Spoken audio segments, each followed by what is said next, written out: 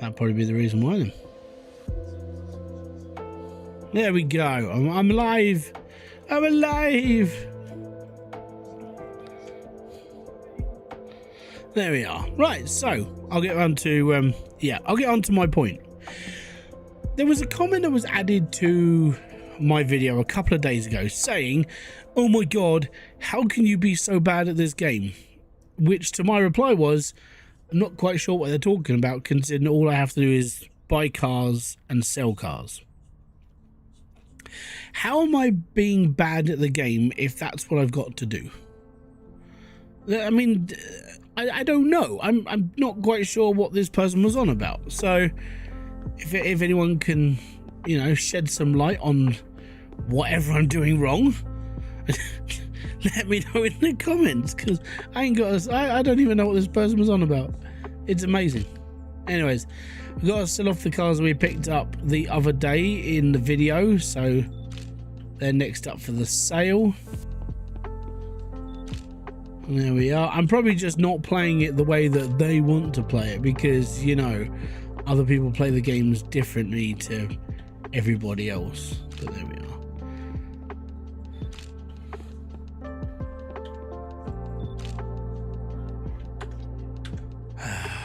Now I've got to go. What? I'm streaming, yeah. Right, apparently it's not that important. I have to get up off my chair. I'm fine. Okay. I can't hear anyway. Right, ads. Let's get these ads going. So the off-rider, boom, boom, boom. Add photos, done. Treated, done. Get that just above red, 150%. Oh, it's going to be a little bit more than that. A little bit less. There we go. Done. Post advertisement. Zen Motors. Non-negotiable. Pop that up just there. That'll do. Estimated profit 40 grand. Proper awesome, considering I think I only spent 14 on that car. He might be talking about fame gain, most likely. Oh, maybe. A picture because I don't really have one. Oh, okay. There you go. Yeah, I mean, the thing is like, for the way that I played the game is I didn't really want to do any of the repair work until I got the garage like up to the level that I can actually just start repairing stuff, you know. So I said that it was going to take me a little while just because I can't be bothered to just do it in stages. I'd rather just do everything in one go. So if that's what he's thinking about, then I don't really care what he has to think. I played the game my way, you know. I don't really care. Anyways, I got to find this Poxy G80, and I don't think there's one for sale today. There's a 700R. But it's because I've got the DLC, it'll be in here somewhere, but not sure, like, unless it comes up in the next day. I think I've got 6 days to find it. Yeah, well, I've got 5 days to find it. So I don't know. I suppose I better try and sell these cars off as well, actually. Let's get rid of these first. We'll check our tablet for messages, because, you know, there might be, no, there's no extra stuff. Fantastic. Anyways, hope you guys are doing well. Hope you're having a great weekend already. That's all I can really say. You have just been messing around. The fame gets better. Yeah, so basically this is what I was waiting for to open up. So with him now, this guy, with my mechanic, he's basically like ramping through the cars. He's doing all the repairs, and then what's happening afterwards is I'm just getting everything done. So when the car sells, it's worth like a couple of hundred experience, and I'm not really doing much. That my whole thing was to get the mechanic in first and then just blitz the levels. So that's why it's not going to take me too long to do stuff now. And at some point I will do a video where I'm actually going to fix a whole car, because I think that one will be a laugh to make. But yeah, we've still got all these parts to fix. These are all the parts we've been taking off of cars, because I've just been transferring part to part to part to part to part to part to part to part to part.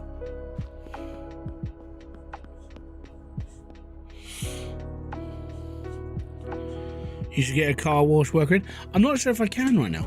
I don't know if the things are open. Oh, I can. I can do gold. Okay, yeah, that's fine. That's fair. I can do that. We'll do that another time. Like at the moment, I've got 3 cars to sell and I've got nothing to work on. If I end up with like a massive backlog like I did before, which I could just do that again. Yellow, how you doing, bud? I could just go massive backlog. Okay, cool. We can just rip through them all again. Go from there.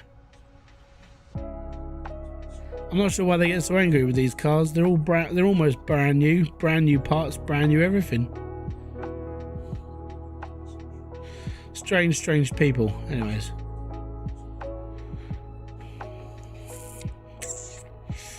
But yeah, I want to get into the underground section at some point, so I've got to start branching into that.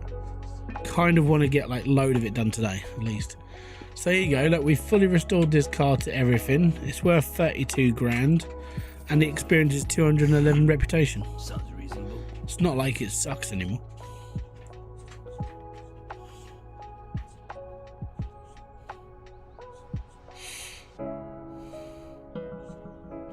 I could fix up the shop truck, but it's not a truck I actually want to keep. So the shop truck, I want to run the lowrider style truck. Might have to go and find one. Hey, we got a customer. Howdy doody, Diana. There we go. Another 218 reputation. Amazing.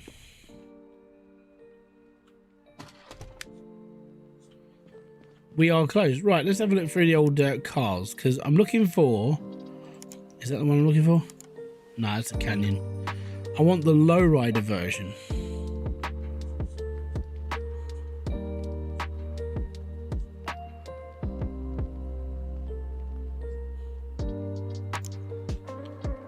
Not a Highland, no.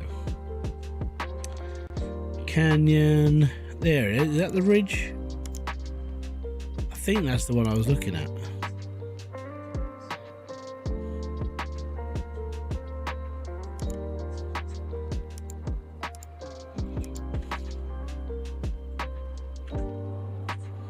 Ooh. Never worked on one of these before. 60 grand, you know what? We'll take it. I don't know where it is. Okay, it's up that way. And it's drivable, so that's good. We'll run it, it's fine. So yeah, we'll mess around with it, it's cool.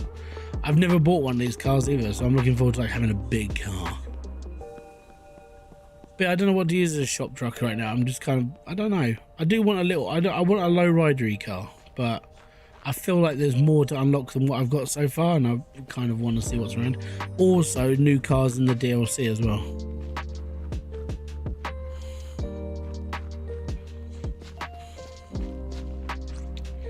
At the moment, drive it into the ground.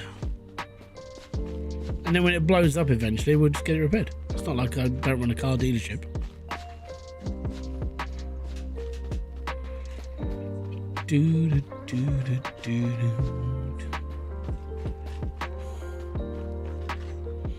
Okay. Oh yeah, I should get a tow truck then. I think the tow truck's only 30 grand as well. Off the top of my head, I think the last when we did the last video, I think it was 30 grand. Might go get the tow truck then. Hell yeah, look at this. Beast.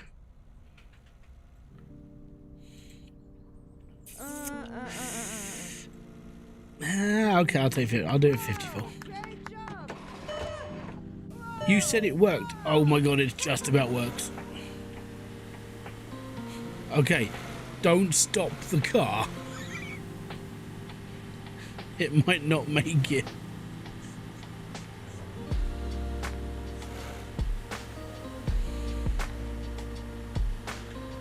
Well, it said it was drivable.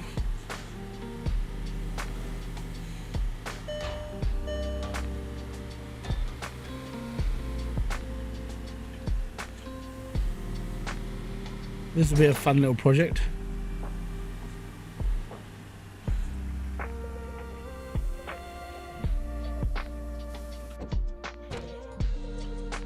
I need to get back to this game for a bit. Played through it when it was just released, and there have been so many changes. Yeah. So that was, I think that was part of the reason why I kind of just stopped in the first place, because I kind of did nothing. I was like, yeah, it'll do.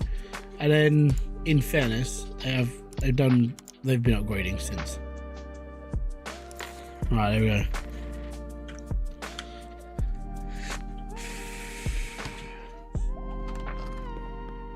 Right, let's get you on my page, mate. We need to get this all replaced.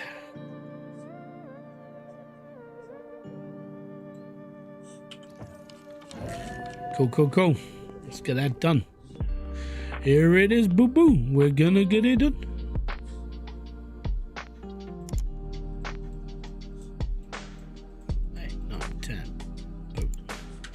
And my kids are still being jerks. They were supposed to go to bed because they've got a long day tomorrow.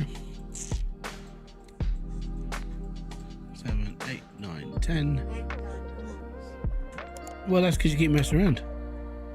If you keep messing around, you're not going to be able to get to sleep, are you? Because your brother's being a wombat and you're keeping each other awake. If you just lay down and go, yeah, exactly, we're broadcasting.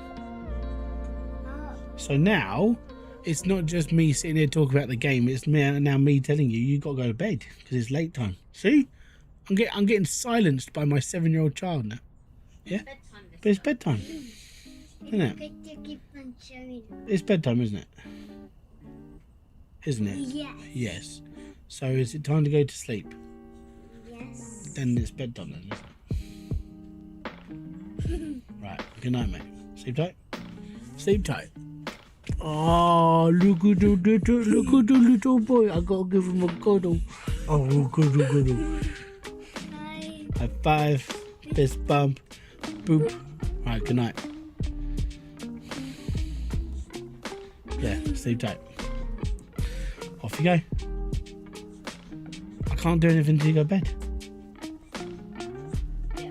Do I have to pull your ears off and then put them on stream? Ah. Go on bed.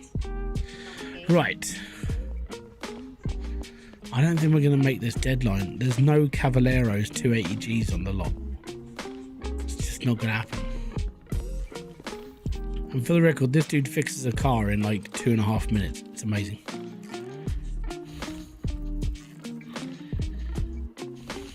Exactly. It's brilliant. So what I did was I started with 10 cars and I had 10 car parts all sorted out. So I basically put all the parts in.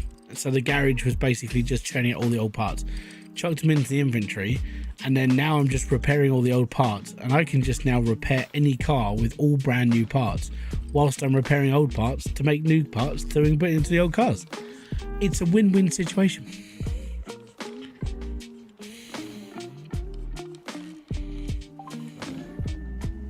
Hell yeah. See, it's a smart way to work. And I'm being told, no, you're playing the game wrong. Seriously. I'm literally fixing cars for free. It's amazing. Right, a little bit of rust, but a little bit of washy and we should be fine. You're playing the game wrong. Yeah, okay, right. So why am I so bad at this game? I'm literally fixing cars for free, and I'm not really having to do much else.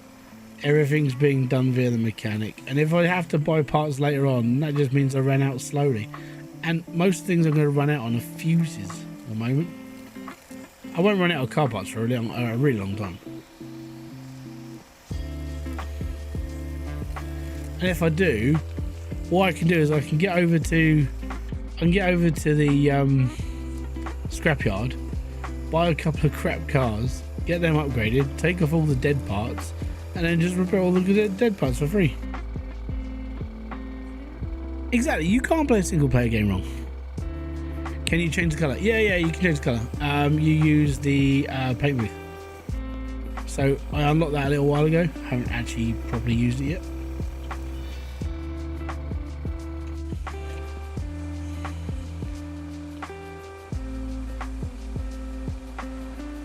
Yeah, it's doing alright, mate. We're just churning through. I'm literally waiting for car mechanic to come out now, and it's just boring having to wait this long. If I knew when it was coming out, like let's say they said, hey, we're going to release it on the 29th of June, then I'd be like, cool, all right, and I know what I'm doing for the next few weeks. I'm just going to build some content, put it all together, wait until the game releases, and I'll be fine. But as I don't know when that game's coming out, it's like every week I'm like, if I just build 3 videos this week, and then if it's not out this week, then I can get another 3 for the next week, and I can do this. I'm literally having to do my content like once a week. I get 3 videos recorded, get them edited, and then that's 1 week's worth. And then I'm like, okay, cool. We'll wait for the weekend to see if an announcement happens. But at the moment, I'm having to do it week by week.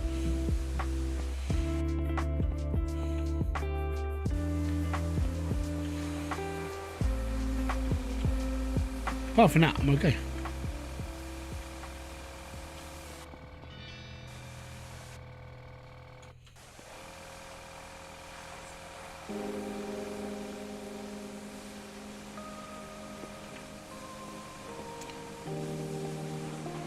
And apparently Car Mechanic Simulator 2018 is coming out for mobile phones next month. I'm like, that's stupid. 2018, so the game's like ancient.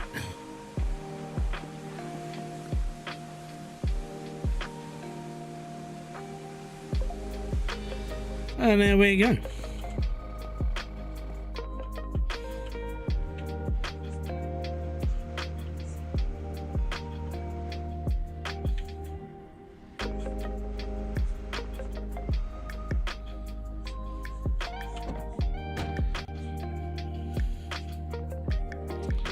Yeah, basically.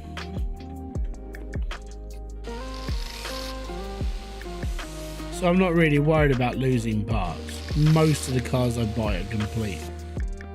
So I just replace what comes off and I repair all the old stuff.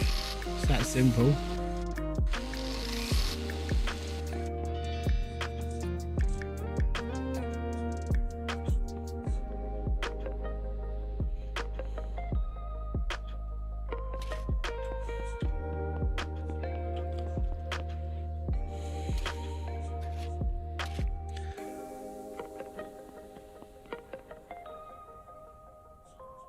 Well, I mean, I think the next one would be like chemical, wouldn't it? So you would basically just use a spray that melts the rust off the car. That would be kind of the way that it needs to be done. So you would chemical spray it. This car though hasn't got a lot of rust, so this won't take long. But I don't think there's anything more satisfying than basically taking a junk car and then just completely doing it all yourself. So I think what I actually want to do is in a video just do the whole process from junk clanker to full on, you know, we can make 20-30 grand off this car sort of thing. That's the plan. It's a plan at least.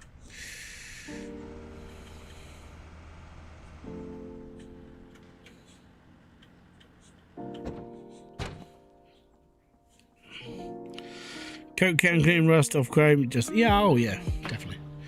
Right, I think we'll go bright orange.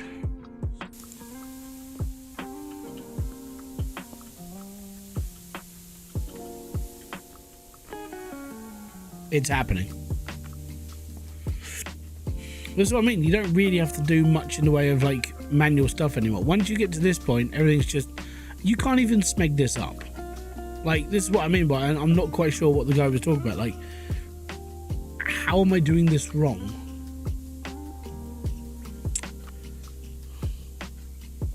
An auto washer. Yeah, you hire a person to do it. Person washes car, waxes car, does all the car. Done. You don't have to do it. I know what you mean though. You want like a big like car wash machine.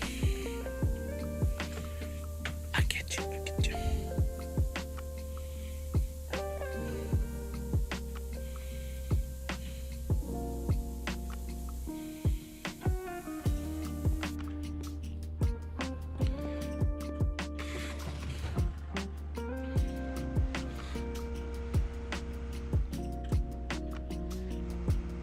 I've never used this before.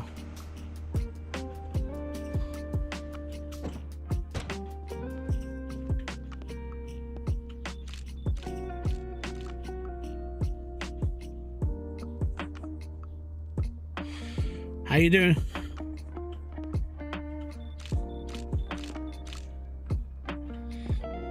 Okay, I'm assuming it's done.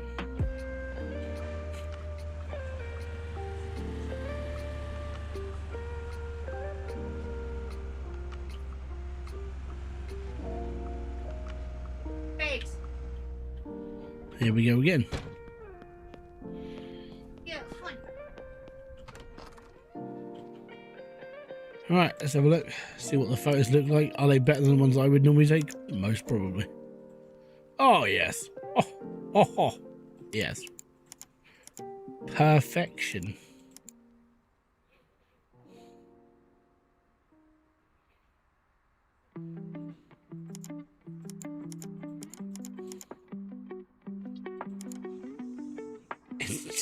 It's just glorious.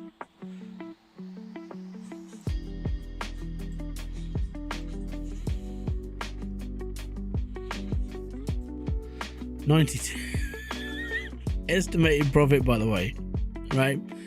$92,000.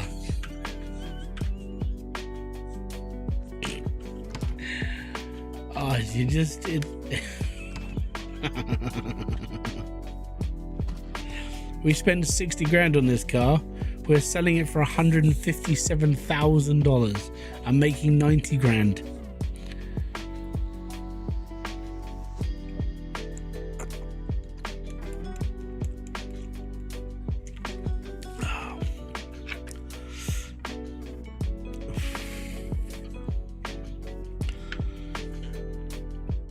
Oh, that's all right. At the end of I think that you need to still do some of it. I always sell 129 non-negotiable. Nah, that's all right.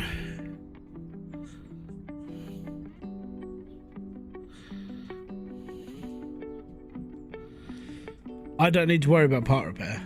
I'm doing that myself.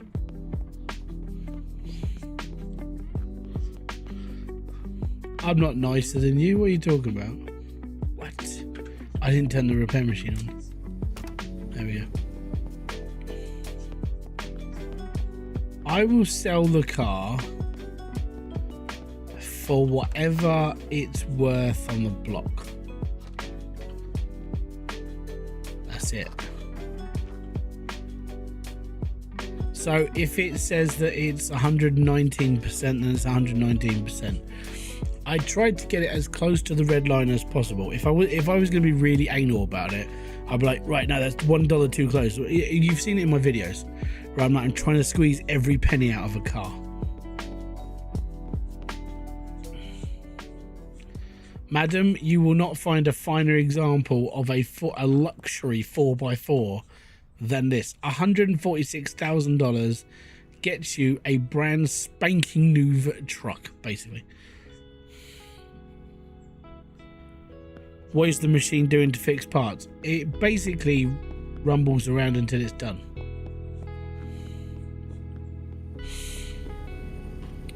So it will take 5 minutes and 34 seconds to get every single one of those parts to 100%. So that's what it's doing.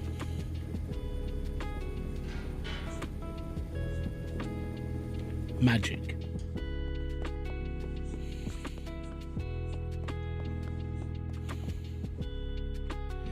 No, I just do it as close to the red line as I can. I don't really care. Yeah.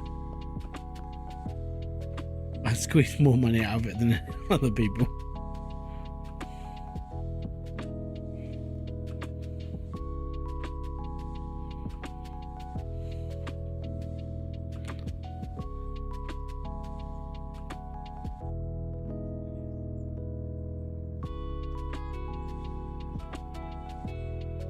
You know you wanted, sir.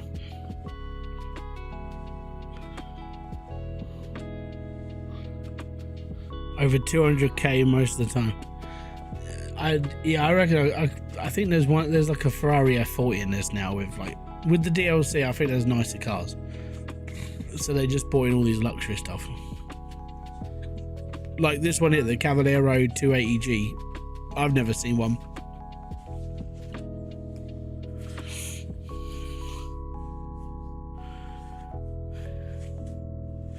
I'm not worried. It doesn't worry me. It's completely fine. I'm running the greatest car show in the whole world. It's gonna be the greatest in the world. No one's ever seen anything better than this. Don't worry about it.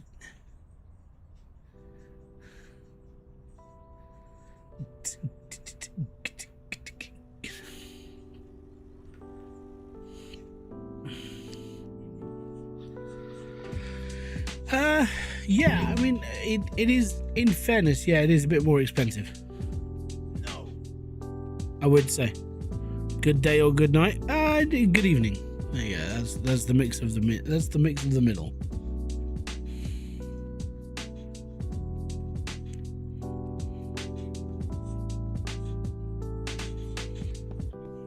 But what a nice car. Truck.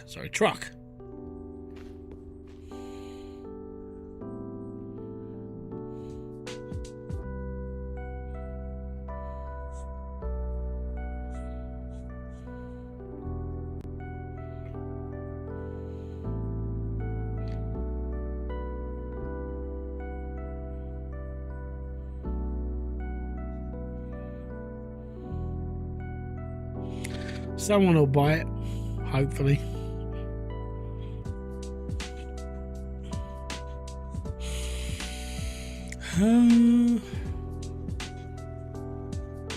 Hopefully this man, he's making a beeline for it. It's like, it's mine. I will buy this. Nope, you don't want it.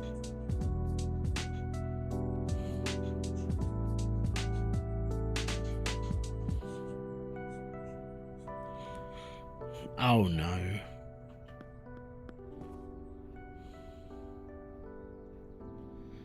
Is it bedtime for you guys yet? Come on, sleep it home.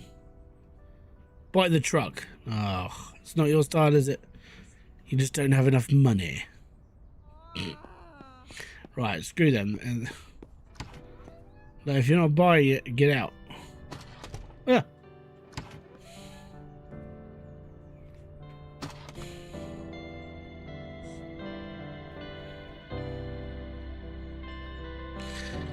Oh, it's past their bedtime. Right, I better go sleep as well. Right, off we toddle. Next day, 8 o'clock.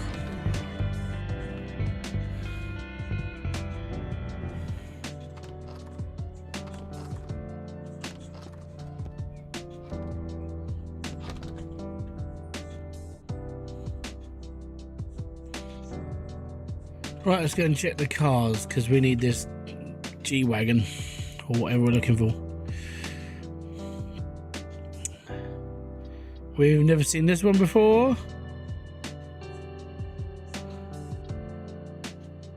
Striker, Pulse, Journey Striker, Ascend Striker, Andante, 700 Cortega, Outrider, Largo, Thunder, 600, 800, P4. Alright.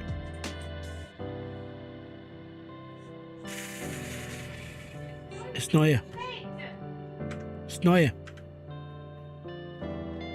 I got this feeling this car is not going to be available until I get to a certain level. Which is a pain in the butt. So, I think we're going to go and buy that Porsche.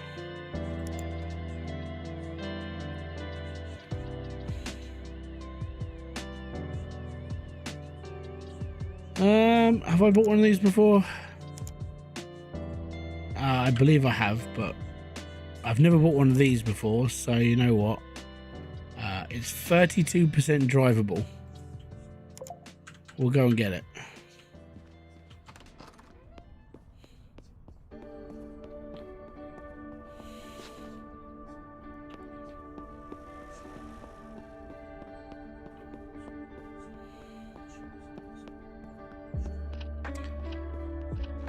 Basically, it's going to fall apart as soon as we get there.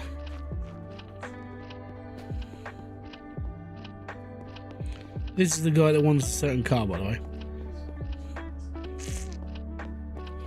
And it's really annoying. I don't think it's going to happen.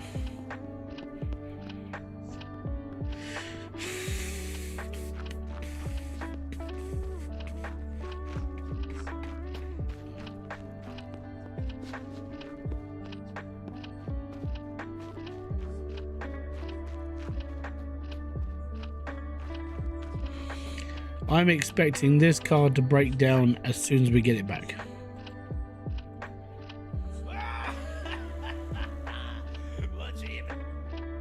No. All right. 3D plastic fancy, how you doing, bud? Yeah, this car's gonna die as soon as we get it back.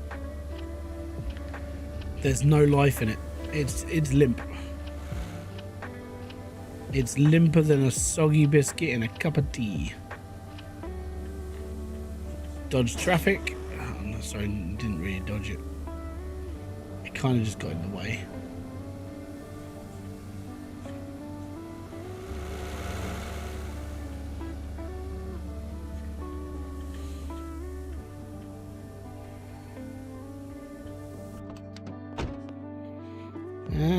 Right. Pay my bills. Not the upgrade. Pay my bills. Pay bills. $3 grand. Get that done. Get that done. Is it too early for customers? Or is my shop not open?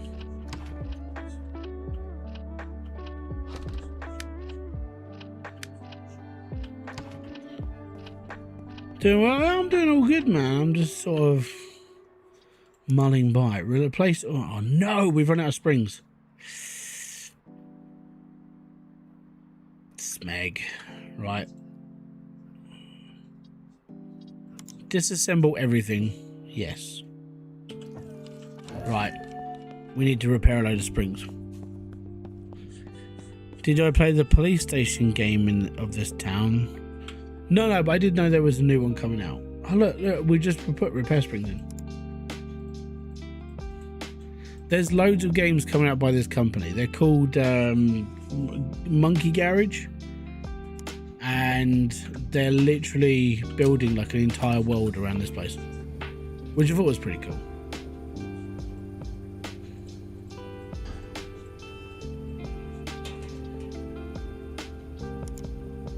Yeah. We did not want to do that. 5, 6, 7. Oh.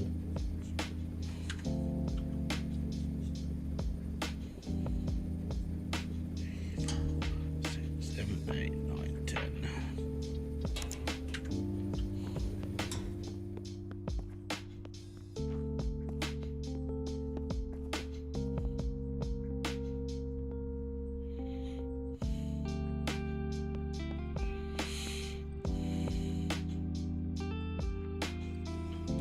What's the size of that exhaust?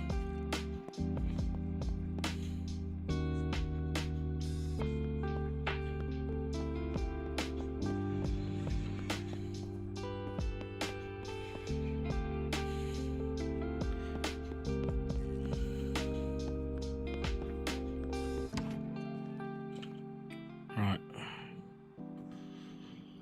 It does this from time to time.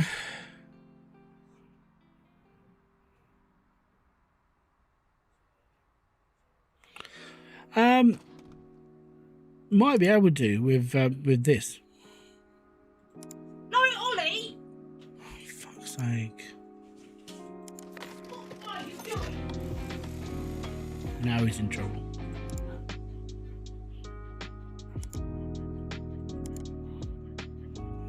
They keep messing around with the toilet. So I think one of these might upgrade it. I don't know.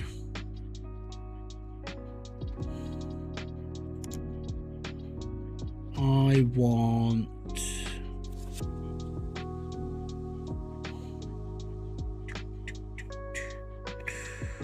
We've never done one of those before.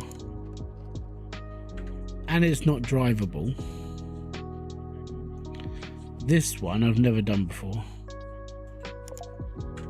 We'll take that as well. Toilet. I know, I heard.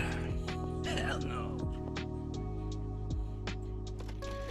$146,000 we just made off of that one truck. Right, let's go and get the Porsche and drag it home. If not, upgrade it gets it. See, the thing is, it's the shed. So I'm not sure if the shed's upgradable.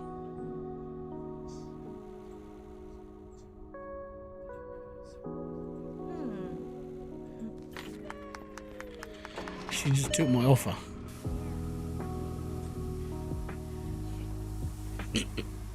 This car doesn't want to go forwards. It's horrendous. It's done with office. Okay, there we go then. Let's have a look.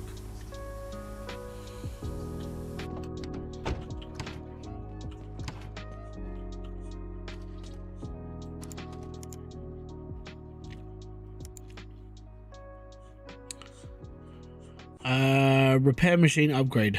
There we go. So you have to get to level 4.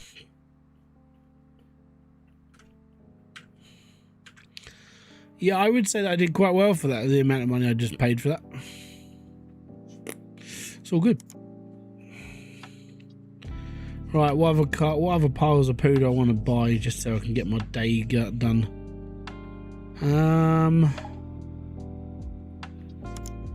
I don't think I've driven one of these before.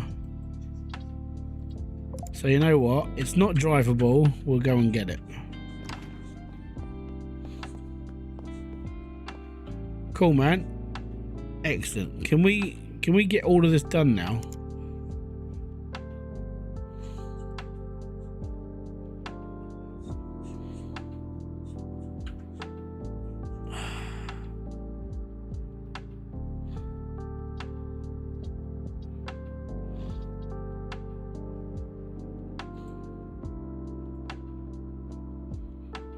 I think when it was so close.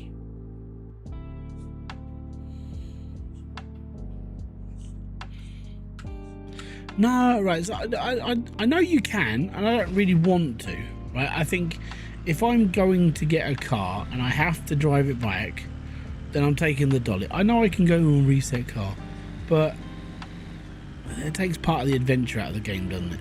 You know? You got to play it properly. A little bit. And I can laugh at myself whilst I tried to reverse this little twat. So, it's all good.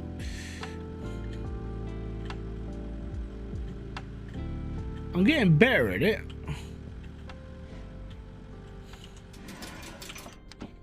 We'll just block the road while we do the negotiation. Hello, lady. 14 grand. How about 10? Okay, cool. I'll take 12. That's fine.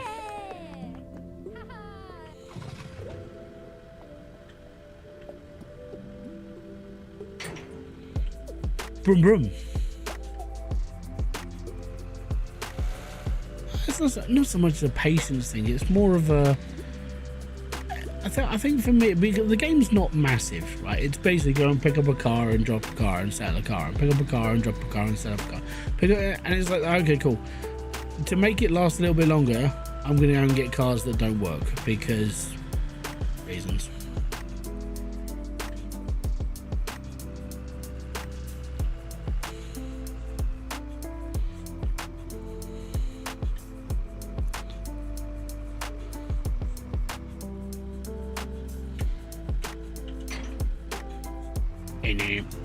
Right.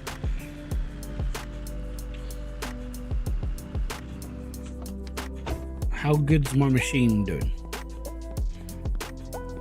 My machine is still wibbling around. It's got 4 seconds. Fantastic. There we go.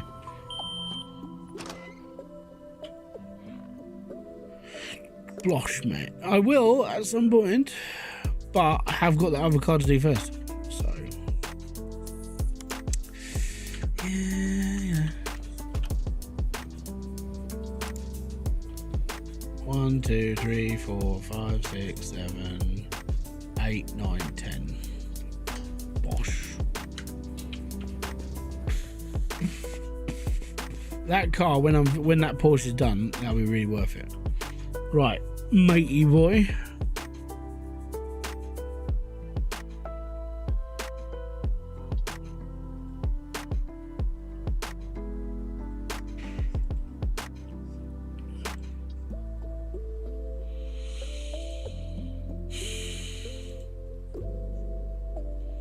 we just fix one to 100%. So get it done.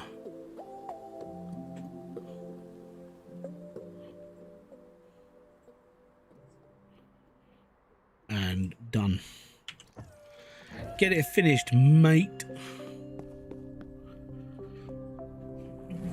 I know there's a trick. The thing is, I taught myself how to like reverse cars in this game because it was part of the game, and I'm kind of getting the gist of it. Like, the thing is in real life, I can reverse a car and I am fine. In a game, because I'm facing the wrong way, it doesn't make any sense to me. You know, it's keyboard. But if I'm reversing a car, I know that I'm going to go that way and that way. And if I want the trailer to go that way, then I have to steer it the opposite way. I know that. But in game wise, my brain is just, for some reason, it doesn't compute properly. It's like computer says no.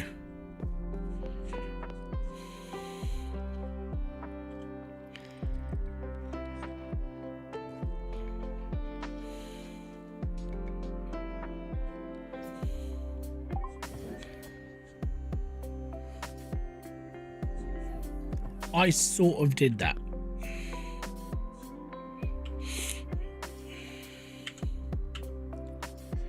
Should be 100% O.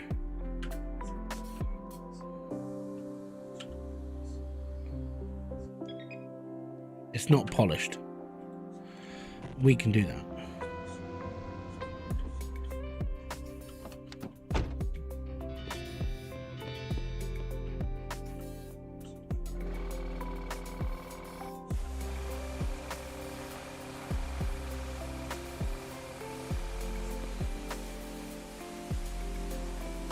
We'll get this proper sold.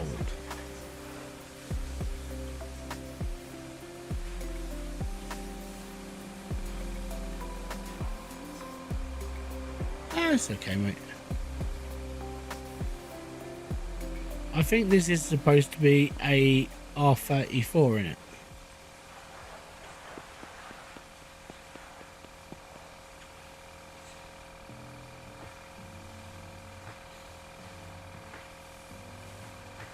Yeah, you got paid for today. Not sure about tomorrow though.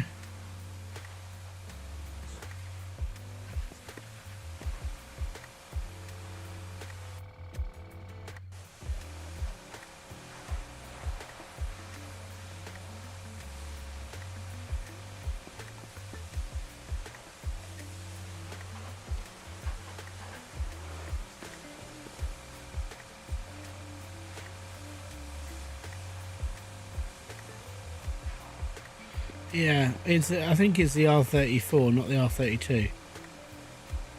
Anyone can confirm, go for it. But I'm pretty sure it's an R34. I could be massively wrong. Not too much wrong, because I'm only up by a model.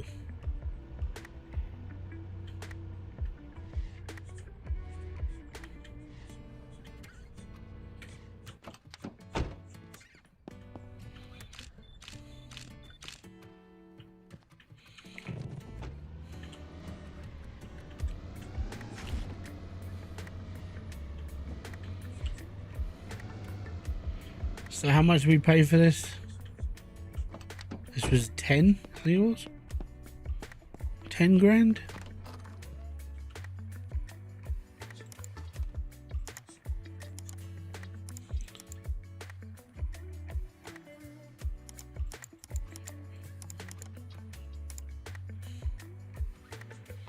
This car's 46,000.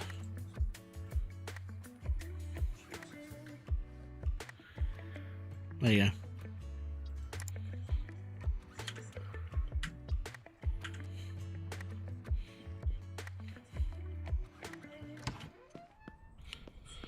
What's up? JD Tanker. Right, we got a minute into this lot done.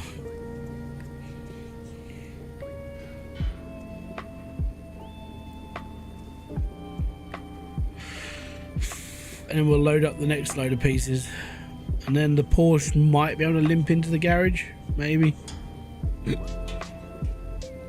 It might work.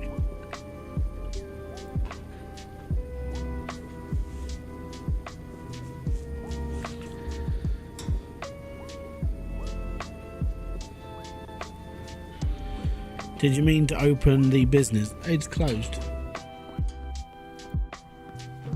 They are closed, my friend. See? We are closed.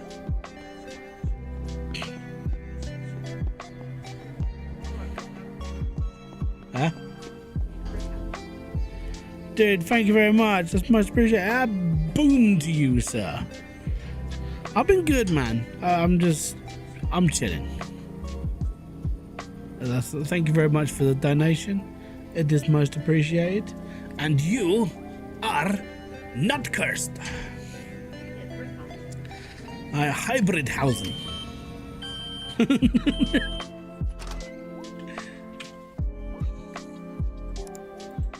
3, 4, 5, 6, 7, 8, 9, 10. Let's go. Can't wait to get this up to level 4 so I don't have to do so much of this. Right. 1, 2, 3, 4, 5, 6, 7, 8, 9, 10. We take it with us. There we are. Don't forget, guys, if you do want to become a member, you can for as little as 99p a month. Helps channel kind of kick by through the dry periods. Really does help, trust me. The last like 3 or 4 months of YouTube have been less than adequate, let's say that. And memberships have been kind of the lifeblood of all that. It has helped get us through. It's been quite nice. Yeah, if you want to become a member, it's 99p a month. If you want to donate like JD did, go for it. It's up to you. I never asked for it, but it's at the kindness of people's hearts, so thank you very much. If you want to grab some merch, they're down in the description box below. I did come up with, and I will show you this. So when CMS does eventually drop, I will be releasing a t-shirt, and I've just got to find the design I'm going to be putting onto it. So downloads this one. I'm trying to find you. Oh, it's been So this, when it comes up, this is going to be the Rusty Nuts Garage t-shirt that I will be flogging to anybody that wants to drop. Obviously, it's just for the channel. It's not a real garage. It's literally just me. So that will be the design that goes onto the t-shirt. I'm not sure if I want to do like, you know, like the box standard one you get kind of on the chest, or we do like a big design on the back. I'm not sure. We'll see how things go, but that's the plan.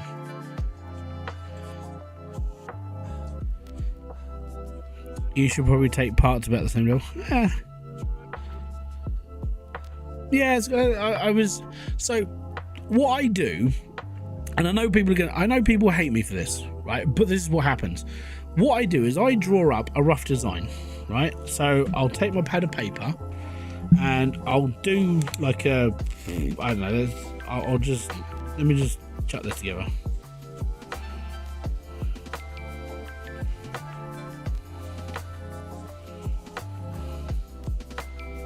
Let's do like a goofy kind of skull thing that's just random shit, okay? Right, so let's say I spent 3 hours doing this and it kind of looks like a skull, right? Which this doesn't, but kind of giving you a gist. So what I do is I draw like a rough outline and I put in a couple of rough pictures. I put it onto Photoshop and I do little outlines just to kind of make it look a bit right. I'll have like a reference picture of a skull next to me or whatever. And then I put that into Gemini or ChatGTP or whatever, and I say, can you do this as an outline? And I start basically talking to the AI as a graphic designer, making it perfect. And that Rusty Nuts logo is where that comes from. So I drew the skull out and I found a couple of pictures of some spanners, and I put that into the Photoshop picture as well. And I said, I want to incorporate this, and this into a logo, and we want it all to sort of like, and that's kind of how it works. The thing is I don't have money for a graphic designer, and I'm partially a graphic designer. I'm just not amazing at it, but I know what I want. there's that image in my head. It's like, yes, that's what I want. And I'll find the reference images and I'll put it all together, and then I get the AI to basically finalize it. So I am doing the work. I'm doing the legwork for it all. It's just I need that final thing that can make it look like it is in my head. Okay, that's kind of what we're going for. Oh yeah, so if I disconnect the trailer, the car stops hopping. That's literally why it's hopping. Ready? There you go. So that's how I design things. So my logo, the one that I've currently got as the Hybridsteel logo, I drew part of it myself, and then I gave it to ChatGPT. No, I gave it to Gemini to make it better. And it's just it's my way of finalizing art. You know, I don't see the point of me designing something for as long as I can, and then giving it to an artist and them charging me between, I don't know, £200 and £1,000 just to get a finalization of a thing, when I can do 95% of the work myself. So Gemini just finishes it off for me. That's all it is. I'm not taking anybody's job away from them, because if I could finish it myself, I would. So that's what I use it for. Ooh, I don't think we've done it. Have we done an 800 max? No, we haven't. That's a Nissan 350Z. And it's drivable. We're buying it. So yeah, I know people get their knickers in a twist a little bit about how I do things.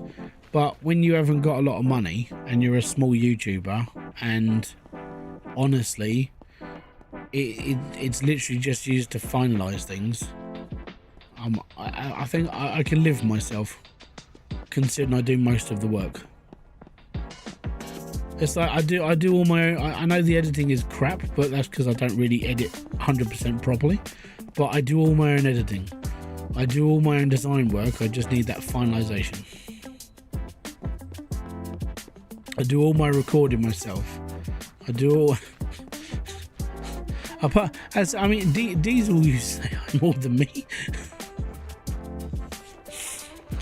But I think the thing with AI now is we're not using it we're using it as a tool. Most of us have the skill to be able to do, I want to say 95% of the job. It's just the extra 5% just to finish something off. It's just easier, and it helps. You know, we don't have to go through consultants, we don't have to arrange a meeting, we don't have to do all the other stuff.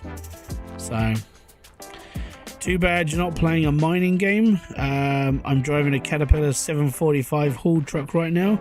You should look it up. A Caterpillar 745. Let me just have a look. I think Caterpillar was it a 745?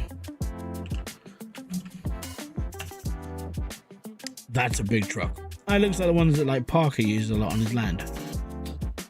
Nice, man. It's a rock truck.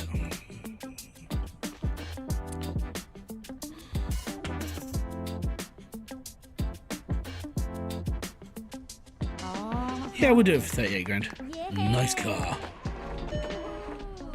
It's just not gonna last very It's just not gonna last very long.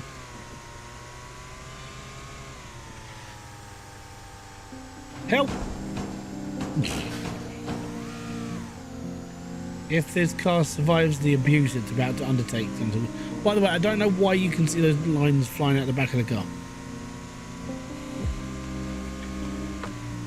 Oh my god, it doesn't want to steer.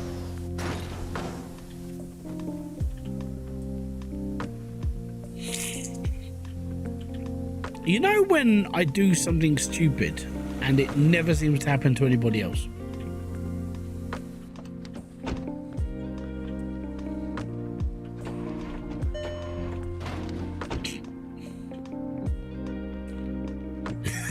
You can't park there, mate.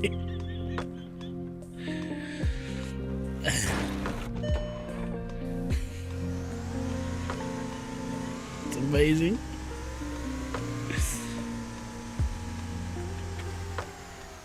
Oh my god, this car doesn't want to stop.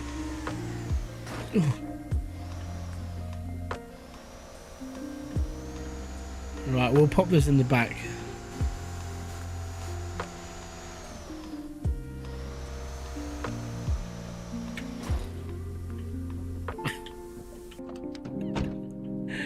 Okay, that was adventurous. What else can we buy? Alright, I want a couple of like. Let's have a look around.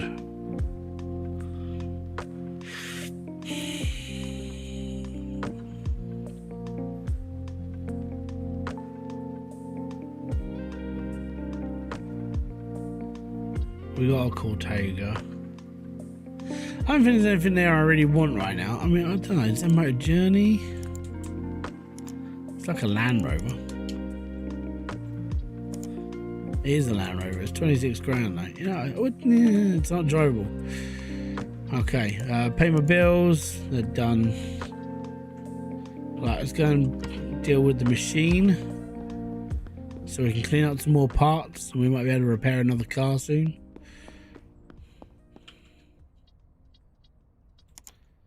Two, 3, 4, 5, 6, 7, 8, 9, 10. Bosch, mate. Chuck those in. Push the button. Stick those in there.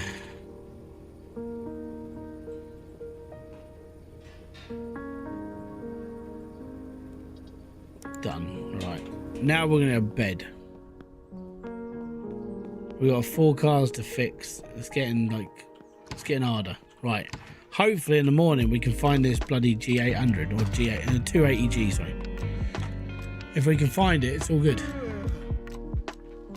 I have not almost run out. Give me a second. We should be about 130 parts in. We've used it, yeah, we've got loads. Like, just we've got enough. Worst comes to worst, yeah, okay, we'll go and buy some more stuff.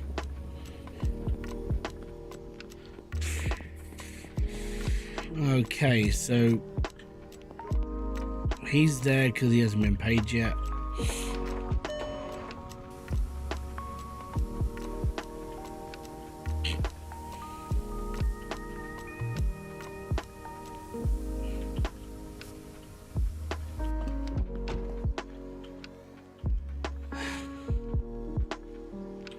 Oh yeah, now I've got to pay my people. Well, him.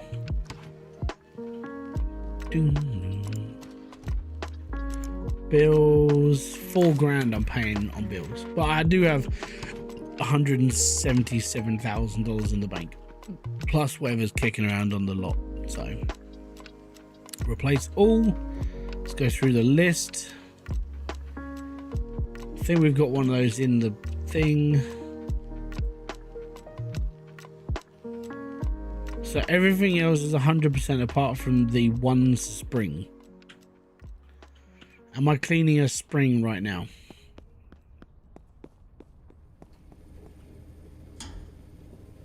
No. I got springs on me. You know what? Actually, if we pop that, and that can go back. If I take those, then we'll clean up more springs. The Porsche is gonna have to wait. Okay, it's just a shame. All right. On that note, we need a 200. We need a 280G. Cross my fingers. 280G. Pulse, Striker, Journey, Thunder, Journey, Largo, Ascend, 700. That's my car that I'm selling. 600, Ridge, Canyon Ridge, P4, Ignis. Ooh, we've never bought one of those before. It's in poor visual condition, but you know what? We'll buy it.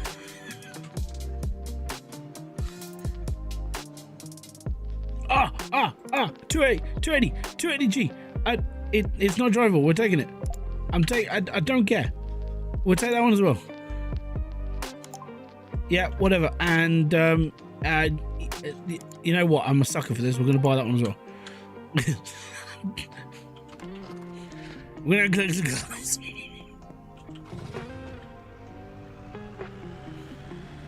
It's even yellow. Hell yeah. Right.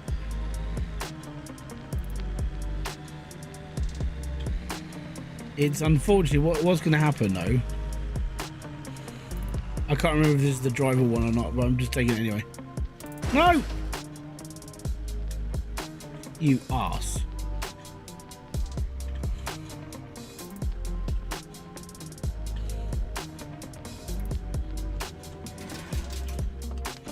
This is how confident I am.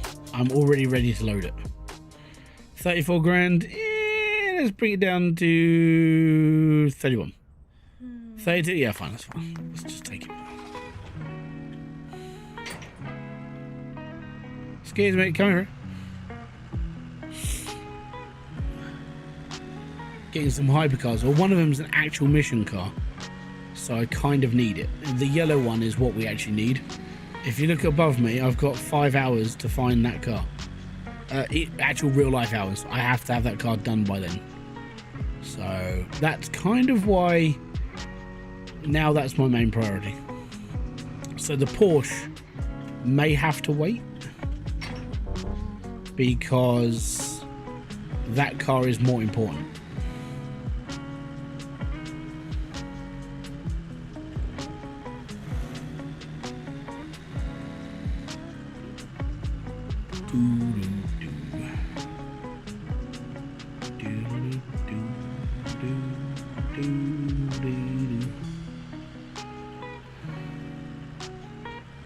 Worst comes to worst, I have to repair it myself.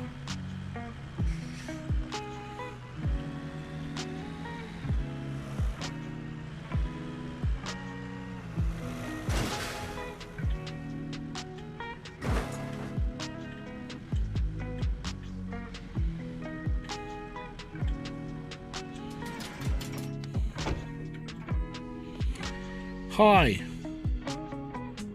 I'm looking to buy your car for 9 grand. Okay, 11.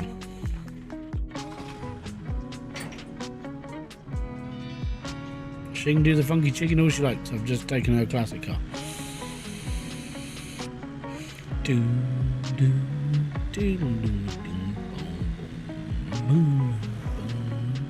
I'll be there in a minute, dude. We're gonna get this stuff done today.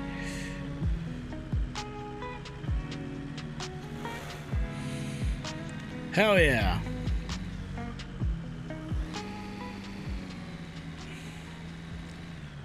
I also have no idea how long this truck's gonna last me. It's like broken.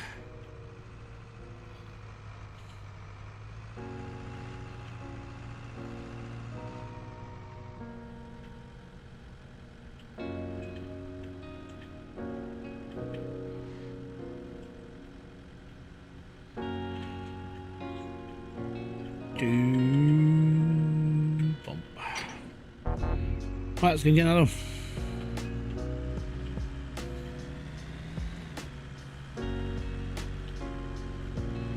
Yeah, unfortunately, the Porsche has to be put on the back burner because the yellow car is the mission car that's above my head.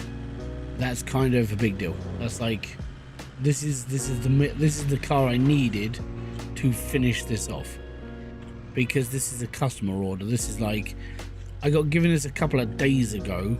And this is the first time I've seen this car come up. And I've now got a new message, which means it'll be like, hey man, there's a wreck somewhere, blah, blah, blah. It's Vin Diesel. 15 grand? Sure. What about 12? Yeah, 12.7 is fine.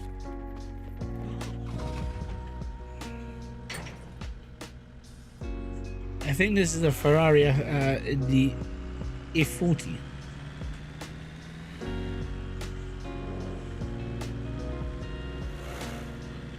Don't worry, the Porsche will be done.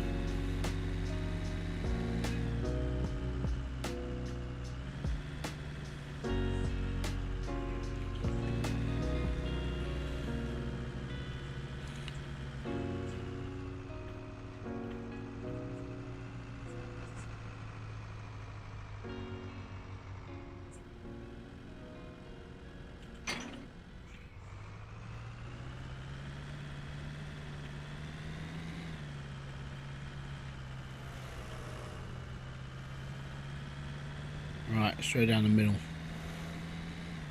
Meow.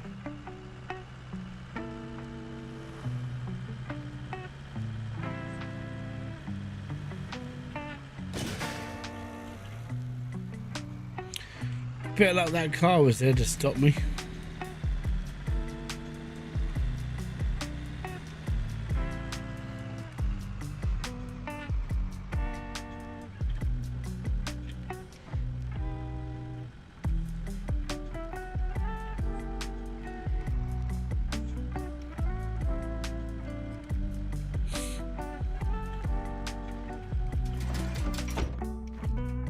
Hello, we need your car for 32. I'll take you for 33, it's fine. This is where I run out of money, by the way.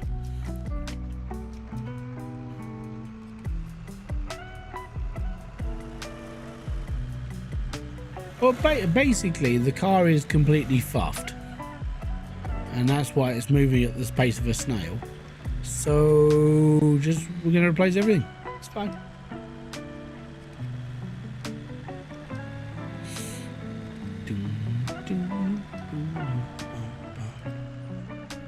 It's all right. Don't worry. We'll get it done.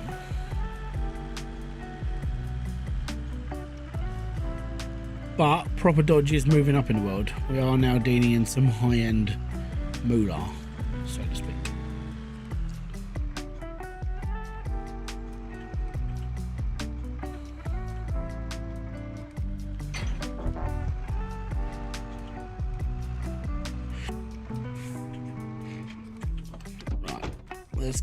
Let's get the Porsche out of here for now. Wibbity wham wham wazzle.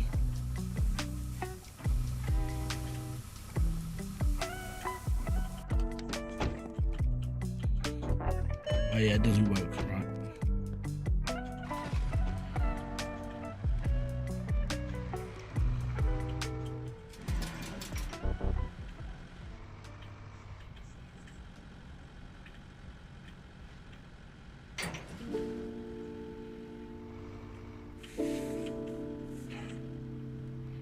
Says we just got to get to 85%, but we don't do half-ass jobs here.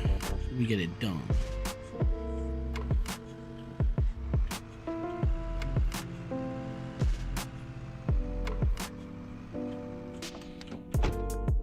Right, dude, we need to get this whole thing done. Right, springs, they're in my inventory, need to be washed and cleaned. Get all that out. 1, 2, 3, 4, 5, 6, 7, 8, 9, 10. Boom. Let's go. It's going to take a couple of minutes to get that done.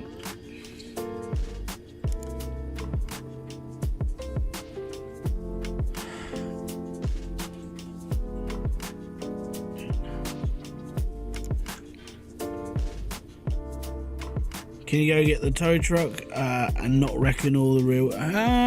I could. I mean, it is only 30 grand, but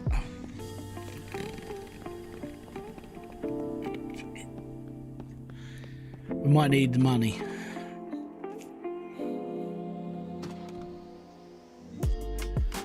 I've got 3 more hours of work and you're playing in the truck. Yes. Don't know what you want me to say about that. What else can we get? I'm looking at filling up the stock right now.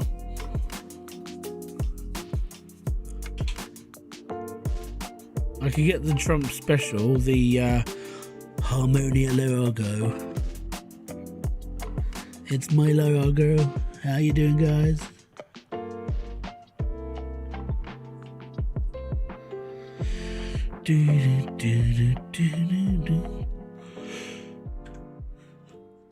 Right. Oh yeah, I was going to look at that message, wasn't I? Yeah, emails. Let's have a look at the mail. So close yet so far. Dear sir and madam, it appears that someone left a wreck not on the junkyard, as they should, but the edge of the forest nearby. Could you take care of business? Oh, not the junkyard. It's alright, we got time. Let's head to the junkyard. And let's go and find ourselves another wrecker. Hell yeah. It's basically on the map. Over in the bottom right hand corner, as you can see, the map. That's where we're headed. With our half a tank of fuel, which doesn't seem to ever fill up. Never seems to like keep us going for too long.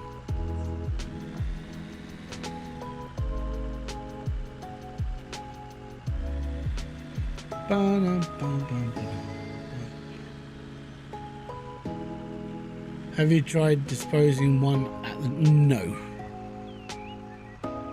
Never. But one idea for a video I have done that I thought about is we're going to take a car from the junkyard and completely restore it.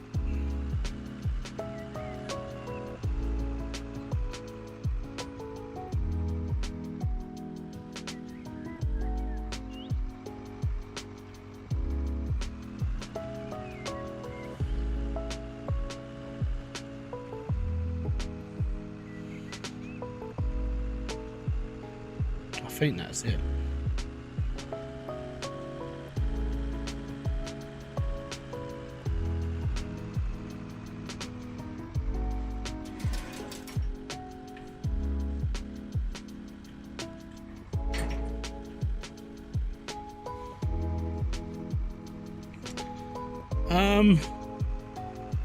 I don't know. I've never bought it before. No. So the idea is to dedicate like a whole video to like, right, today we're going to go to the junkyard and we're going to pick up a car, and then we're going to get it back. We're going to restore the whole thing. Like, I want to show the whole process basically. So that's the plan. And then, I don't really know what else to do. Like the thing with this game is just about like just buying and selling cars. Until I open up the customizing garage where I can do everything, like to boost it up into like a proper sport car. Kind of stuck for stuff at the moment because everyone's seen all this.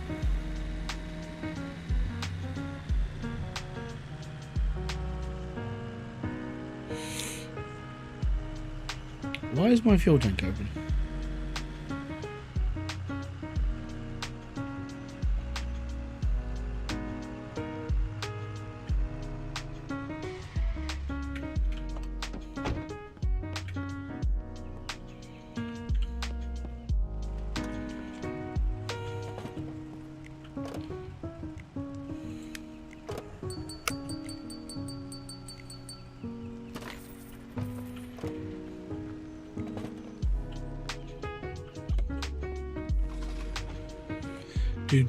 Do.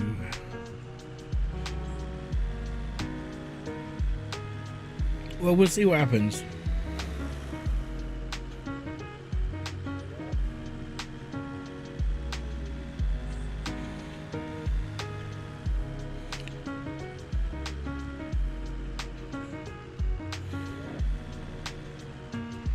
I did not.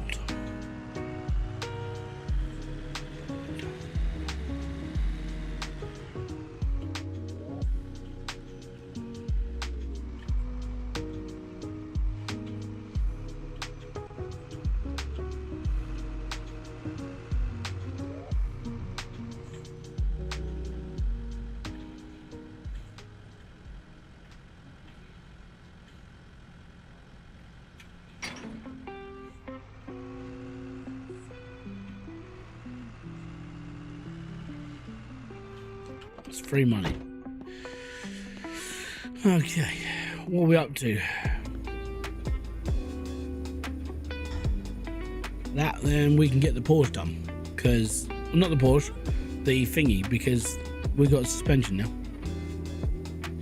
Hell yeah.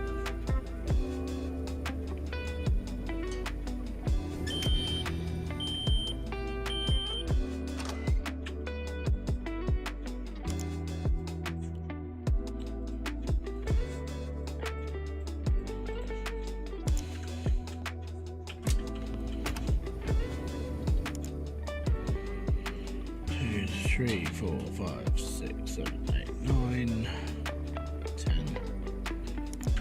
Yeah, basically it's just constantly putting parts into cars and stripping them all out of this car. So all of these, like the brake, this is missing a brake disc, so I can replace the brake disc, that's fine.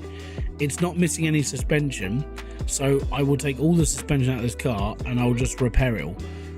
It's the same with every component. Unless it's actually missing, I'm not really having a problem with anything. And I can fix most of the only thing I can't ever really fix 100% it fuses, because you never take out the fuses to repair them. There you go. That's fine. Am I going to be playing GTA 6 when it eventually comes out? I will be playing GTA 6 day of release. I have lived on GTA 6 most of my adult life, so yes. The only way that I'll be able to play it on here is if I capture card it through my thing, or I stream it from my PlayStation 5, which I will probably do, maybe, I don't know. But I'm literally, the reason why I'm going to be playing GTA 6 is because I don't have to buy another AAA game for like a year, 2 years, maybe, depending on how long it lasts me. And I'll be doing as much as I can. I'm going to be basically trying to do, I'm going to do the whole campaign before I even go online. But then even then, there are stuff to find in like the offline game, like, you know, there'll be secrets and bits and pieces. I got a tendency of just like trying to find everything on the map. I do it a lot. Like most GTAs, I've done that. I think you should get a receptionist. I don't know if you can. You get a receptionist?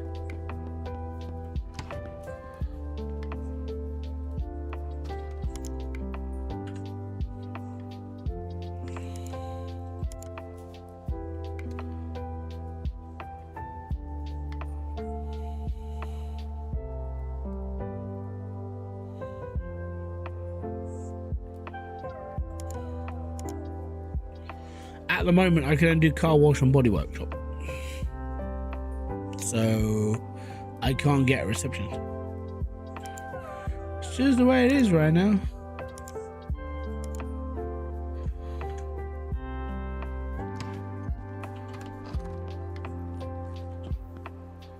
We need this done. I don't get, if he gets it fixed, I can wash the car and get everything else done, that's fine. But I need this done now.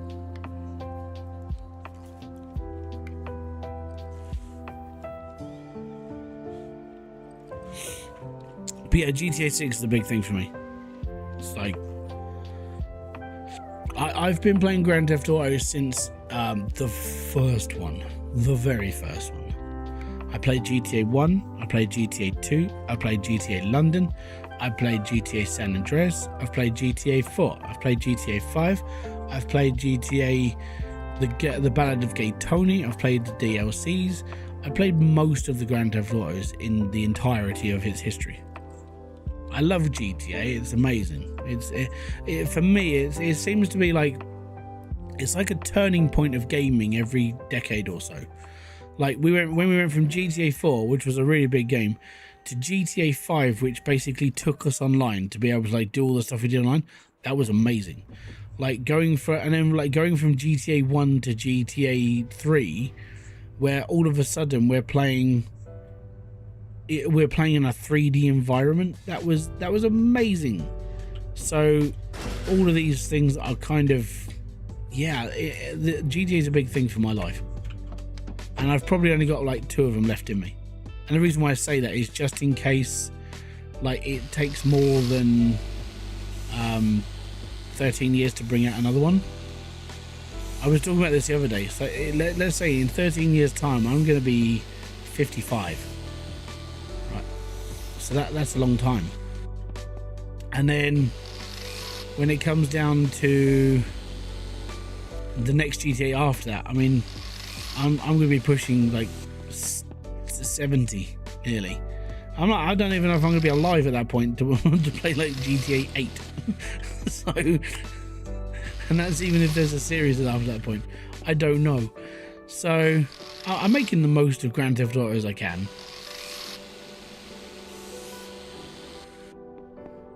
And this is the difference. Like, as a gamer, I've been playing games my whole life, right? It's not gonna stop, even if I get old and decrepit.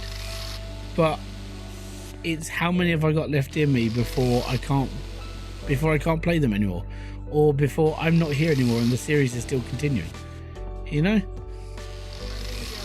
it's quite a morbid thought. But how many Grand Theft Autos have I got left in me before that's it?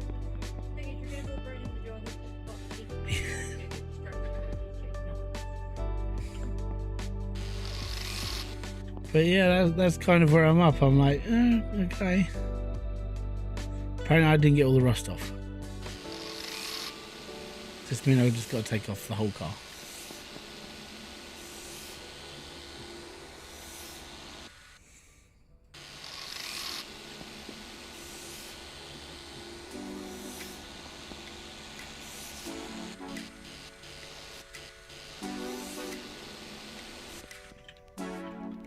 Let's take it down to DeLorean style.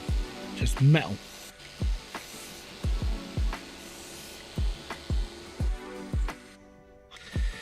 I need to wait for PC, and then I'll go on like, oh, that's the thing, like, because for me, I'll play it on PlayStation. And then I'm not really gonna care about PC version of it until, I don't know, I think on the next generation of console, I think I'm probably not gonna buy another console.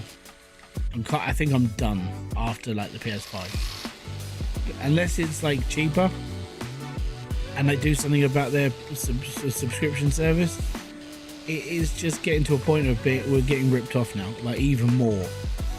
And I think people are starting to realise this. They're not getting as much for what they want out of the service anymore, which is a shame, you know. I've been an advocate of console gaming for so long.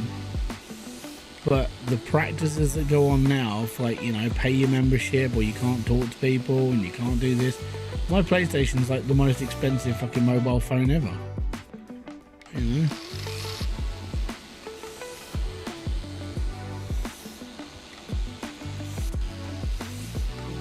I'm not sure where the rest of this rust is.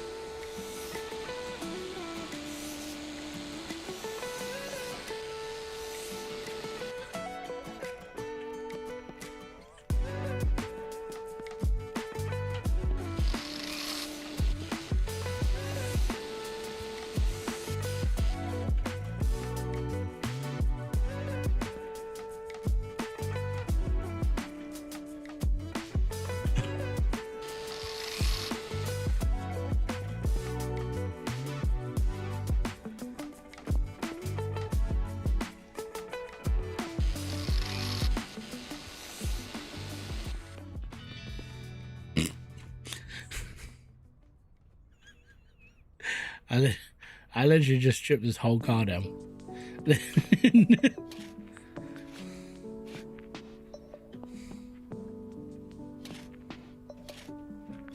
At least we're going to get that satisfying finish where everything on this car is going to be like completely done. Like 100% bodywork, 100% mechanical, 100% clean. And then I'm going to send this off to the customer and be like, I know you only want it on 85%, but I do a damn good job. Howdy gaming with distractions.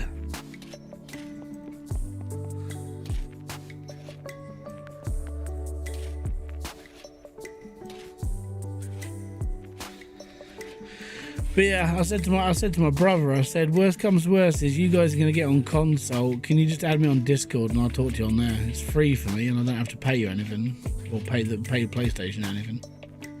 It's just, I don't know. I kind of find it slimy though.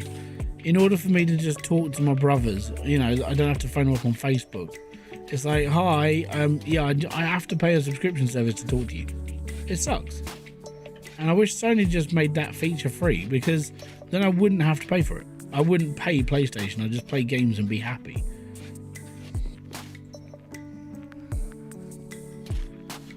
Want $1 million for this car? I genuinely don't know what the guy's going to offer me, because it's the dealer deal above me. So whatever the deal is, it's not too bad. The car only cost me like, was it 12 grand?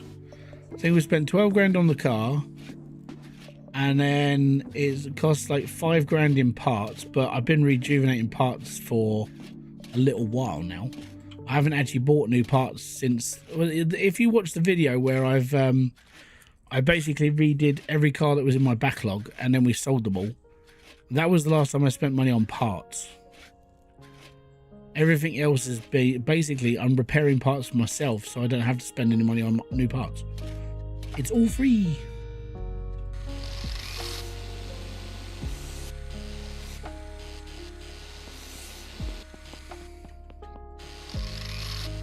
Which reminds me, we've got to go and put the new ones on.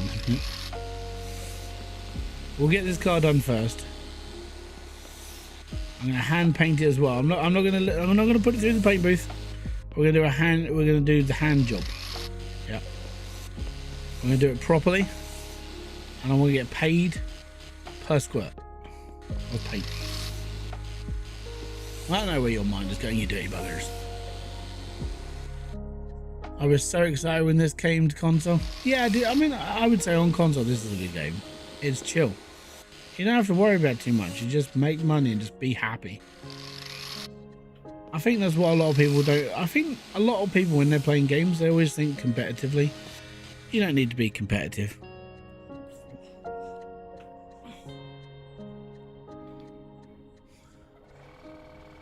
Don't mind Promethean, he's just grumpy. I want my car done now.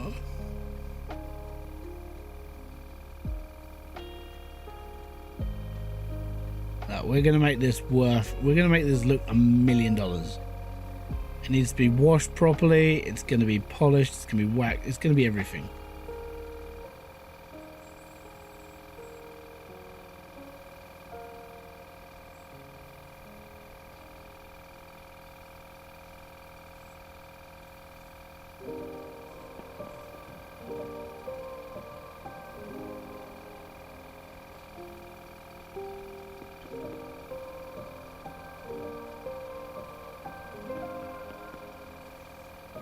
Yeah, I'll go and do it in a minute.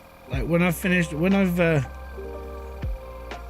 think we'll get this one washed out and done first. And before I go off to the customer, we'll get the parts done.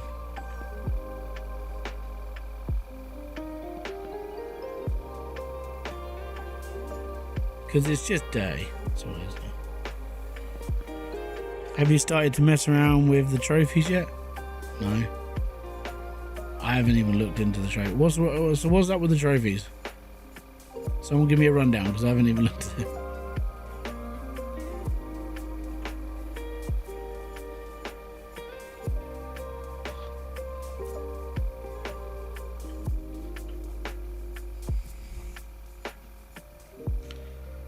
At the junkyard, there's a car compactor. Oh, okay, cool. How good does that look? Oh, yeah.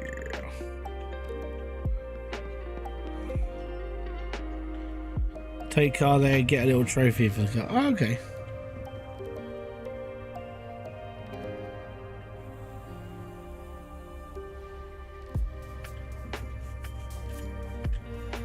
Right, proper wash time now.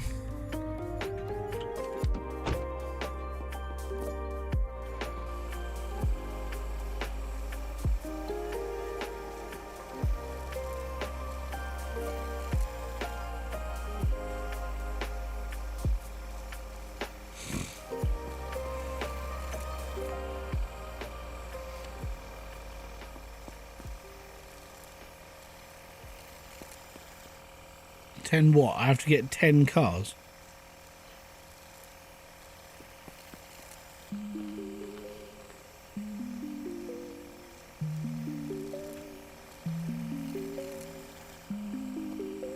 Ten of the same car. Oh, easy. I'm gonna do that.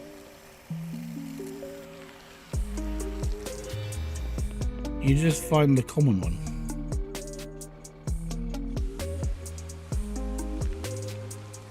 Normally some cheap creative piece of crap. No, I'm not going to really worry about the trophies. If I'm going to be brutally honest, the reason why is because come on, 2026. When that drops, this game will be a distant memory for a little while. not forever. Then we'll be done.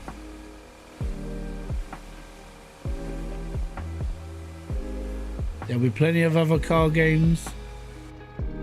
It's not like it's all going to go to waste.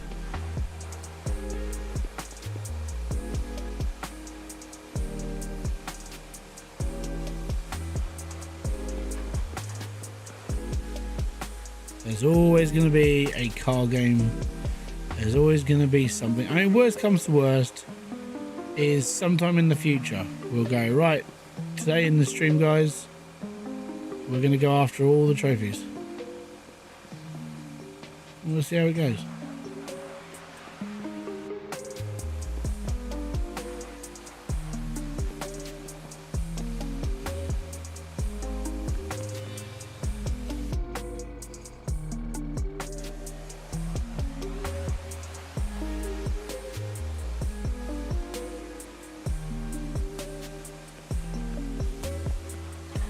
How do you change the license plate? You don't. So what you can do is you buy a license plate cleaning kit, which is in the inventory. I've got 10 of them, I've just never done it myself. Normally, I just don't worry about the license plate.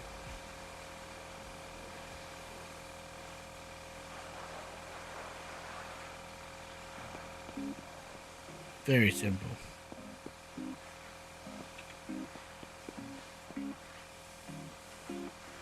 But for this car, we'll do the license plate.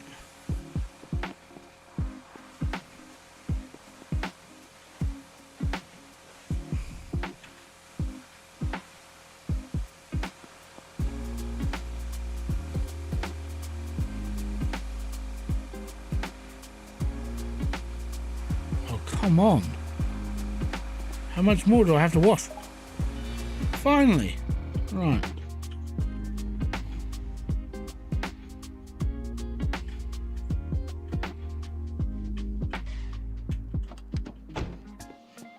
Right, we're going to do the parts now. I've got license plate kits in here. 1, 2, 3, 4. 1, 2, 3, 4, 5, 6, 7, 8, 10. And Bosch, mate, get that on repair.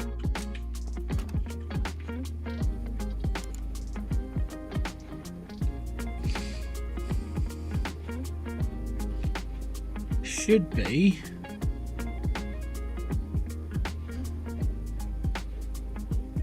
Well, I did have some, but obviously they've gone. There they are.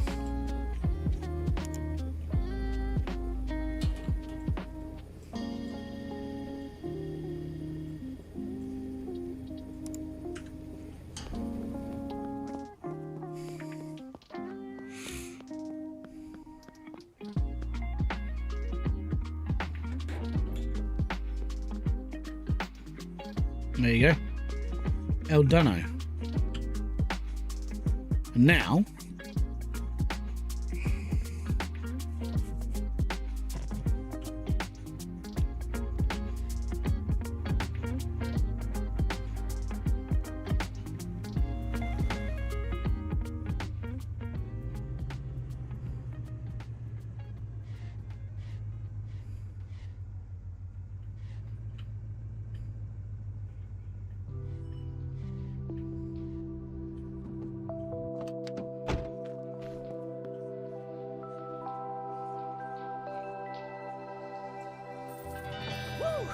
This car is lit, man. I can't wait to test this out. Oh, yeah, buddy. I'm gonna get it a ride, man.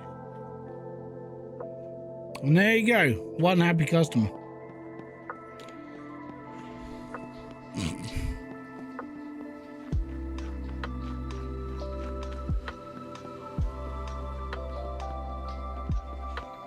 And now we can get the Porsche done.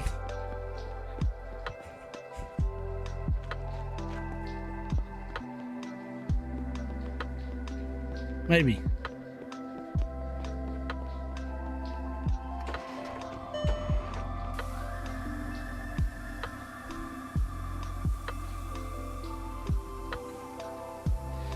I get a bit of done, dog. Yeah, it's going all good there. It's going, it's amazing.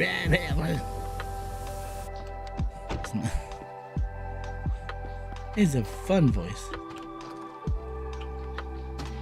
Sleep till 8 o'clock next day. It's all good.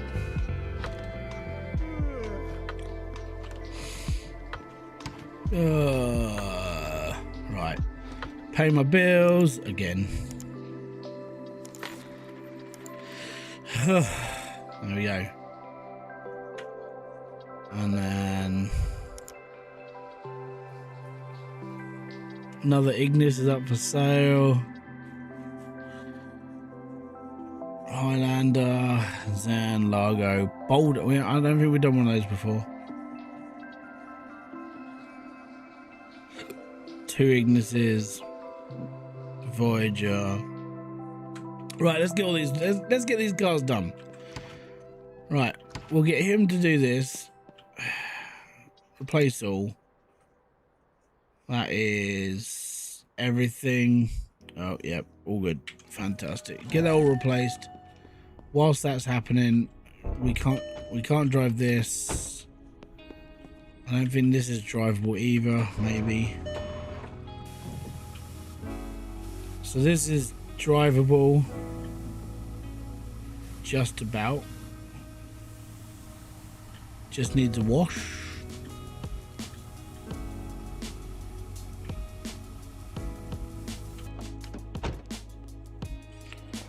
What is it with these Porsches and being crap?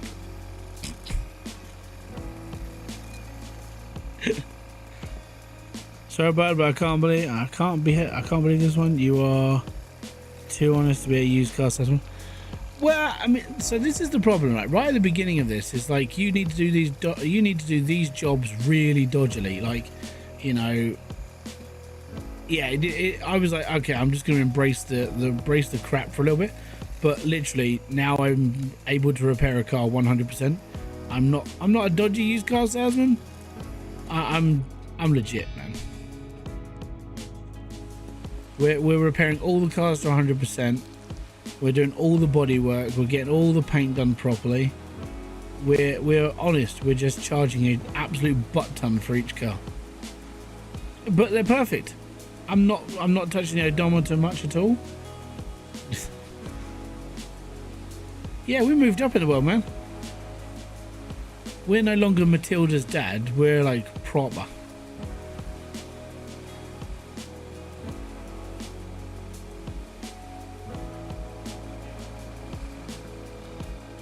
Yeah.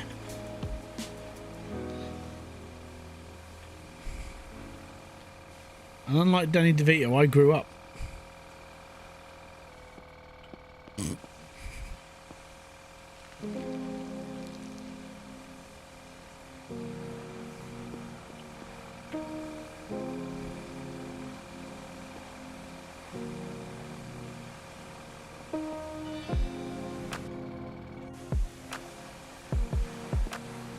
Yeah, a buttons, that metric, that is, it's freedom units.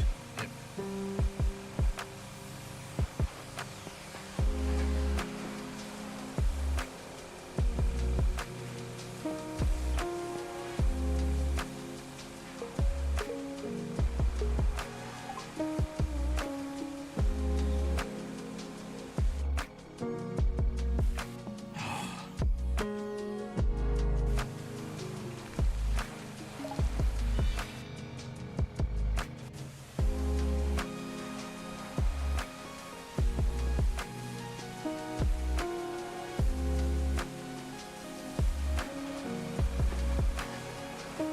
Oh, come on.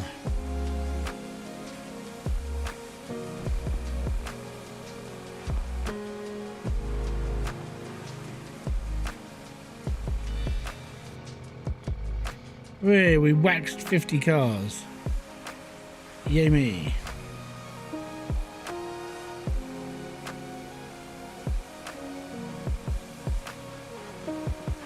A butt ton is a real unit of measure, depending on how big your girlfriend is.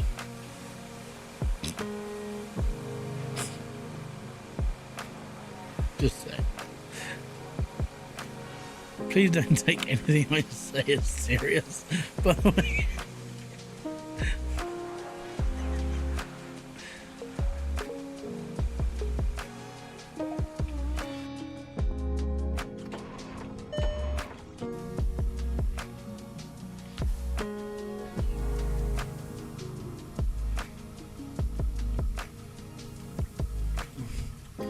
Did they base the measurements off your ex? Maybe.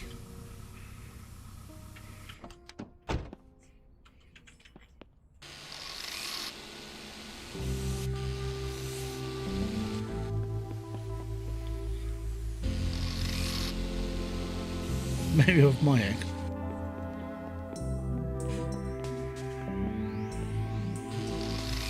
Did.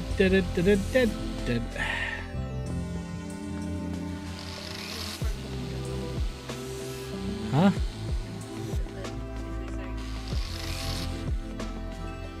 Nah.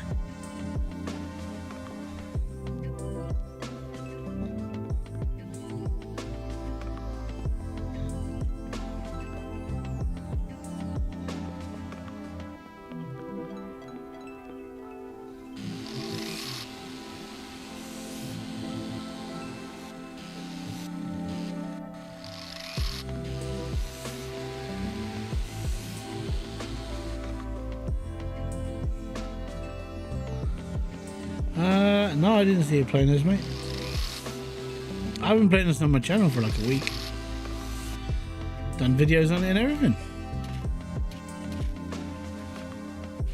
I'm just trying to get a bit further in, so the next video I make is more interesting. Instead of going, "Hi guys, we're gonna just fix some cars up because I've run out of money again. I've got to fix these up because." Yeah, I need the game to move forward faster. In order to do that, definitely need to get some money behind me, level up the old place, do this, that, and the other. So, yeah.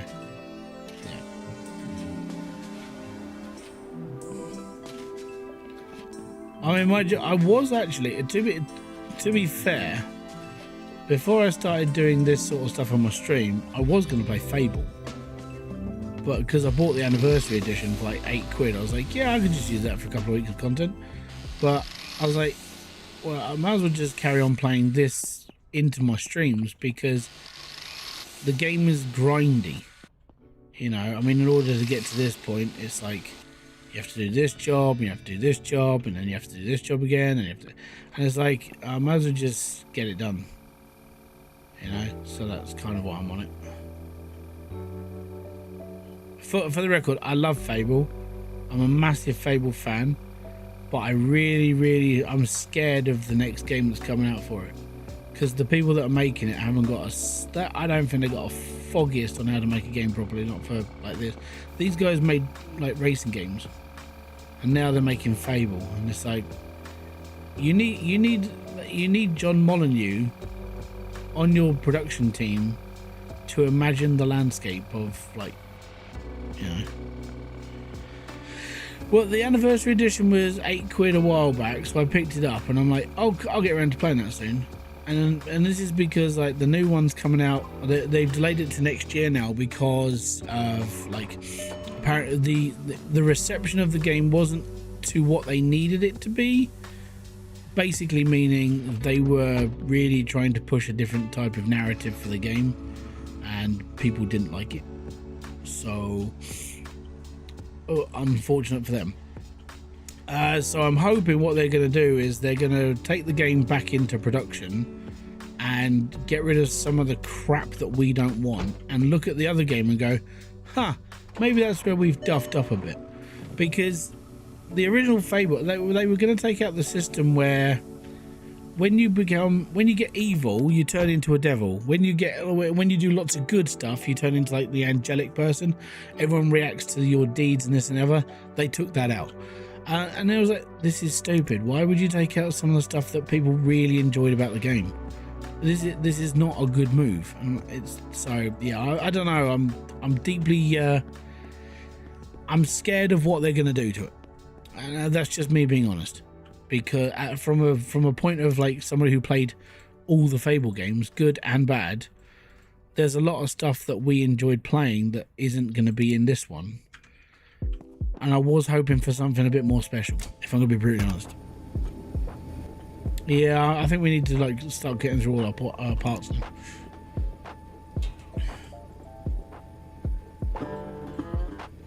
This is part of the problem with doing this, is like only being able to do 10 parts at a time. I can't do a whole car.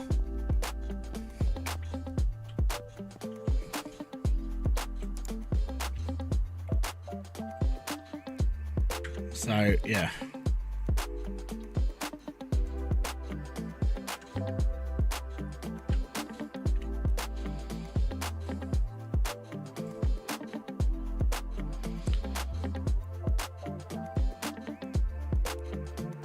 Alright, we'll get that done for now.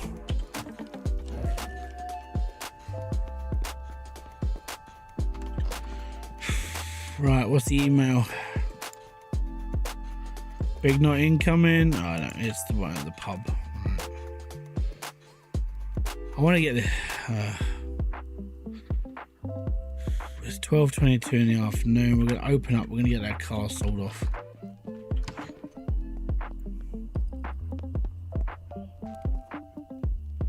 I can win a free car.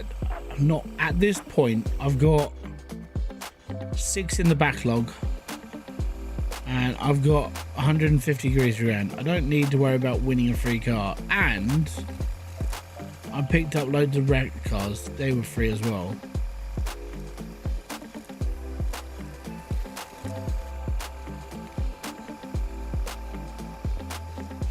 It's a brand newish. Love the saying. It's a brand newish car. Oh, okay, I'm alright, mate. At the end of the day, I think if I want to get a new one, I'll just do it myself.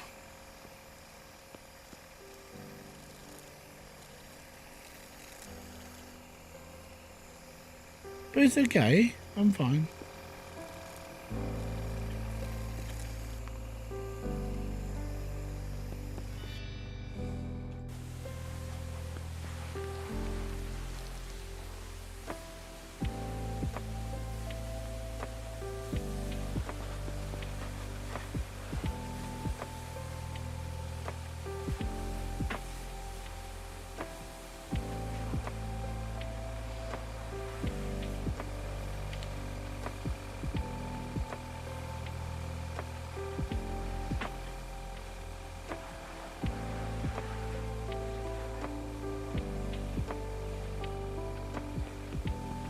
The worst part about living on an estate is the screams.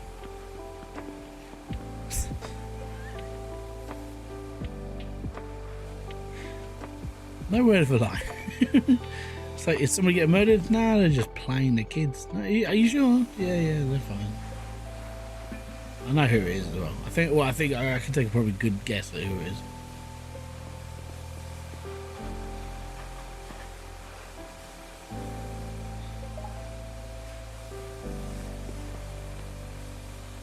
Customer waiting. Stand up, be counted. You're making a wise purchase, my friend. Wise purchase. Thank you very much.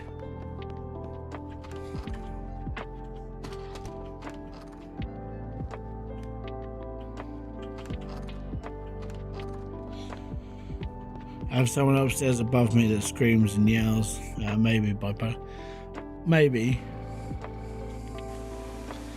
No, because they're around here. It's there's a group of teenagers, but the thing is, I know them all because they're all like the parents I speak to. It's their kids, so yeah, okay, that's fine. As long as no one's dying, I'm usually all right.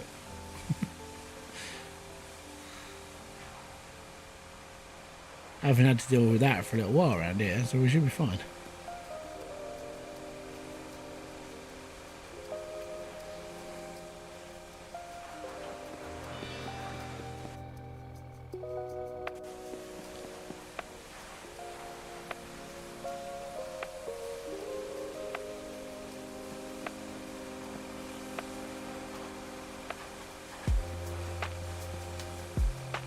No, spray does it. There you go.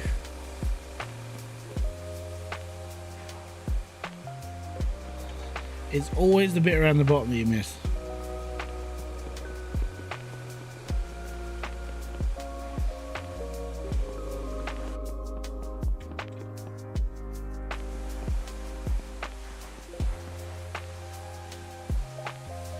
See? Always.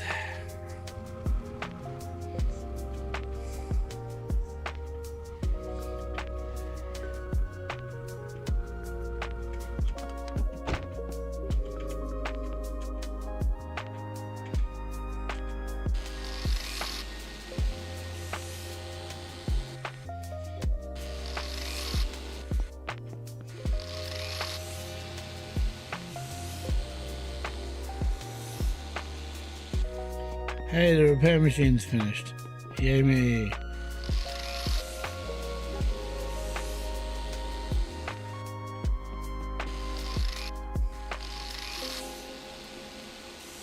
There we go.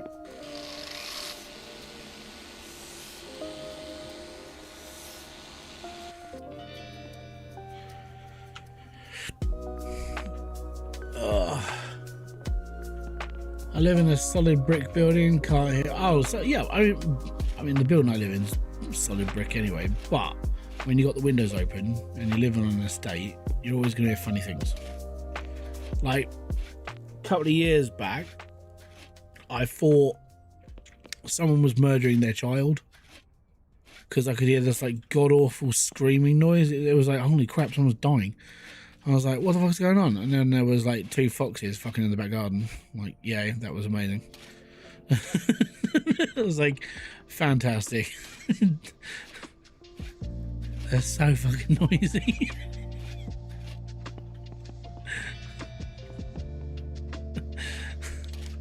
All you could hear was, ah! So, someone's dying.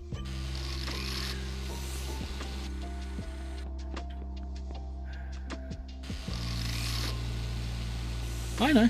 I like doing this myself. I actually like giving myself stuff to do, because if not, then it's like, yeah, I pay out all this money and I don't open the shop as much. So I don't mind doing this.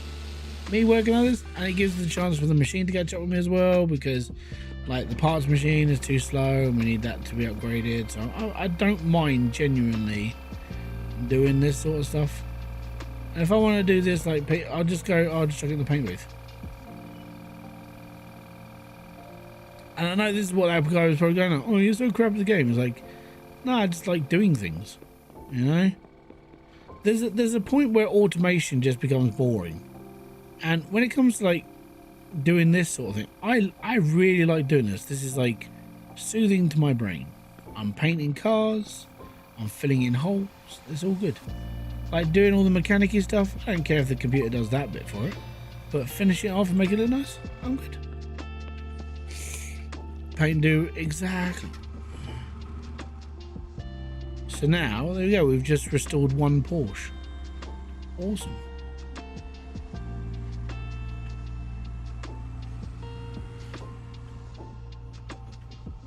No screaming foxes in my area of the world. No, you get like coyotes though, or kangaroos.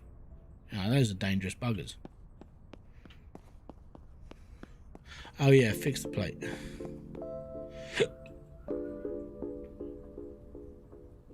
No, I'm not going to worry about the plate, don't worry about it. I'll do pics later. I'll do it myself. I'll just take them all myself. At the moment,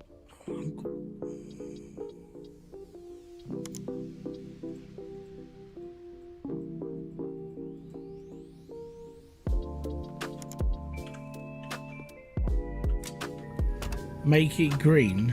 Oh, now I'm being bossed around. It's just not fair. 3, 4, 5, 6, 7, 8, 10.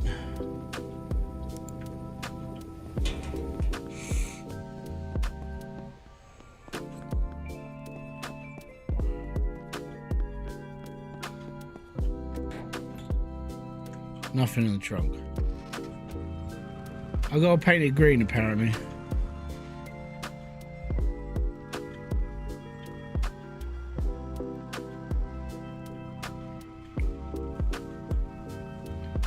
Okay. What do you have in the ways of like wildlife, like a fox? Because it's not a fucking hyena. It's not a coyote. So what do you have in the way? Is it just wild dogs? You know, one day they just got out and went, I ain't staying here no more.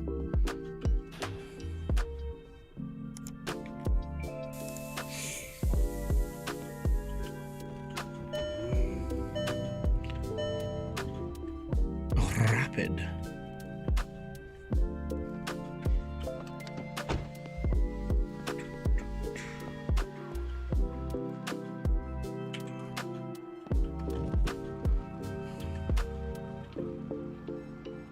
Dingoes, so dogs.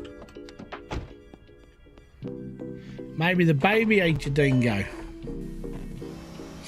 Or maybe the dingo ate your baby. That's the one.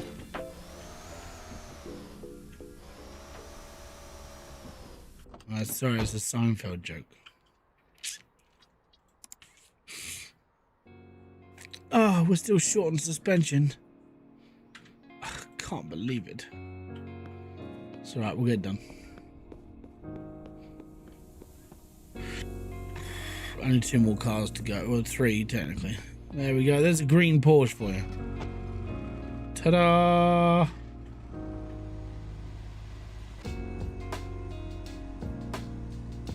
I'm not worried about the plates.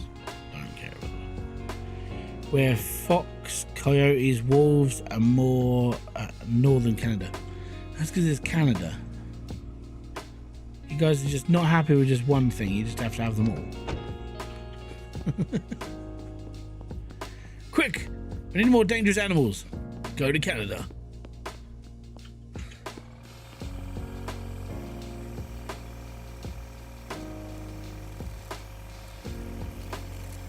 See, the most dangerous thing in the UK is a Nazi. I think the most dangerous animal we've got is like, I don't know, like a rabid dog. I think there's a panther still out there somewhere. Oh yeah, adders and false widows. They're like the most dangerous thing that can like bite you. But then there's like, you always hear like the rumor of the beast of Bodmore, which is like a panther. Yeah, that's a panther, or what was supposed to be a panther that escaped from the zoo. That's literally about it, really. Or if you count mythology, like the Loch Ness Monster. But no one believes in Loch Ness Monster anymore.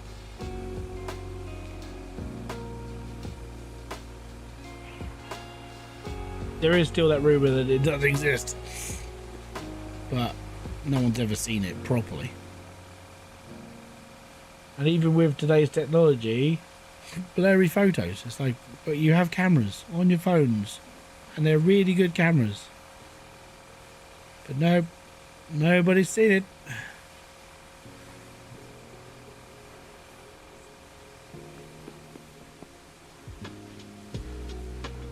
But no, at the moment, there's nothing really dangerous in the UK, like apart from just humans in general. I would say that's the most dangerous thing in the UK.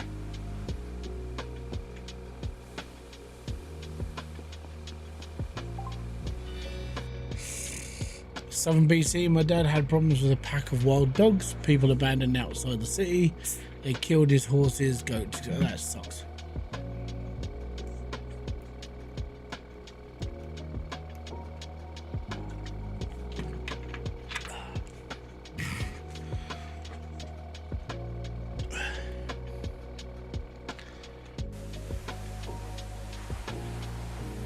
See, that's what we call vermin.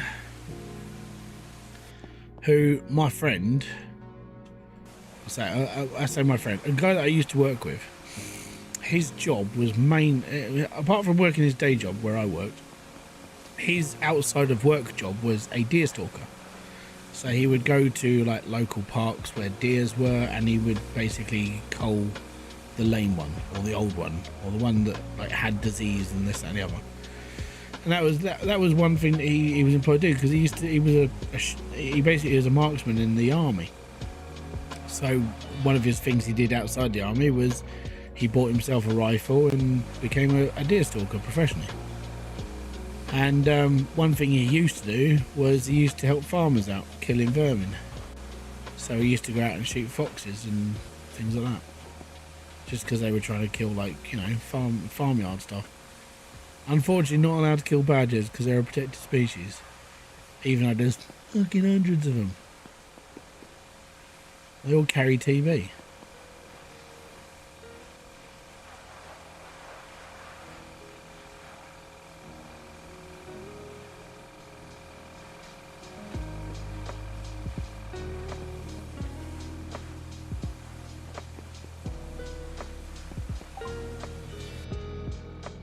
Was that the polish? That was the polish, wasn't it? Yes. Right, let's go and scrape the surface.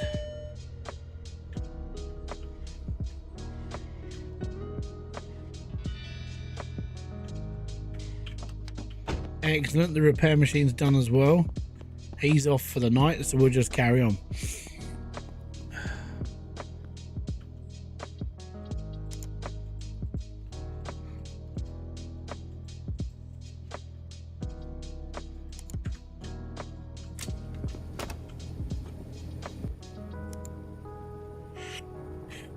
One, 2, 3, 4, 5, 6, 7, 8, 9, 10. So that's what I mean. I'm not running out of parts to keep repairing. What I'm running out of is the things that I keep repairing. So that car will be done next. Just gotta get this finished.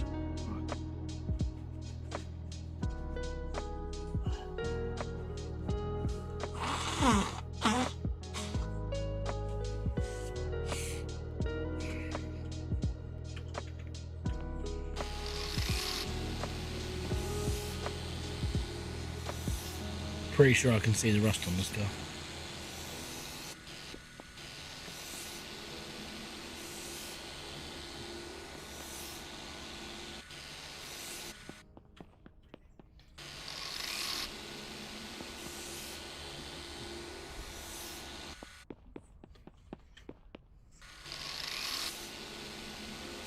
But yeah, so my job now is, for the next few months, I'm going to be putting a bit of money aside, because what I need to do is I need to pay a balloon payment for my car next time it comes up for insurance, because I don't really want to pay like 3-4 months worth of insurance and then be like, yeah, well, I need to get a new car. So what I'm going to do is I'm going to start putting a bit of money aside, so when it comes down to February next year when my car insurance is up, I'm able to go, right, here's the rest of the money for my car payment, blah, blah, blah, blah, done. And then at that point, look for a new car. And that's the plan. Because I don't really want to pay for a car for a couple of months before I trade it out. So I've already thought about this. We're going to keep the car what we got now. And then I'm going to be putting 50 quid aside for the next few months, keep that in a separate account, and when we get closer to renewal date for insurance, I'm just going to pay the car off and then get rid of it.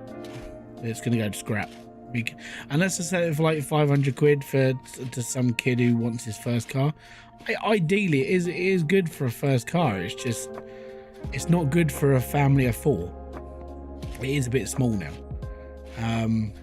It's served us well, it's done all right, it's still got a decent mileage on it, and genuinely, I would say for a cheap runabout, it's not bad.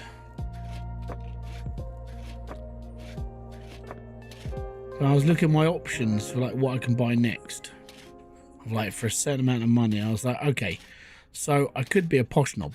Now I live on a council estate. To put this into perspective, I live on a council estate. There are 3 families on this estate that drive an Audi and Mercedes-Benz. Nobody on my estate drives, you know, most people just buy a car and they get on with it. For me, I'm what they call middle-aged, depending on when your life's going to end. Now, this means going by insurance, everything's a little bit cheaper for me now. And I've earned my points, I've earned I've earned my what would you say it was? No, it's I can't remember. I'm entitled. I've earned my entitlements. There you go. Now I want to drive a nice car, and I keep looking at Mercedes, and they're like, I don't know, a Mercedes. They're like kind of everyone tries to buy one of those. Do I really want to buy one? And then it's like, well, I mean, I could buy a Jag, you know. Not like one of those like posh ones that cost like 60,000-70,000 pound off the front line sort of thing, but I can pick up an XF or an XE now for $5 grand. And I was like, you know what? I mean, I as a diesel, it would run diesel, which means I'm not gonna have to fill the car up as much because we only do about 8,000 miles a year, and as it run diesel, it'll last longer than petrol, and insurance will be cheaper, tax is cheaper, it's cheaper than the car I drive now, even though it's a smaller car. I'm like, I might just buy one of those and just be like, yeah, well, I drive a Jag. And then I'll probably get pulled over by the police every time because like I'm a bearded weirdo driving a nice car. Lingus Farmers made the Kirby mouth dog. I ain't got a clue what that is. But yeah, it's just one of those dreams really, because I'm never going to be able to afford like a brand spanking new car. But, you know, I can sit there and just go, you know what, it'd be really cool if I could drive one of those.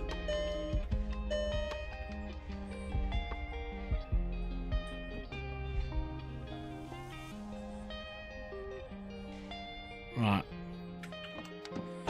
We'll get this into paint. I'm going to go black with skulls. So that can go in there. What do we need to do with this one? Is it perfect?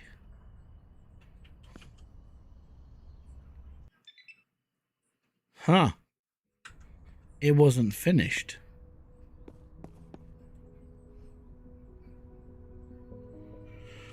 The Tasmanian tiger. Oh yeah. Oh.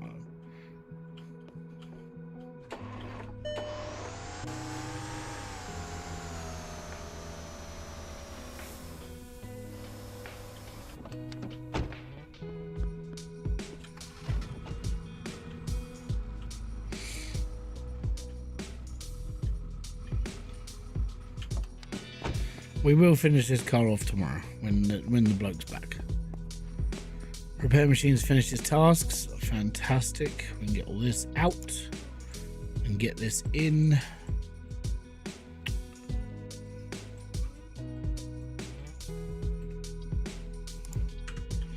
For the record, by the way, guys, this is as exciting as the game gets for a little while.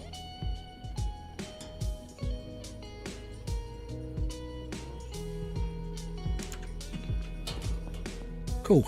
So that's that lot done. There's a car over there for sale. There's a car in paint, and we've done this one. So this is now ready to be done. So this is the next car that we can put in as an engine build. So I will pop this over here.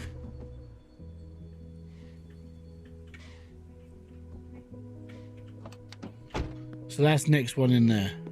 This one.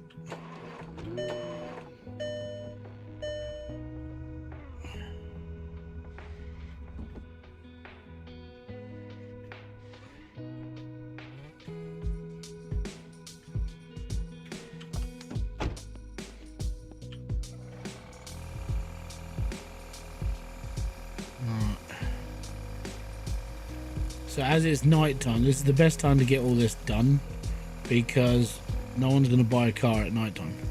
So night time, get everything washed, cleaned and ready to go. And then daytime, sell cars, buy cars, do cars.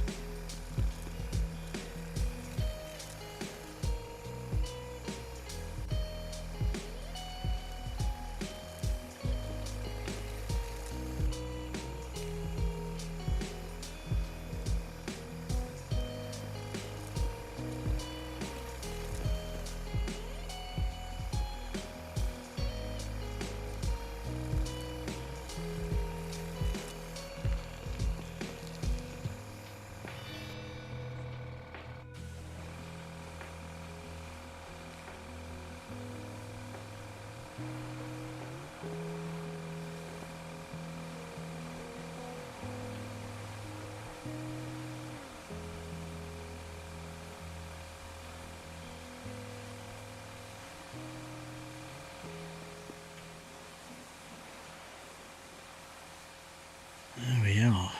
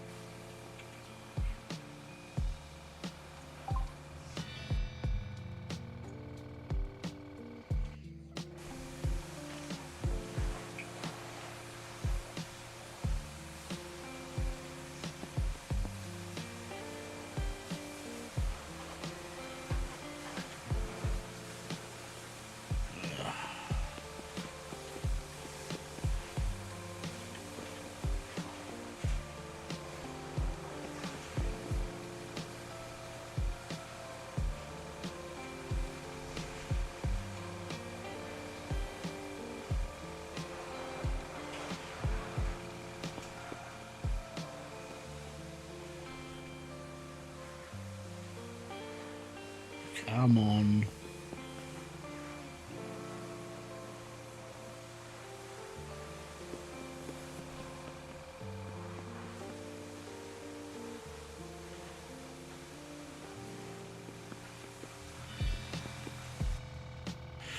Finally. Right.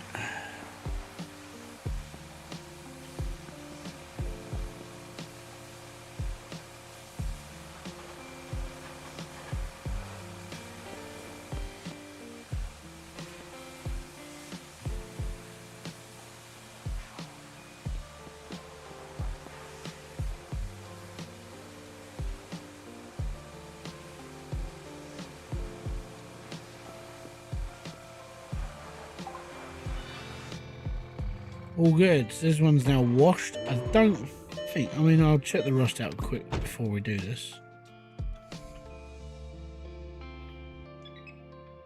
Bodywork, apparently it's 70-odd%, so.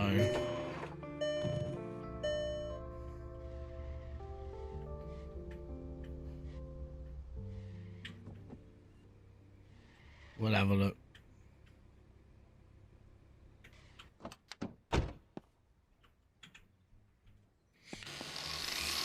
Okay, yeah, not perfect, but it's okay.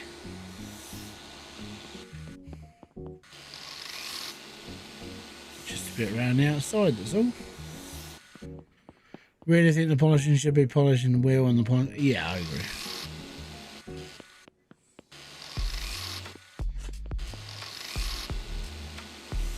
Well, that's what I kind of when I came back to playing this, I was actually looking for a polishing wheel. I was like, this doesn't make any sense.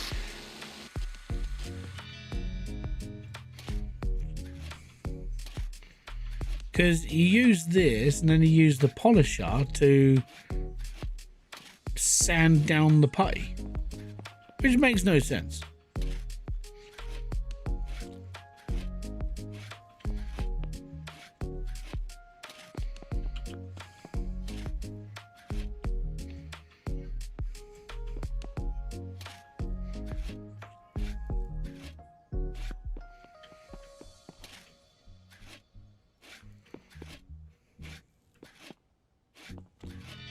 I can show you this. Here you go, look. This is an oscillating polisher that we use to sand down the sides. It's not used for polishing, it's used for sanding. Which, again, like I said, makes no sense. This should be a sander. Yeah?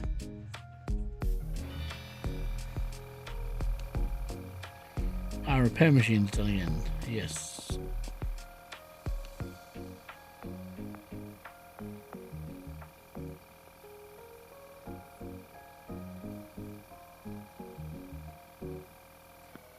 You are a guest.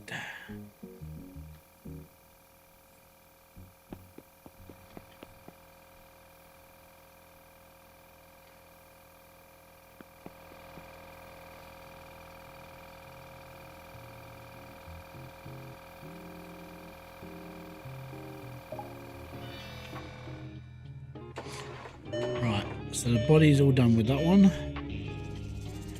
We'll keep it in this colour, that's fine.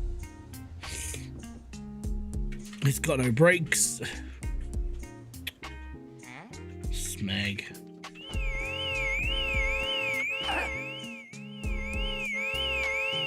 You bastard.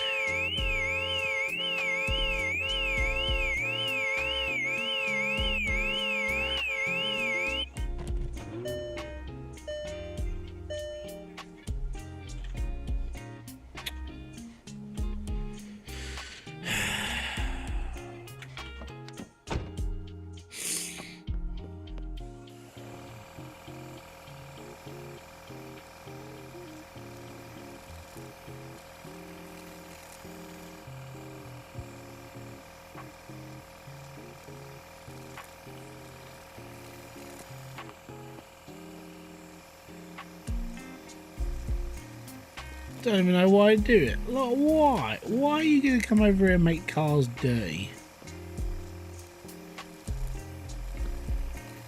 Now I've got to wash it all again. I'm a busy man. I was just about to start on another car. Can I use it? What? Paint that one? I could do, but I'm alright. Kind of want it to be that colour. I've just done this one in black. After rust removal, yeah. So what you need to do first is you need to fill in the gaps, right? So you do the rust removal, then you paint the, you do the touch up, and then you can put it in the paint booth. But you have to paint the whole car first. I'm pretty sure that's how it works as well.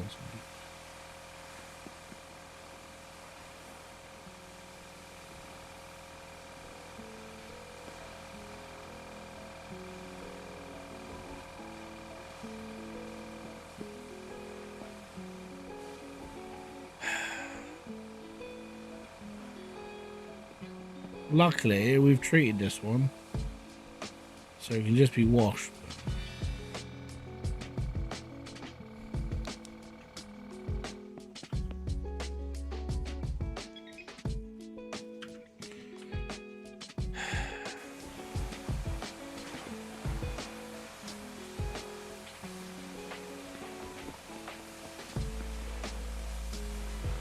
Really annoying though.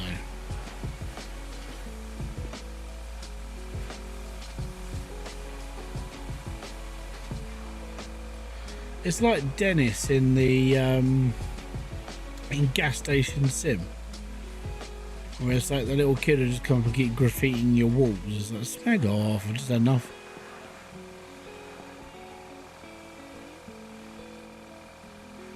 Actually, can we turn that off? Options, gameplay. Display, mechanical wear, traffic intensity, that doesn't bother me. Rival event, is that what it is?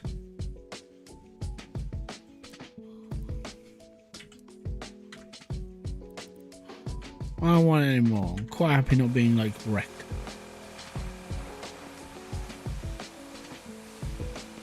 I don't mind it during, if I'm recording a video, I'll do it because I can hear it. But during a live stream, I can't hear it because I've got music playing at the same time. No, I don't think I don't think you can do that. You literally have to get it all done first. It's like a step in the wheel.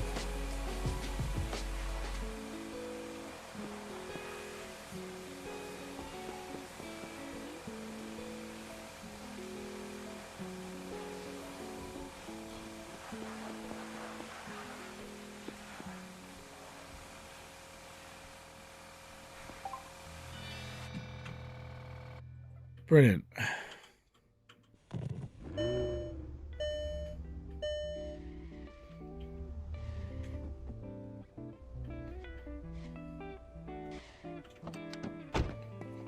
Alright, that's that one done. That car's not drivable. This one just about.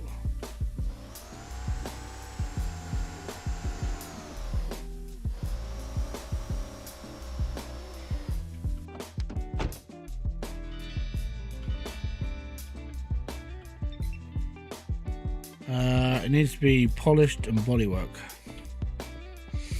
Cool. Ugh.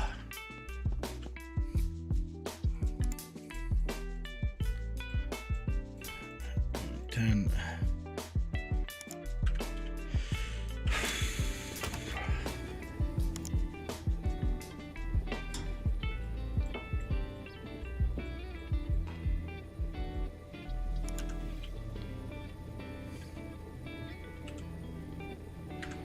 Yep. You got the underground parking? I do, yeah. I know I could put the cars in there, but I think I'm okay. Right, so it's saying I only need to do the wax, so that's alright.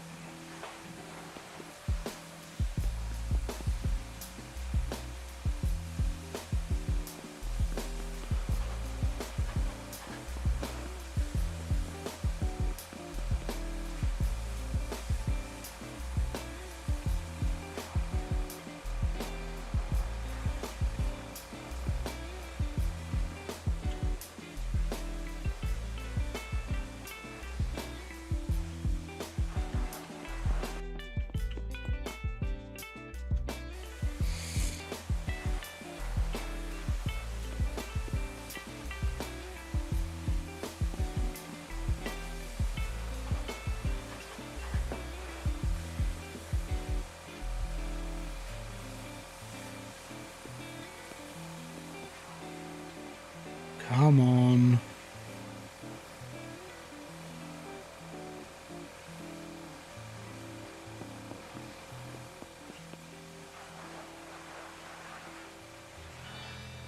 Oh.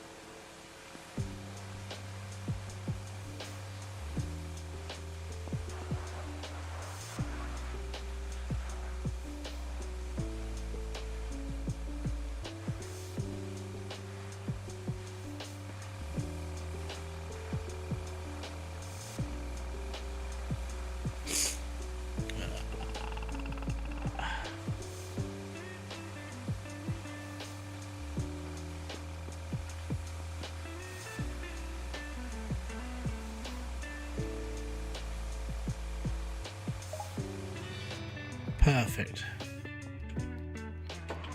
Right, a little bit of bodywork. And this car doesn't like turning circles. It doesn't like going around in corners.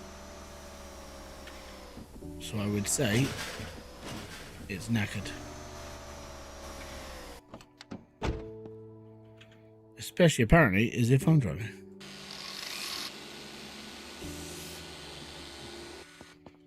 Oh, that's that bit.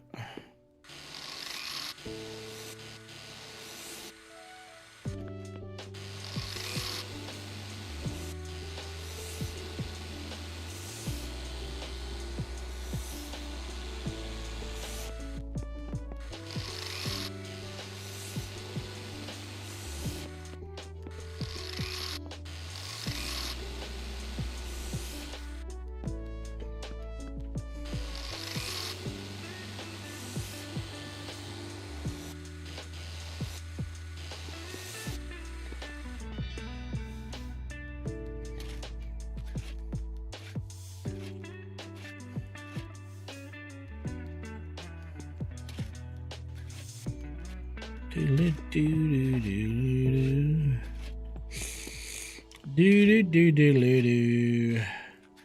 Clean this. Get this all scrubbed up. It's all good. Get that done.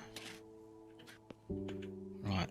We need to pull the torch on for this. Because it's literally the whole thing. And it's dark around here. There's no light. So we have to use the torch. Because of reasons.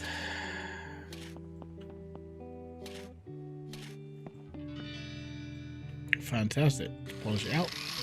Like I said, polishing? No, we're sanding.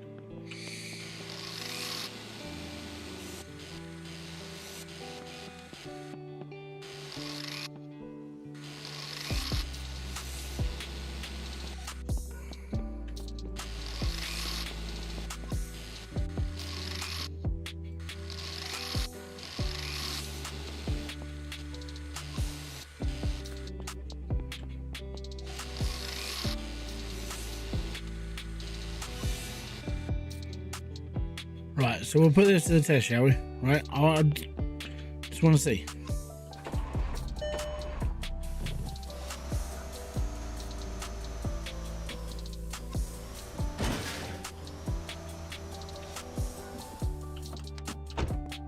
If this works, then we're all good.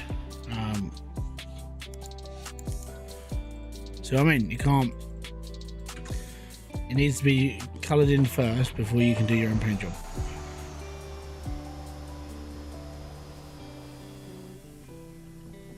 Just so I can confirm it, really. There you go. Fun. Okay, paint.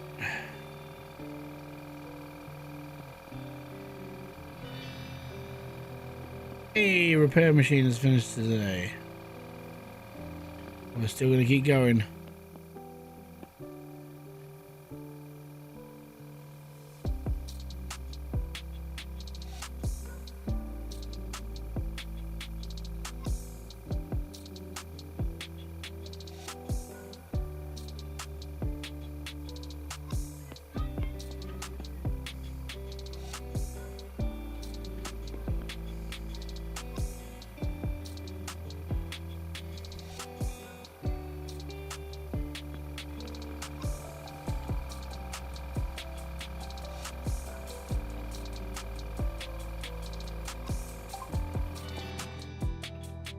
There you go.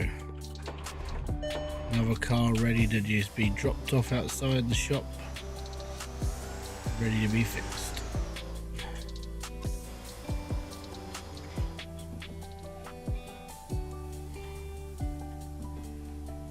So I'm hoping we will have enough parts in the repair cooker to be able to repair all 4 of these cars so far. If not, then we're getting a bit short. And it's like, okay. But the plus side to working through the night with the shop being shut is all of this. You can keep chucking stuff in the repair. 2, 3, 4, 5, 6, 7, 8, 9, 10. And all the while you're working on like body work and everything else, it's all good. In my opinion, it seems that a tad of your paint in the cars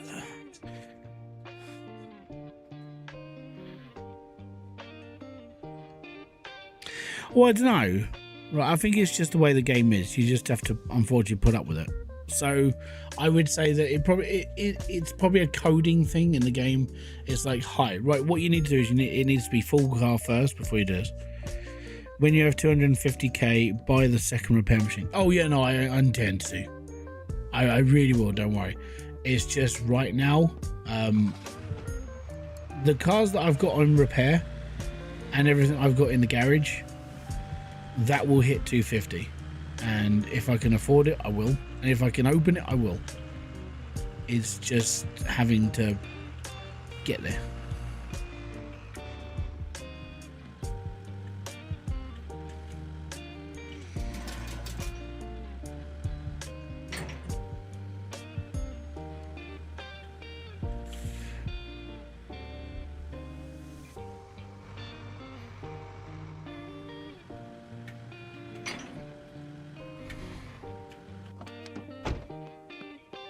Right.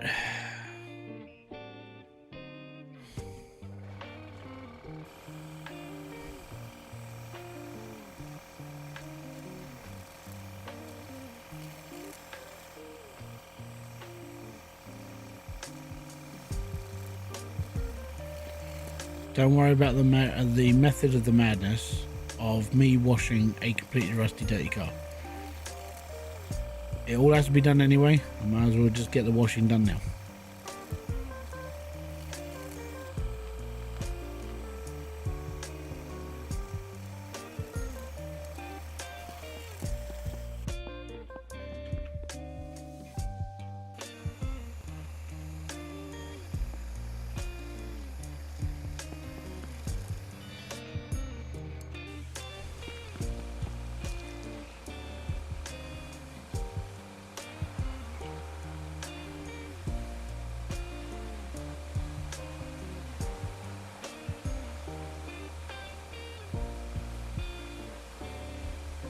6:10 in the morning.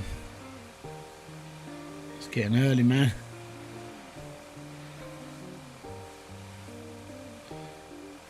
Yeah, I know. Okay, so let's put it this way. What we'll do is we'll get as much... Wow, that's bright.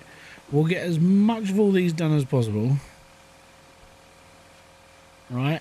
And I'll get all of these cars washed and painted, ready to go. The mechanic will just get everything done through him first. We'll put all the cars up for sale. And we'll see where we stand. Okay?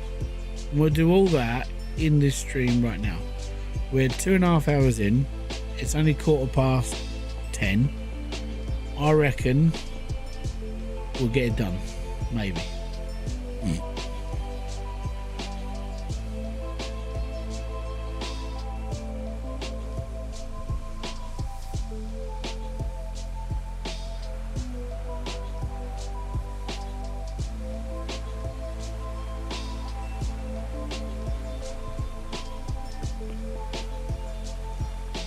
The worst part about doing this car is we have got to take all the rust off it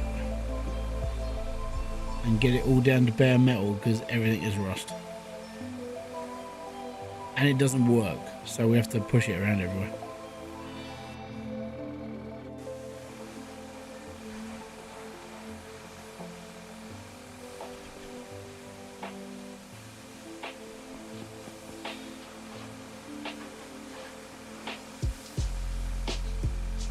It looks like the car was on fire. Yeah.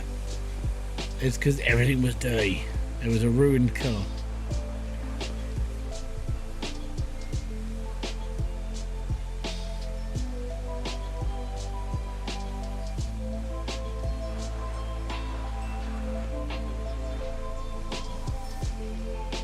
But for me, there's no point in just trying to sell off one car and then work on one car when I basically need to get like as many done as possible and then just hit it quickly with like a massive a massive cash injection, which would be nice, and being able to get like my level up quickly as well. But you just have to put the work in, and I don't want to keep, I don't want to put one car up for sale, put one up for this, do this and that. I might as well just get 5 or 6 done at a time and then just whack them all in one go.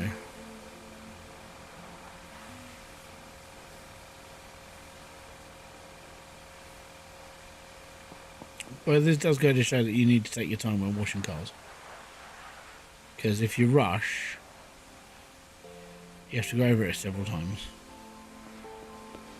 So if I do this, oh look at that, I've got to do that. So if you take your time a little bit slower, there you go, amazing. It cleans out much quicker.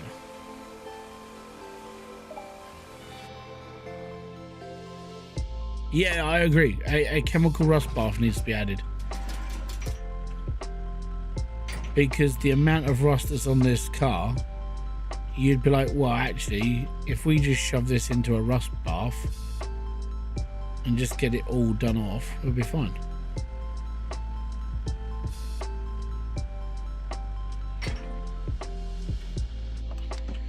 Right, the repair machine has completed its task. Fantastic. We'll get another 10 parts in.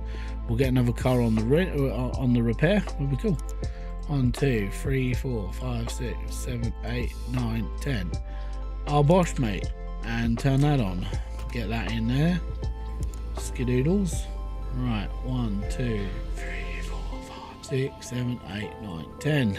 Take those 10. Get those in there. Pick those up. Get on my computer, pay my bills, pay my mechanic, get the mechanic in, life is good. And then the car will be finished and everything's all good. Right, bank, bills and pays, 5 grand in bills. Jeebus Christ, what's going on with my life? Next, my mechanic's still not here, it's a pain in the ass. What is it, Saturday? Oh, there he is. See, he's just turned up, 8 o'clock, boom on the dot. Replace all parts, it's all done. So now we're just replacing all the bits that we missed before. Yes, that's what we want to be done. That's going to be done in 35 seconds. Bloody quick if you ask me. Right, what we'll do is I'm going to pop this one because this doesn't drive either.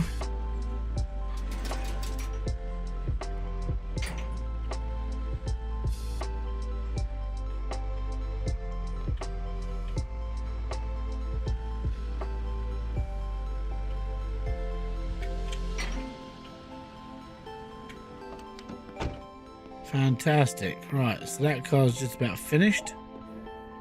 Brilliant. Get this off the lift. All is good. Chuck this next to this one.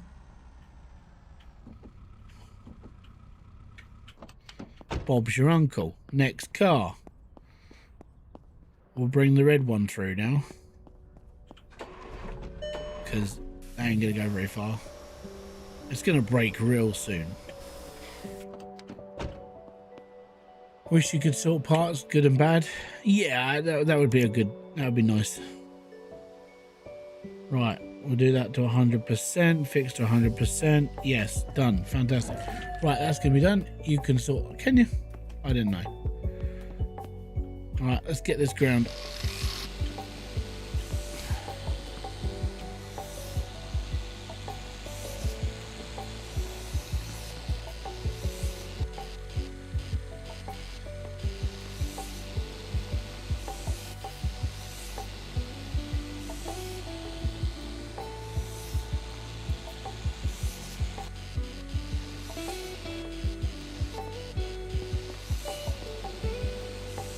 I'm not worried about pictures at the moment. What I'll do is I'll take the whole lot. So I'll just stand over the camera, I'll take photos of every single car that we've got, and then we'll chuck them all up in one go. Yeah, we're just getting it all done, don't worry.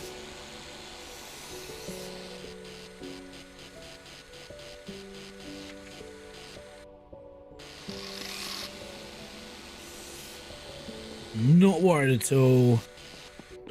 We've got 3 minutes before that car's finished being fixed, so we'll get this one brought to and clean.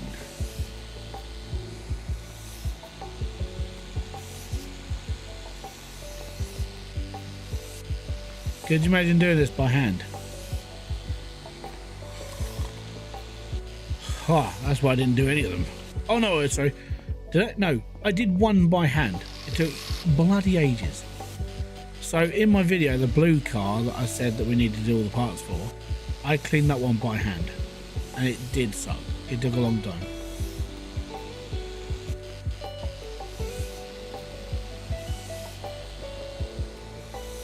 Because I forgot that I needed to go up levels before I had to fix the engine. So I was like, if I just get this done, this will make me loads of money. Turns out, it didn't work.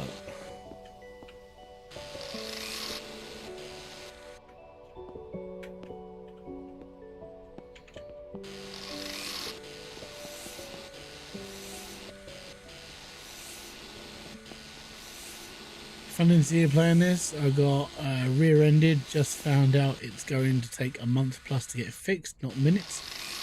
Oh man. Bring it to my workshop, we'll get it done in 30 seconds. But we're amazing. No, damn, that sucks, man. That does. I've never. I'm gonna be honest. Every time I've ever been in an accident, I've always just written the car off. Just because it's me.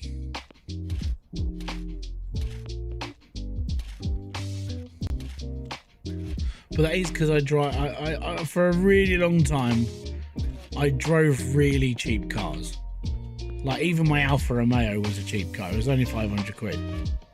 Like up until I had kids, I never spent more than 1,500 on a car.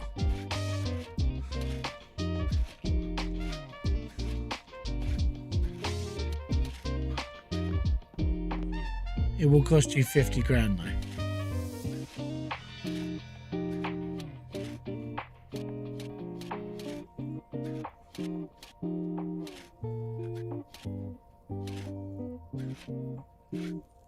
It's why I drove shit cars for such a long time. Every time something went wrong with it, I was like, well, I mean, the exhaust cost more than what I paid for the car, so I might as well just get rid of the car.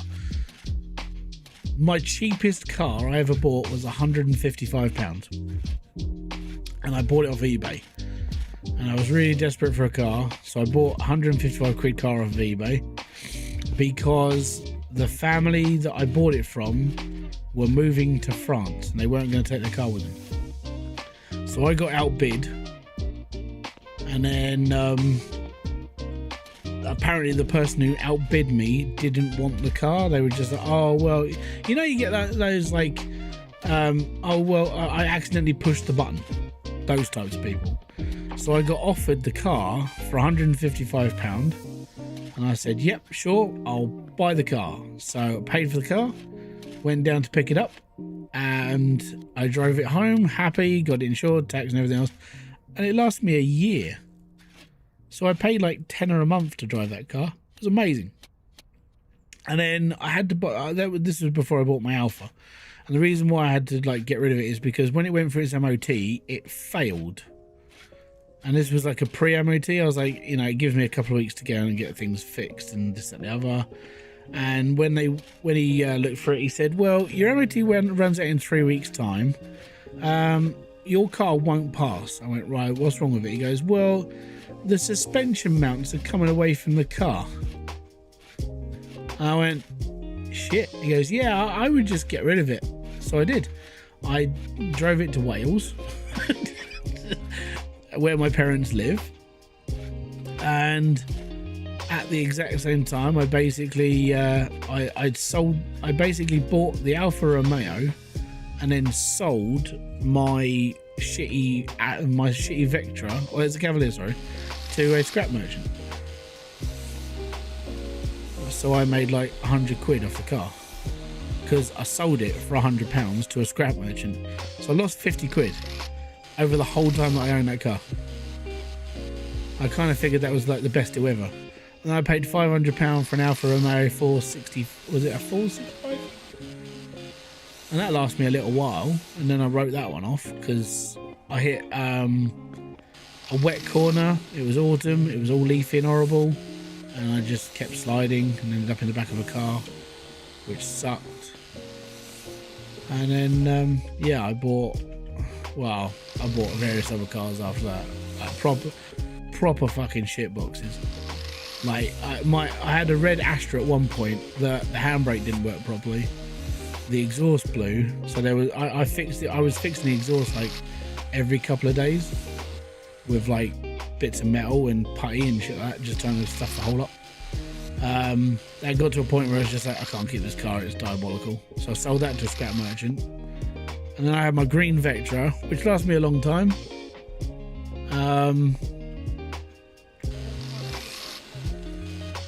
No, I had the Vectra. It was really cool. And then over time, it just got to a point where I was like, yeah, I need this car. And then we got something better. And then I got my PPI payout, which was like £8,000. And then this was the same time. So I was living with Kerry at the time. We went down to Tesco's, the big Tesco that sold like electronics and TVs and everything else. It was amazing. And I've never been able to spend that much money in my life. So I bought her a new laptop. I bought me some bits and pieces, and it was like this and ever. And then my card got declined because they thought it had been nicked. So I had to confirm myself with the bank because it was like, shit, someone's trying to spend all your money. It was like, yeah, it's me. And then I bought my Mazda 6 2.5 litre sport car. And it was lovely, and I love that car. And then the camshaft broke. Oh no, it wasn't the cam. It was the crankshaft had gone. And he was like, well, I can repair it, but in order for me to get to the crankshaft, we're gonna have to pull the engine apart, and then we're gonna have to get the part pulled in, and that's got to come in. It's like, cool, well, we can do that. He goes, it's gonna cost you $2,500. I was like, shit. So I put the car up for like trade on Facebook, I think it was. And I said, look, I'm looking for a new car. This one's pretty good apart from this point, blah, blah, blah, blah, blah. And then he said, and this guy in I don't know where I ended up in a seaside town with Kerry, and he goes, yeah, I'll swap you the car, you can have this one, it works. I'm a mechanic, so I'll do the job myself, blah blah. And I went, okay, cool, fine. And he took my car and I took his, and I was driving a 2.5 litre Ford fucking Fox body. It was amazing. It was awesome. Had a load of pep to it, and then obviously as we got old, we were expecting kids. We had to get rid of the nice car, and I drove a Citroen C4, and I'm like, I hate this car. I hated it because I'm not a big fan of French cars, and the C4 was like just driving a bubble. That was, well, yeah, it was a diesel, so the fuel economy was really good, but I just didn't like it. And then the car we got now, we had to buy through COVID, and the problem with COVID is there wasn't a lot of cars up for sale, and we needed one, so we ended up getting the MG3. And I gotta be honest, I hate Chinese cars as well now. They're diabolical. Don't buy, if you can buy an MG, don't. I mean, the MG3, I'm not sure about the 6, but the MG3 itself is not nice. But I've got to be honest, I was looking at the MG6 because it's basically built the same as a Ford Mondeo, and I need that much space in a car for my family. So looking at one of those, they said, I've read through Auto Trader, I've read through car reviews, they all say the same thing. It's basically exactly the same as driving a Mondeo. It's got the room for family, and I was like, it sounds ideal. And they're really cheap because no bastard bought them. They were put up in the UK. Everyone was, you could go out and buy one of these cars, it was amazing, but no one bought them because of the reputation. And people thought they weren't going to be as good. But turns out what happens is the kits for the MG6 get sent to the UK. They get assembled here, and all the suspension had to be bought to UK regulations so it works properly on the UK road.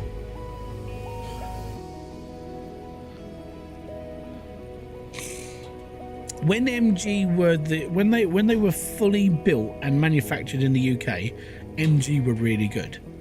They even had like a proper Rover engine in them as well. They were done properly. They were British made. They were good. The downside to them is because it's all Chinese now, they've cut, like, their engines aren't as great. To put this into perspective, when you insure an MG in this country, your premiums your insurance goes up, and your tax goes up. The tax on an MG3 is £175 a year. The tax on a Jaguar XE 2 litre diesel is 20 quid a year. So that goes to show you the difference in quality of engine from a diesel Jaguar to an MG petrol. It's £155 difference for some reason,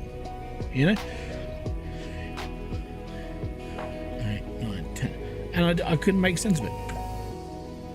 So yeah, I'm really confused by it. I like why I can't, why it's this, that, and the other, and I'm like, whatever.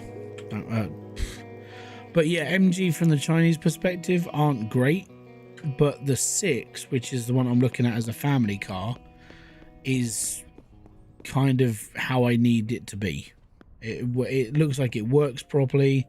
The reviews of it are pretty good. And it might be an actual solid choice of car. And the other plus side is that they're relatively cheap, like stupid cheap. You can pick one up for an MG6 that was, I think it was a 2017 plate. It had done something stupid like 50,000 miles. And it was $2,500, and it's just because no one wants to buy them, and they were kind of like a dead to look at car. No one cared. So I'm like, you know what? It might just be one of those things. I'll pick it up and have it for a couple of years. get my kids to a point where they can go out and do their own thing, and then they can have their own car, and I can buy a Porsche.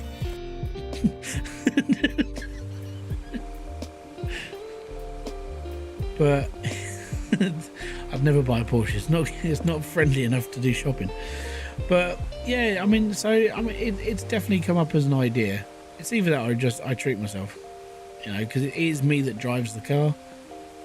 You know, as long as it gets carried to appointments that she needs to get to, and the kids to go to where they're going, it's completely fine. But when it comes down to it being driven, I prefer to have a bit more say in how it's all gonna be now. At the time, we were just looking for stuff to get us through because kids were little, they were young, they didn't take up much room. Well, no, it's mainly like kids-wise that they were tiny at the time, so getting a small car wasn't necessarily a bad thing. But now we've got like a 10-year-old and an 8-year-old this year, and they're taking up more room in the car. They want more stuff when they go away to, like, if we go at my mum's house or we go out, they get more stuff. So they need to take more clothes. Their bags are bigger. Everything's bigger. So I need more boot room. I need a bigger car, basically. So if I drive a bigger car, that means I'm going to want a nicer car.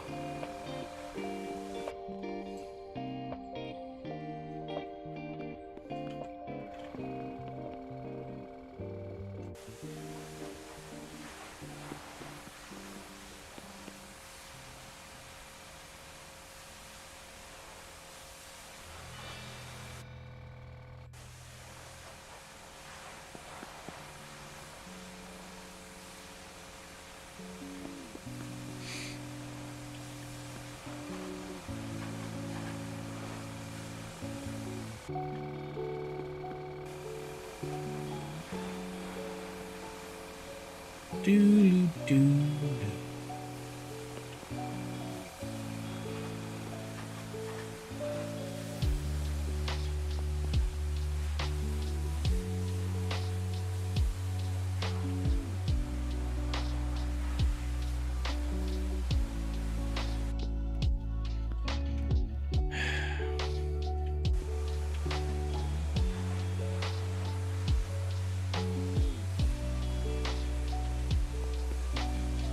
See, I rushed.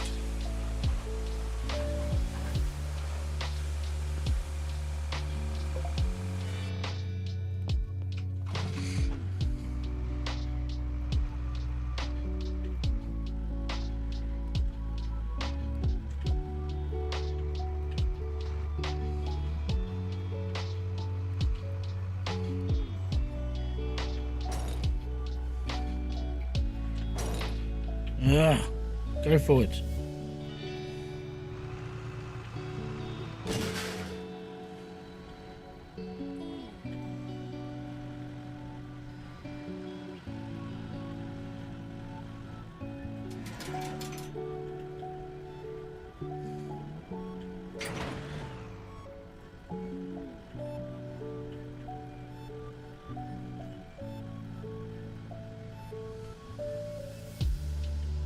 Oh, come on. There we go.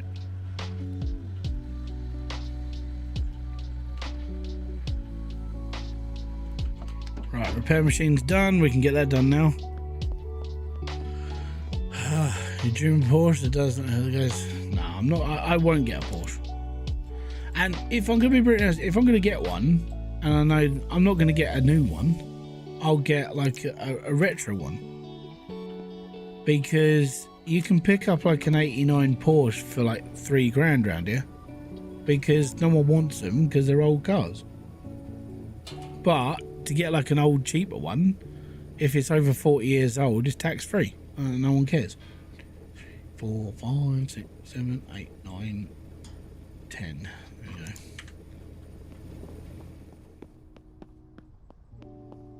Right, can we get this one fully repaired now? Replace all. 98%. Fixed to 100. Yes.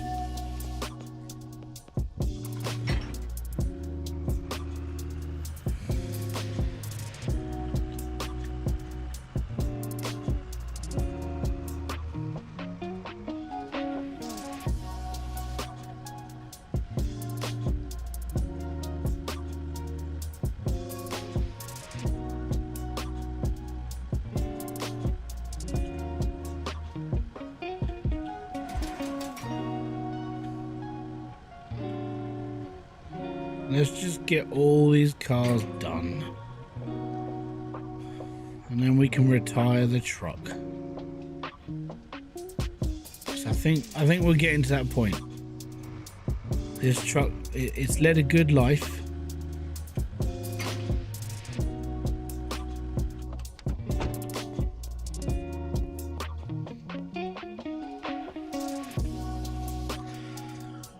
My wife has a subcompact car and it can hold 2 bags of groceries. Yeah, so if we go shopping, I can get next to each other. I can get 4 bags of shopping in the back of the car, and then I have to kind of squeeze one on top. So I'm always conscious about how much we're actually shopping.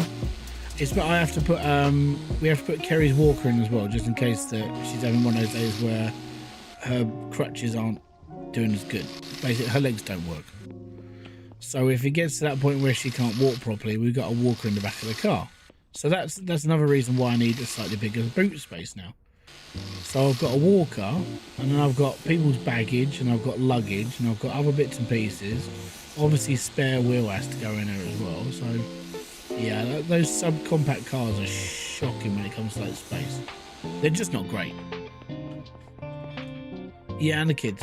Yeah.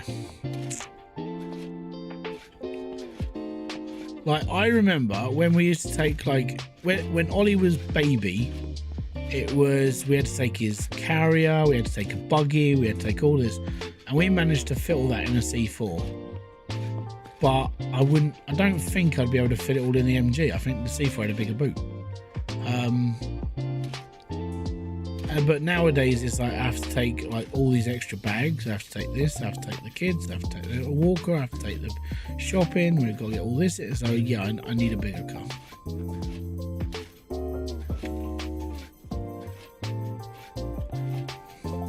I think that was the worst part, I would say.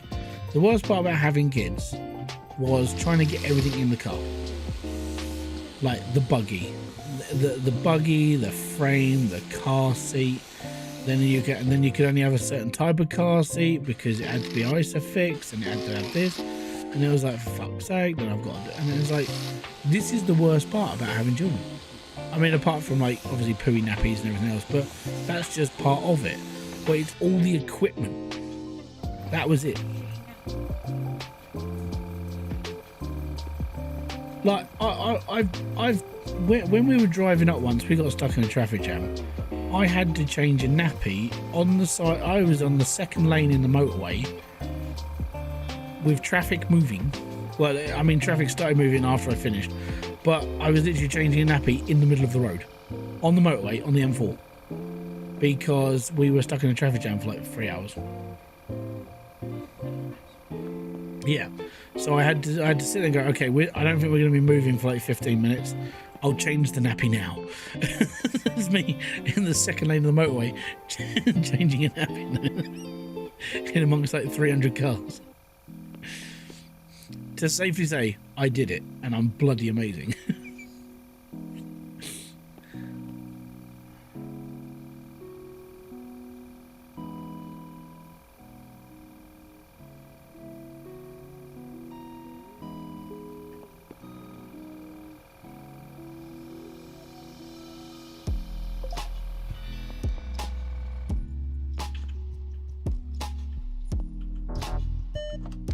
But yeah, that was the joys of like my past life as being like a new father. It was like, can I do it? Yeah, sure, we'll give it a go.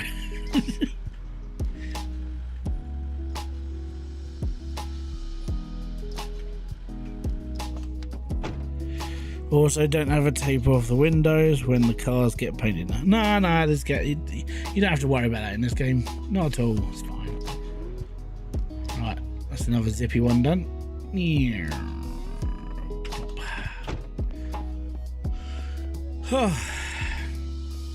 Right, let's get this pile of junk in here as well.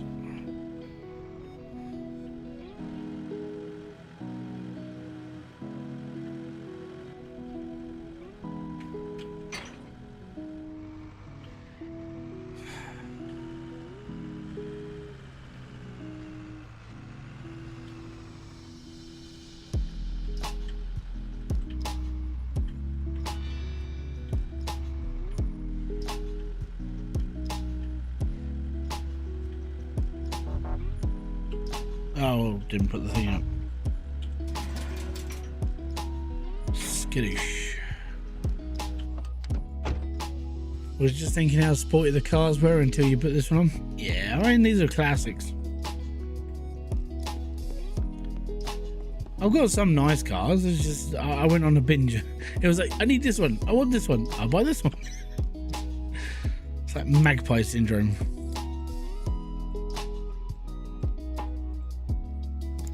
Is it shiny? Yes. That's all you need to know. Right. So how do we sort things out? Sort by condition. Ah, there we are. 1, 2, 3, 4, 5, 6, 7, 8, 9, 10. Much easier. So we'll just start repairing all the old crap. It's fine. And we're down to 148 pieces, which means technically I haven't really lost any because I think we started on 148. So that's not bad. We're still recycling parts. Right. So we got 201 grand. I have got to pay my mechanic tomorrow. Just click all over. That's right. Let's have a look at what's for sale. Because see, this is the two I've got. I've got two of these, the Phantom Cortegas. I'm just looking. We haven't looked in this for 3 days. Thunder, Sand, Largo, Boulder, Striker, Adante, Largo, Innis. That's the one. I think that's the nice one we got in the front. We've got a couple of those on for sale. Canyons, Ridges, Voyagers, another Canyon, another Cortega.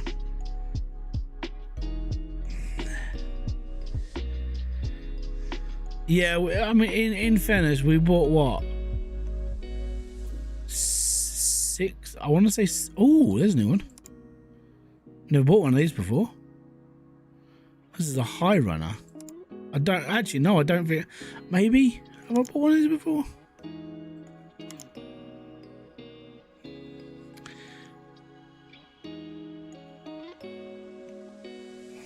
It's not that far away either. But it's only 29% drivable, which means it's proper knackered. Well, that's because it's buggered, mate.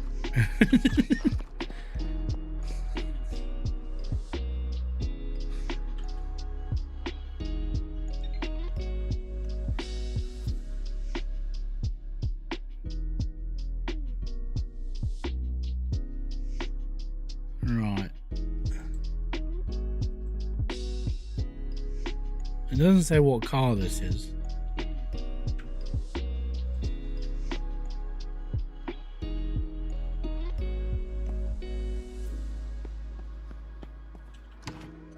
I'm tempted by it just because I don't think we've done one before. And if it runs, I mean, it's 29% running, which means when we get it back here, it will stop working. It's just going to die on me. Let's have a look. You know what? It's a high runner. We've never done one. And it's done 357,000 miles. Fantastic. This car has been around the world like, hold on, 350,000 kilometers, sorry, in this. And the earth is 23,000 miles round. Oh, there's a new car there. So it's been round 5, 10, 15 times around the world. Not too shabby. We'll do it for 4. Okay, we'll do it for 5. It's a load of old crap. Oh, yeah, here we go. It's almost as fast as those Porsches we bought.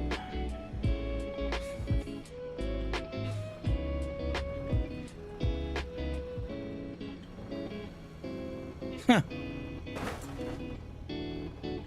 You can't park there, mate. We'll help out a little bit.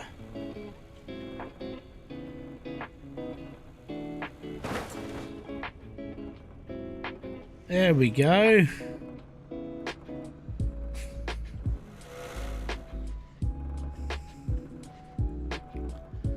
My first car had 258,000. Oh my god. Wow. My first car was, I think it had 100,000 miles on the clock, easy. Maybe around that, maybe 80,000. But it was awful. My first car was a 205 turbo diesel, and there was nothing turbo about that car at all. Actually, yeah, I think we've done one of these before. Yeah, I've done one of these. Right, okay. It's the ridges in the body I remember. The worst part is because it was a diesel and it was an old car, it didn't speed up very fast. I mean, the mileage was all, you know, I mean, the actual like miles per gallon was really good because it was a diesel. I didn't have to fill it up as much because it was a diesel. It got me from A to B very nicely. And then when I brought it down to Kent, because I was like, I'm going down to see my friends, spend a couple of days down here, slept at my nan's house. And then on my last night down here, I think some person realised I was in town, and this person obviously didn't like me, and they smashed my window in. So drove back to Wales, listening to 80-mile-an-hour winds. It was amazing.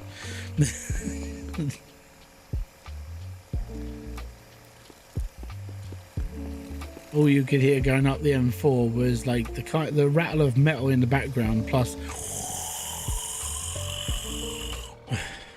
didn't work.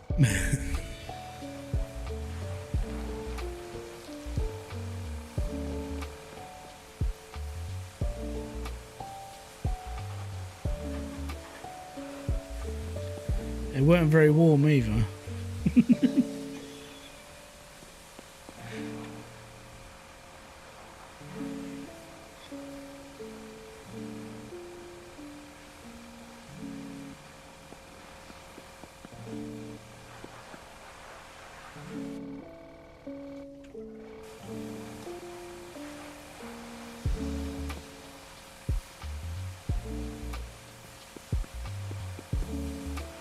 Alright, it says I've got to wax it, but it's not doing.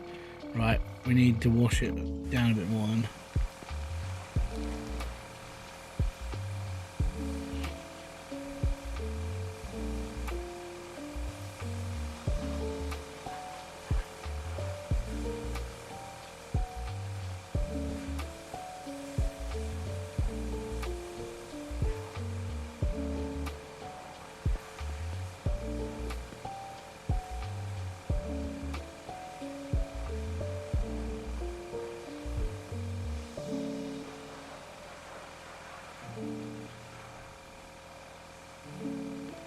But yeah, I think my escapades of like driving crappy cars it came to an end a couple of years ago. But I think that's kind of like how I learned to drive. I just drove anything with four wheels, basically. I get annoyed when people go, well, my mum bought me my first car, or my dad bought me this, or my parents, you know, they gave me money for it. It's like, I had to learn the hard way. My parents didn't buy me my first car. They said, you should take out a loan. I was like, why? Because you learn how to use money then. So it was kind of they taught me a lesson. Basically, don't get too far into it or you're going to get screwed over down the line. The worst part was I took out a loan to start with, and that just got bigger and bigger. Because then because I knew finance existed, I was like, yeah, I can take out another loan. It wasn't good.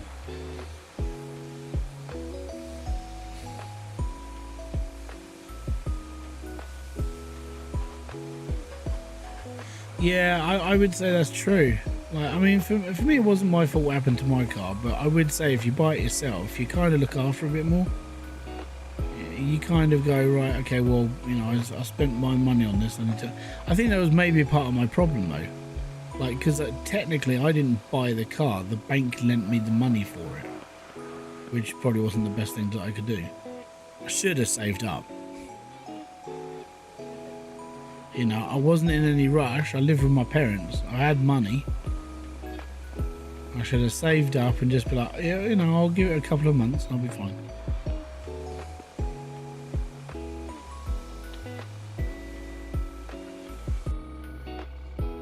They don't get experience from it, but yeah, I would say that's, yeah, basically. Why can I not finish this car?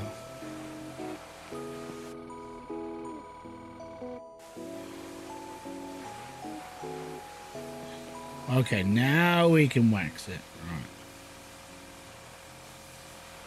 I've paid off all my loans for my car 2.5 years early. That's good, man. I mean, we nowadays we finance, so we've got the ability to be able to get hold of a mobility car because Kerry's on high rate and she's like, you know, I mean, she's leg disabled basically, blue badge and everything. And the problem with a lot of disability cars is they're all a bit naff, and they're really expensive. Like, in order to get a mobility car, first off, you got to realise that the money comes out of your disability payments, which is, you know, obviously that's what they're for. Your disability payment is to pay off whatever you need for your disability. But then it's like you have to spend 400 or 500 quid on the deposit for that car. So that means you have to pay out for it.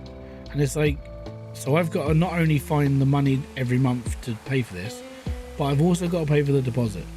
And then anybody on a mobility car loses their no claims bonus straight away. So I've got 16 years no claims, or close to that. But I would lose that all if I took on a disability car or mobility car, which is like jeebus.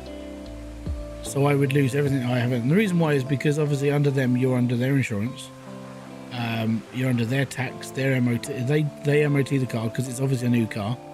So it's a new car, it doesn't need to be MOT'd. So it's all clean. After a couple of years, you can either rent to buy, so you can carry on paying for that car, or you can get a new one. But then if you get a new one, you then have to put down another deposit for that car. You have to then go through all that, and it's like jeebus. So we go down the route of finance. Yeah, you have to refit. So I wouldn't be able to buy like a normal car. I'd have to buy a car of a certain way, or it may have to have a step put on because of Kerry getting in and out of the car. It may have to have this, so all has to be adapted. And at the moment, it's all, you know, it's not exactly the cheapest thing to be doing now. So the way we do it is we get a car for X amount of time. Yeah, we pay for the MOT and everything, but because you're buying a car, when we bought the MG, it was 140 point MOT before we bought it, and the only thing that we've had go wrong with that car is bearings and tires. So we're paying far less than if we were on a mobility car, we would have paid far more than we would pay now, than what we've had. We've been fairly lucky with a lot of the finance cars we've had, but they are still, you know, either way it's expensive.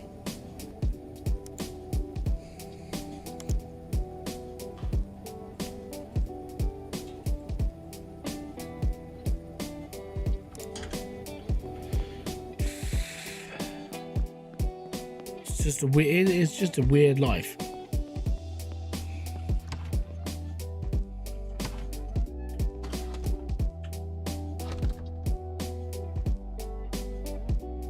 Oh, did that car have rust on it?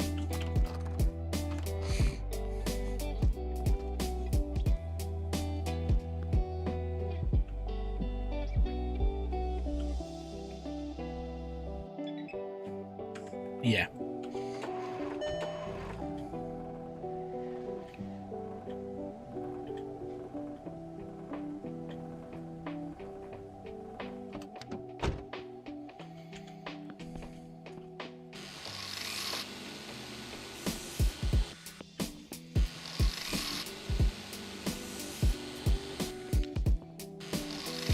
But I kind of figured that whatever I get next, I'm probably going to want to keep around for a bit longer. It's another reason why I wouldn't mind getting a nice car, because I want to drive it for longer than a few years.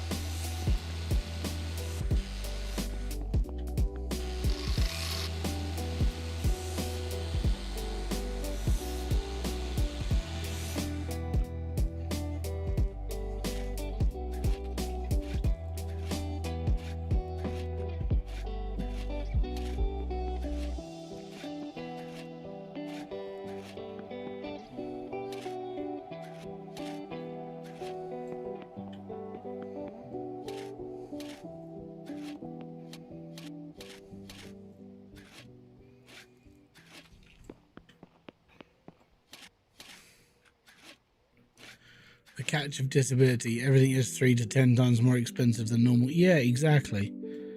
And we found that out. If you look at, like, you know, in the one area that I became familiar with was car finance.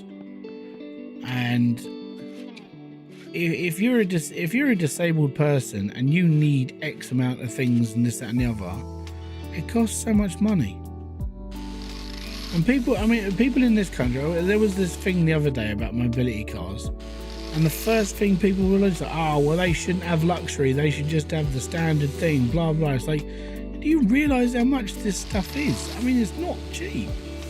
And nobody realises this until it hits you, until something happens to you, and you sit there and see it firsthand. You sit there and just go, bloody hell.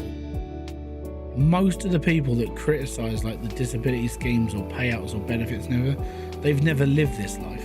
They've never been on it before, and you're like, it's a lot of stigmatism. You get a lot of people having a go at you for a certain way of living, and they've never lived it. They're always like, well, we shouldn't have to pay for this, that, and the other. It comes out of our taxes. Like, yeah, so does everything else comes out of taxes.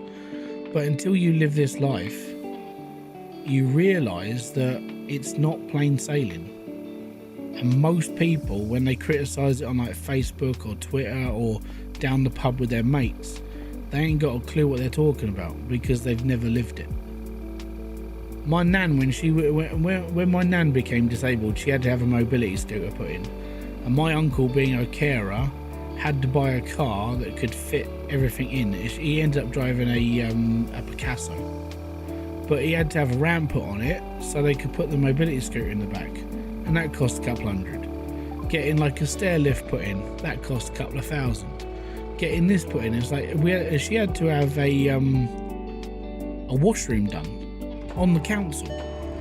They didn't like paying for that, but they had to because that's what she needed. They weren't going to move her into a bungalow because she was at home, so they refurbished her, and it cost thousands, and that came out of taxpayer money. And it's like, this is what people who criticise it don't understand. Same with food allergies, medical supplies, exactly. Like, specialised food for people who are certain intolerant, it's not cheap. It's like when somebody says, well, you could eat healthy. It's like, yeah, but a banana costs, like, let's say a banana costs £2. It's more expensive than a chocolate bar. That's the argument. It's like, if you buy all this stuff for your diet and everything else, it's going to cost you more because you cannot eat certain things, and there's a small amount and they're really expensive for your specific need.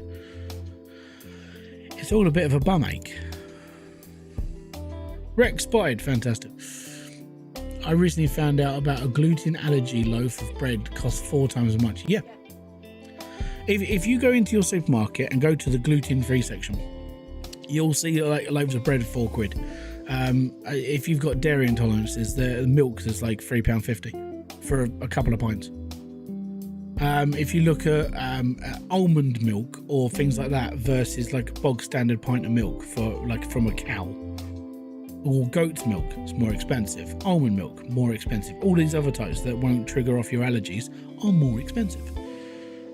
But yeah, people don't realise until it hits them. And that's one thing I can safely say that I didn't realise until when Kerry went through cancer and everything else, and we knew that her life had changed. When everything else starts happening, you're like, jeebus. And yeah, It's more expensive to be disabled than it is to have kids, in certain respect.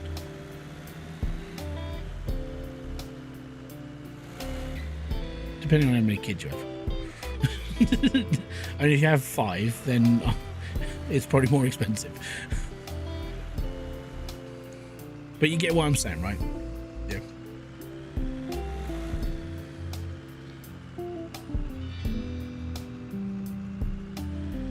And I think everybody should. I reckon at one point everybody should try and live like it, even if it was just as an experiment. I think if everybody gave it a go, they would figure that it's not easy.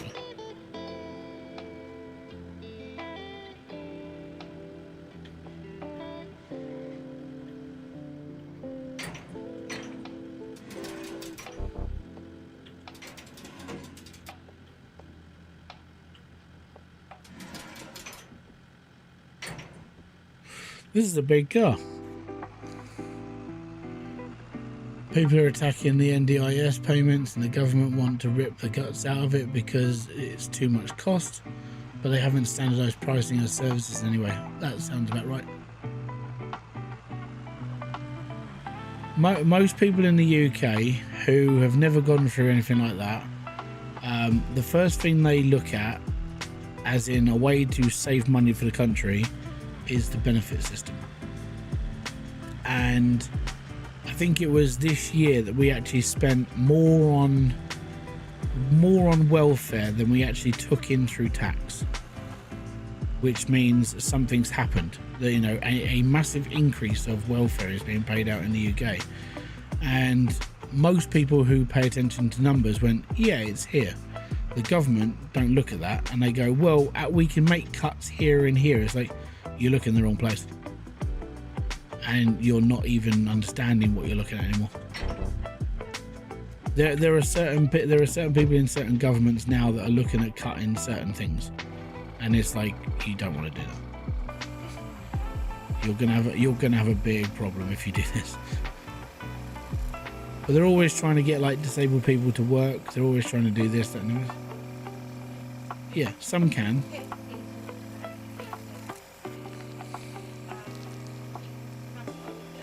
Yeah, but they're trying to get other people who haven't been able to work for like 15 years. Like my brother, he is prime example, right? My brother at the age of 28 suffered from heart failure. So for the last 10 years, he's lived with heart failure. You know, the thing that can basically kill you. And every 4 years, under this government and the previous one, he had to prove that he is physically disabled. And the paperwork he has to give in is ridiculous. But every couple of years, he gets asked the same questions. Can he do this? Is he mobile? Can he be able to do that? He had heart failure. Like, bits of it were giving up. You know, he passed out at work and almost died at work because he wasn't feeling well. And as soon as he got out of hospital, even his manager was like, oh, do you think you'll be coming back? He's like, I literally almost fucking died. And ever since then, he's been on disability benefit. His wife is his carer, much like I'm the carer to my wife. And every couple of years, he has to fill out paperwork to basically say that he is still disabled and on medication that is keeping him alive. And it happens every 4 years. And this is because people think that a disabled person should be working. And I'm like, you realize that he's like not well. He's almost dead, and you're trying to get him to go back to work. It's ridiculous. My mum's in the same position. My mum, she had a burst appendix. She went through breast cancer, and the appendix, basically, they didn't see anything wrong, but a scan came up a couple of years back and it was like, yeah, by the way, your appendix broke, which is probably why you were like really ill. oh, really? Maybe you should have seen this a little bit earlier, you know, not now. And she had heart failure as well. And now she's having to live in that same sort of life of she can't work because she had heart failure. And it's constant. Oh yeah, well, do you think you'll be able to come back to work? Can you do this? Can you do that? It's like, no, I almost died. But yeah, that's what they're like. That's what the UK government is like. It is, do you think you'll be able to get back to work at some point? Because, you know, we're trying to get as many people off of benefits as possible. And it doesn't make any sense. But then you get the people who genuinely play the system, who were like, well, you know, I don't care, I don't want to go back to work, so, oh, I've hurt my leg, or I suffer from this, and I have that and this and the other. And I know people who do that. And those people are able-bodied, they're able to go back to work, but they choose not to. And this is why people criticise people on benefits in the UK. I don't know if it's like that in all other countries, but that's what it's like here.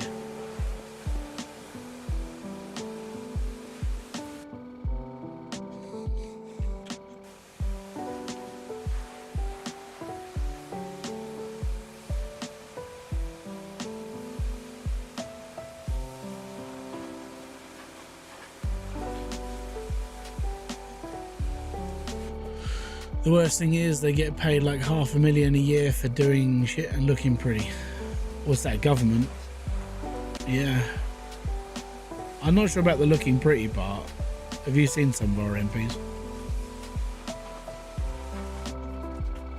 I always find it funny as well. Like, it's the weirdest one is like health ministers in the UK. They're fatter than me. There's no way they're health ministers. They eat more chocolate biscuits than I do.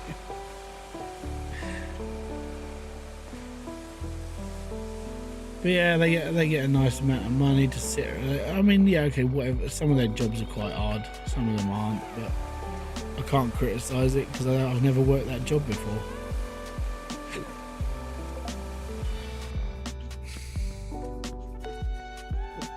I can only criticise what I've done in the past, and I've worked. When people used to call me lazy, I was like, sure, live a day in my life back then, you wouldn't call me lazy. I come from that generation of, if I needed to do something, I'm going to bloody do it, even if it kills me. And that's what I used to do.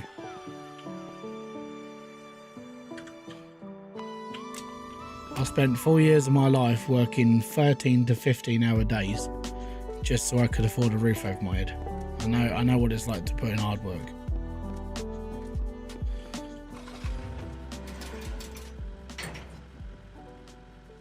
It took a long time to get out of that rut as well. Like, when it comes down to doing what I used to do compared to what I do now, it took me a couple of years to adjust, because I was used to getting up at stupid o'clock in the morning. I was used to going to work. I was used to, you know, working X amount of time. And even now, like, I mean, it's, you know, it's 11:15 now. I would be doing this and I'd be like, okay, cool. If I go to bed in like an hour, then in 6 hours time, I'll get up and I'll go back to work.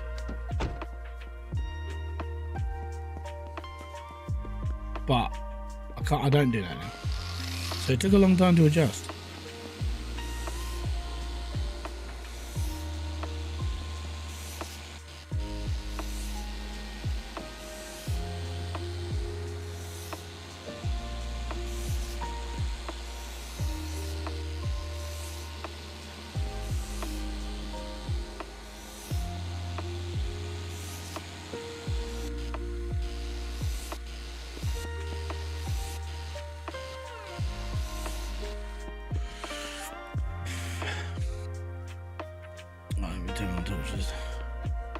I think if the government needs to save money, they should force the to take a pay cut.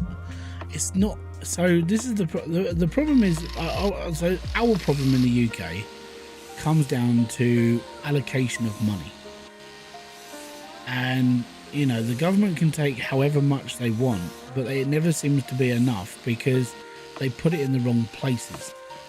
So one thing they're doing is, I mean, we pay a stupid amount of money for a project called HS2.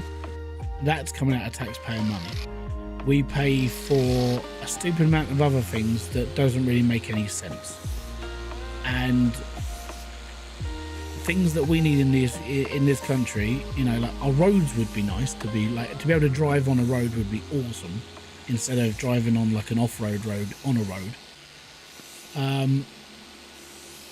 Being able to, if they, instead of taxing so much in fuel duty, they could take a penny or two off of that, because 52% of what we pay at the pump goes to the government. So when let's say the average litre of petrol in the UK was £1, 52p of that goes to the government straight away. Doesn't get put anywhere else. So that's a load of money that doesn't get used for what it should be used for. You know, it'd be nice if it got used on the roads or helped out for like subsidising schemes for food for poor people. But no, food banks are the way forward for that. Could we use it for other things? Yeah, sure. Will they? No. They'll use it for what they think is right. And unfortunately, the people we've had in charge for 14 years, the Tories, they did a bang-up job of knackering us up through austerity. And then the Labour government have basically just spent even more time knackering us up. And this is why no one wants to vote for them anymore. But it's because the government don't know what to do with what they're given.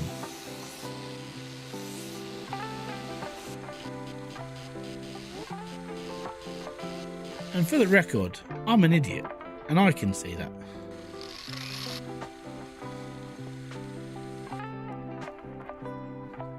Fairly similar here in Canada too. Money all gets put into one pot, spread it, yeah. And you'll find all the things that you need in Canada don't get paid for, but things that you question do get paid for.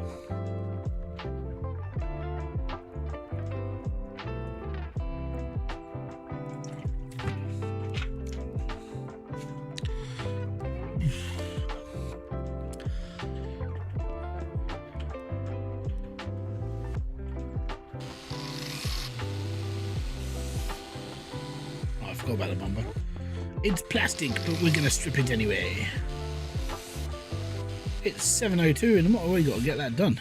Right. I better go and pay for my bills.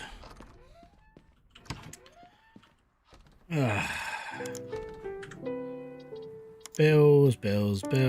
We're paying another 7,711 quid.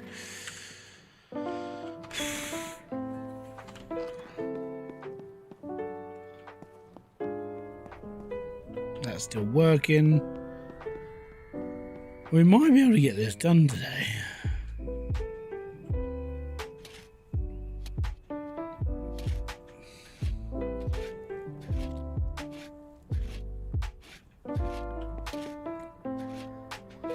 I do find it funny. So one of the things that I find funny is rich people, like, you know, millionaires and billionaires, and now trillionaire.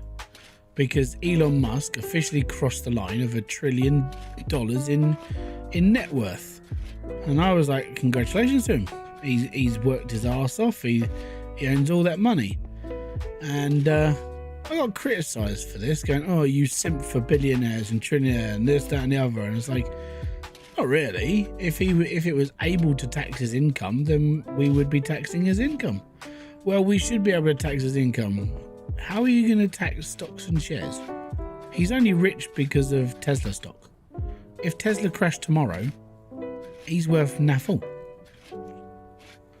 And I was like, well, there isn't really a scheme to be able to tax something unless he sells it first.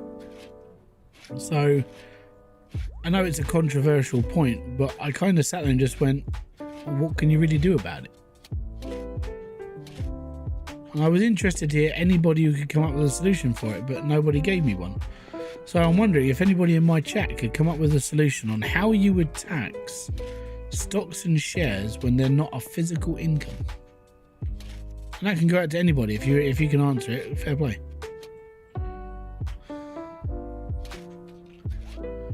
If I had that money, I'd be spending it around helping. Well, yeah, that's the thing. I think everybody would. But he technically doesn't have that much money. It's all on paper. It's not real. $1 trillion would basically solve quite a lot of problems on this planet. His problem is he can't sell it, or he chooses not to sell it. Because if he, let's say he sold that now, Tesla stocks and shares would drop dramatically because he's the main owner. So if he sold all his shares, Tesla's stock goes down. Everybody else becomes poorer because of his decision to get rid of his money, to get rid of his shares, which not necessarily is a bad thing. But then it wouldn't show any faith in the company that he is running.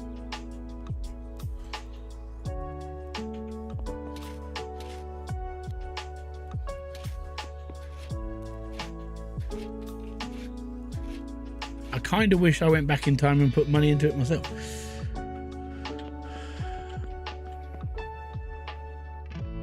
Yeah. Yeah, you would. I think you would. I think that's a thing anyway. You would tax the transfer because it is putting one money into another. But he doesn't move it, does he? He keeps it in Tesla. This is the thing. If it was possible, yeah, I would say that's a way of doing it. But yeah, I've thought about this. I'm wondering. There is no system for it though. I think the body ship should be employed. It means I have to spend more money on stuff that I'm not making any money right now. And I like doing the body work. It's nice to get that shock of what colour the car was before it was painted. Oh, before it went rusty.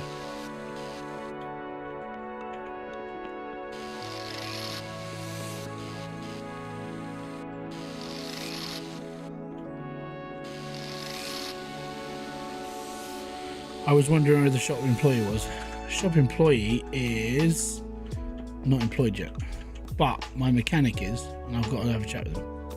Excuse me, mate. Repair. Damn it. We don't have a spare. You know what? Fix. Oh, we can't even fix the fuse. Oh, the fix is out at 100%. Okay, cool. So we're going to fix this car to 99%. It needs an exhaust pipe, but we'll do that in a minute because there. So we'll take these so he can repair that exhaust in 6 minutes. Because I think that's roughly how long this thing takes. 5 minutes. 5 minutes, Turkish. Good. 6, 7, 8, 9, 10. And boom. Right, that's the next lot.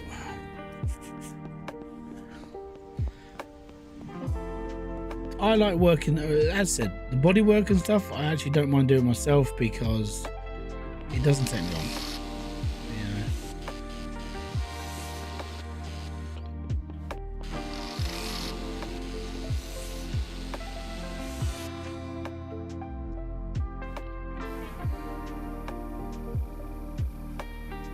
Ooh, it was black. Black with skulls.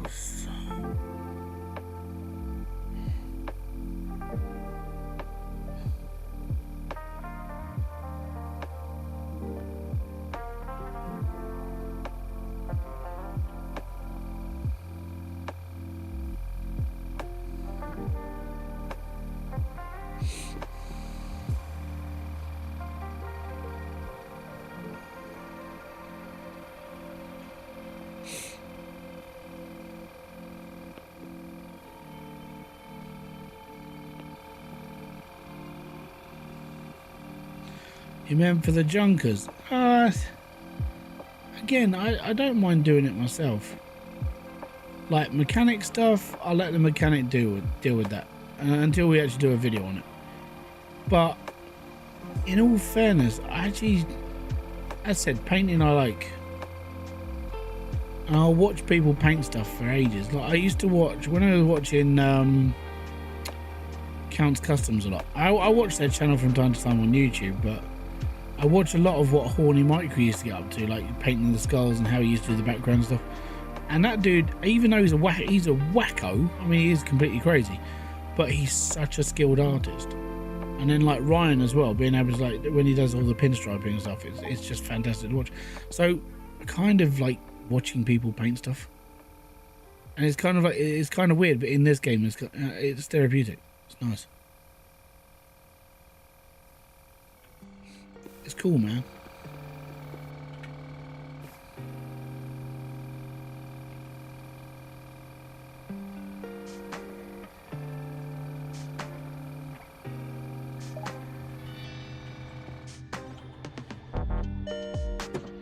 This car is not drivable. That's right, I can stay there then. Right. So that is done. That is not.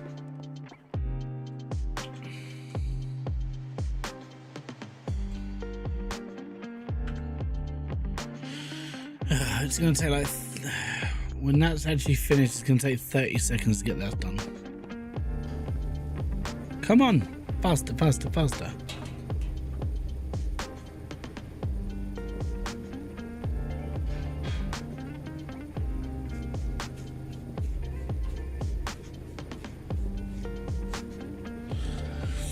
On the plus side, you guys are watching the build of a new video. We've got Porsches, we've got sports cars, we've got classic pieces of crap, and we've got other stuff ready for sale. What more can I ask for?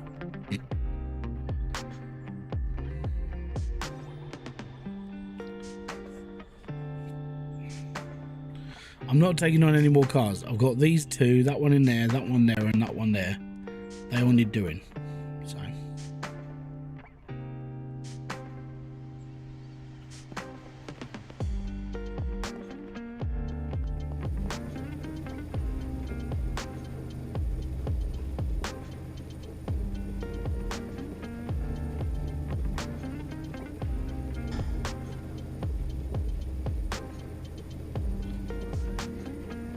Come on.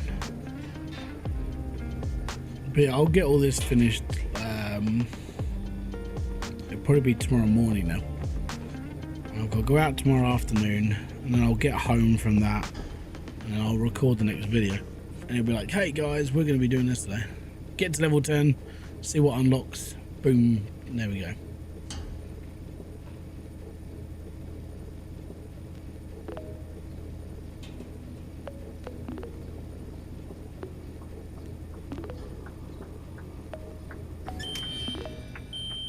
Yeah, okay.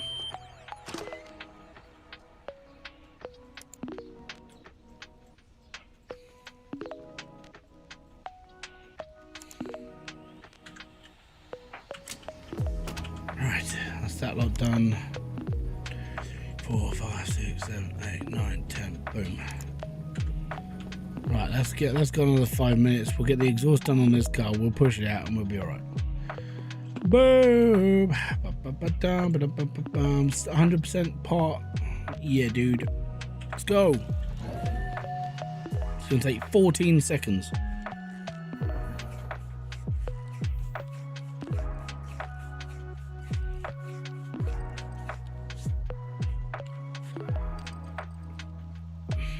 And it's done.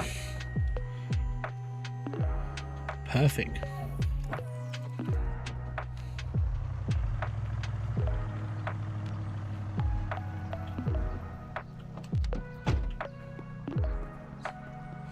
See you a bit.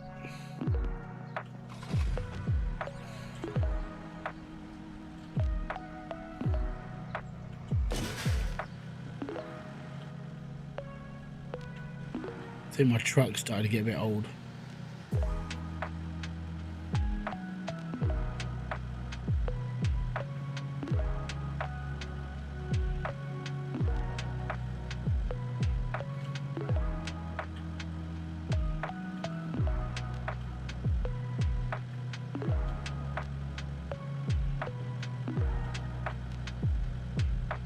Oh, come on. Stop being a bell end.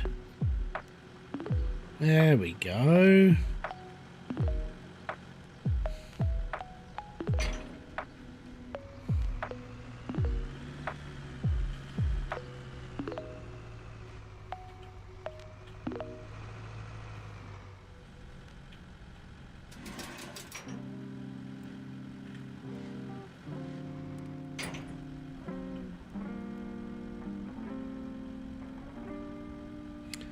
I'm not sending this car to the crusher. What are you talking about? This thing is in immaculate condition.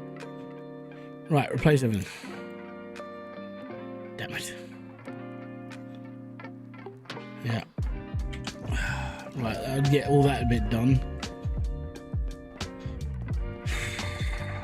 This is almost done.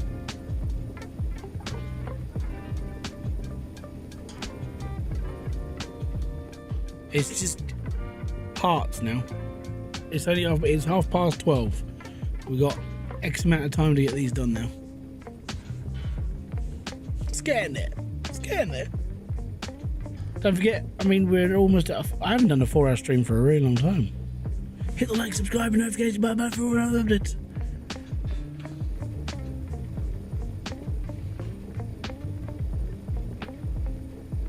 There's the exhaust parts we need.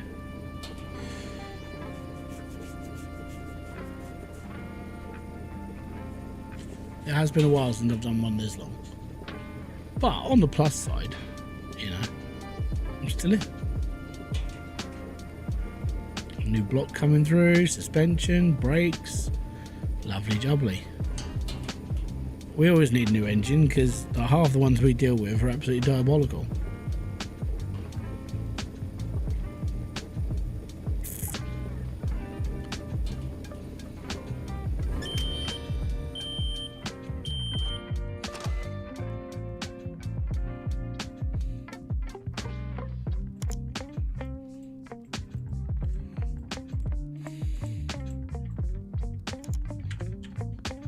Bosh.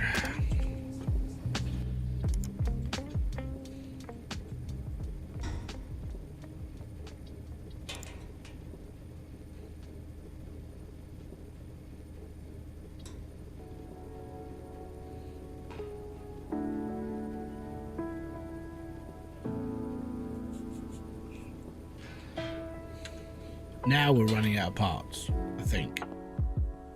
Well, I've got 10 on me. There's 10 in the machine and in this car. And I think most of this car was empty. So yeah, I think we've used almost everything into this one. This was a dead car, wasn't it? This was a pickup, so there was nothing in this.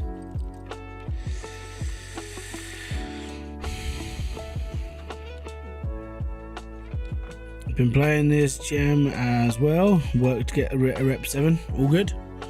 Yeah, we're going to be doing this as a video to get to like reputation 10.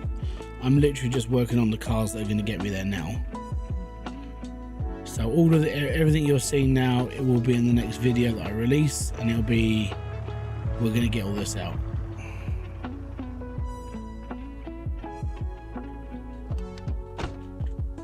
Basil, twins.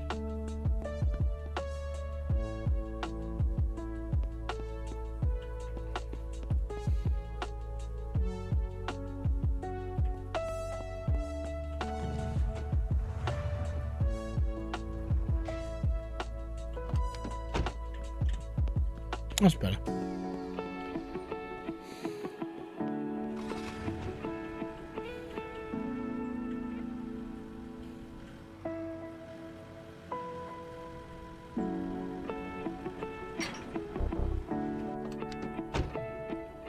Right, what can we get done on this?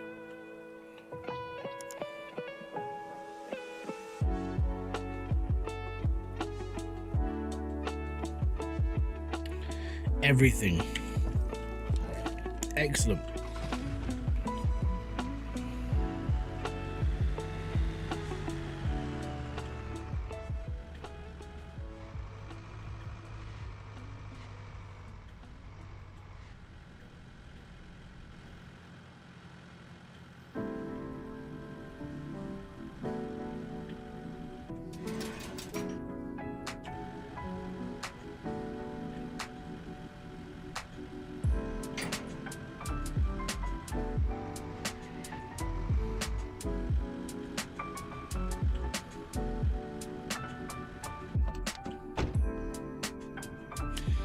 Right, this gets done, that ends, that's the next car, then it's that one, and then I am done. Might be able to get all this done before he goes home. Maybe. I love how he fixes cars though. He should fix up the tyre pressure. I don't give a rat's about the tyre pressure at this point. I've fixed all these cars have been done today in the last nearly 4 hour stream. I don't want to touch any more cars. I just want to get these ones done and then get the video ready for next week. Ugh. And we might say I'll probably dedicate a whole video to getting this finished and just like it needs cleaning. Like I'm going to show you how bad this is. Like this truck's not that bad. It's in really bloody good condition for what it's doing.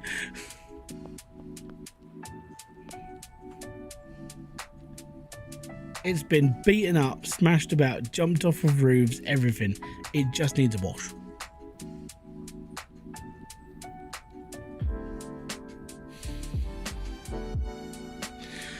Yeah, I know, but I mean, right, so to put this into perspective, we're probably looking at in a region of $200,000 to $300,000 worth of cars on the front of my car lot right now.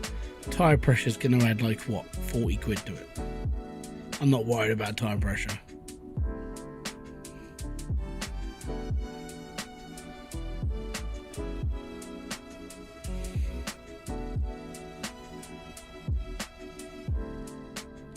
And this dude fixing cars, he just thinks about it and he gets done. It's amazing. Look at it. He's like, yeah, what we got to do is I've got to look at my drawer quickly, pull this out invisible thing and this invisible thing, and the car is fixed and it's just perfect condition. And all I've done is just walk around and really not do anything. It's awesome. I mean, this car's going to be worth about 10 grand. It's not going to be worth a lot because it was only 4 grand when we bought it.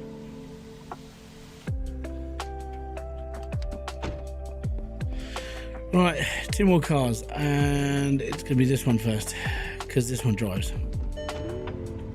And there's not as much wrong with it, I don't think.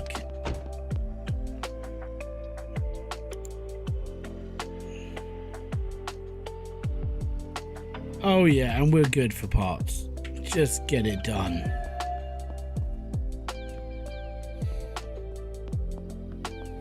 Yeah, I know, but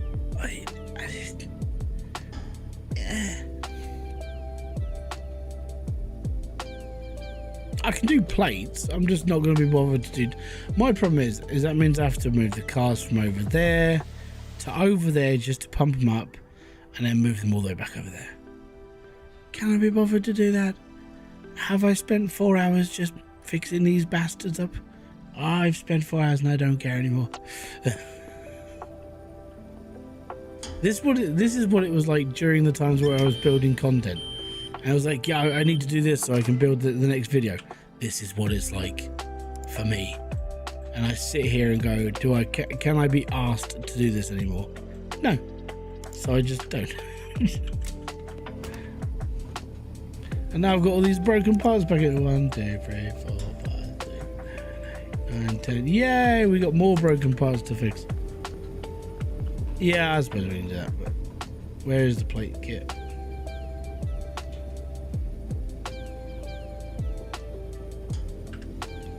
Did I put it?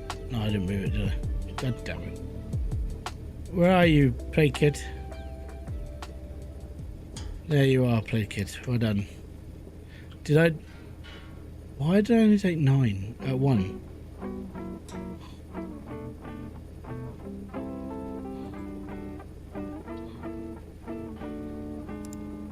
Move the stack. Okay, cool. Yeah. Skadoosh.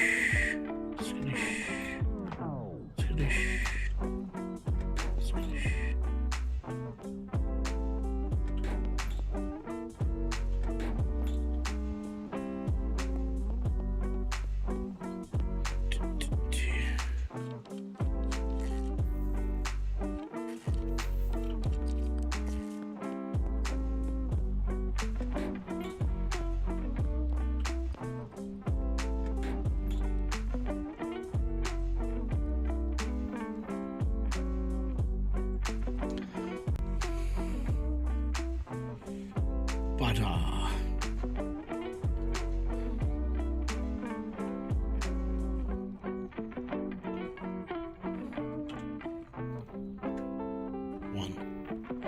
One left. And I have no more cars to do, apart from this one. Ta-da!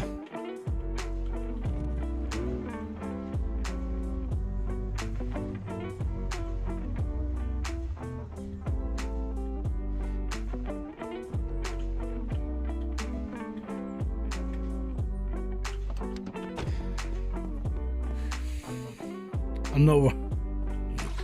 Don't worry about pictures, man. Just don't worry about them.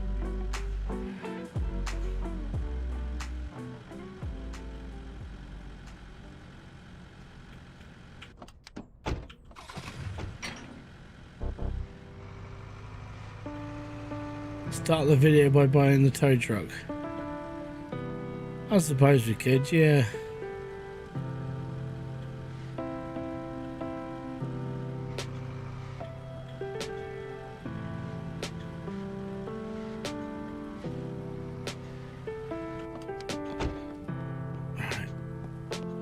Hey man, just quick, replace everything.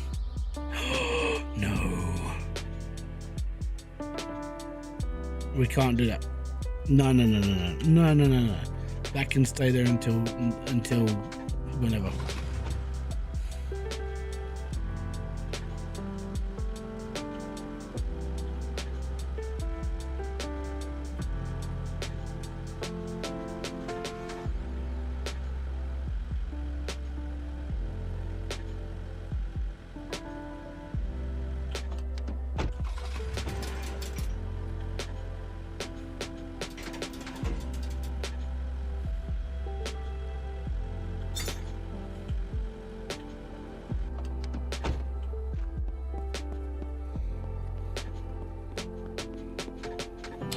Yeah, I think I have to get to level 10 before I do the spinning before I get the new one though, don't I? Give me a sec, we'll have a look.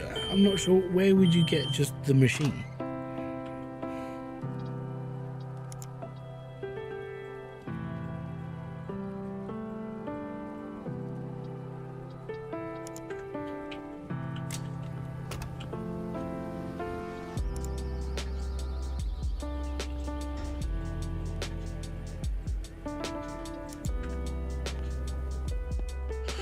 You buy at the parts store. Let's have a look.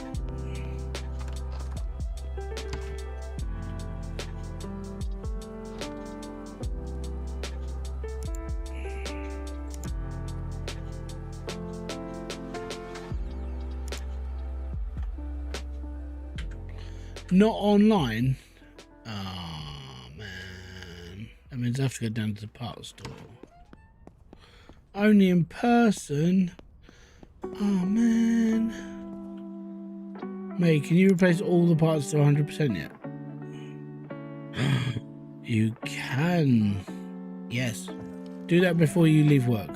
I'm gonna go and look at a thing. Yeah. I'm just gonna look at it, okay? It gives us something to do for 2 minutes whilst he's fixing the car.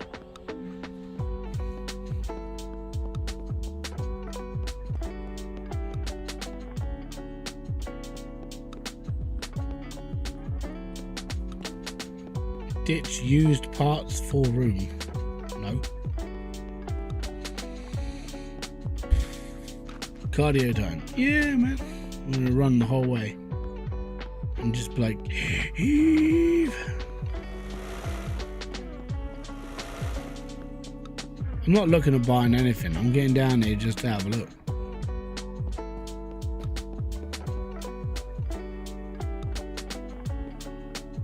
I heard you sell stuff. Not there, you done. Electric screwdriver. Yeah, man.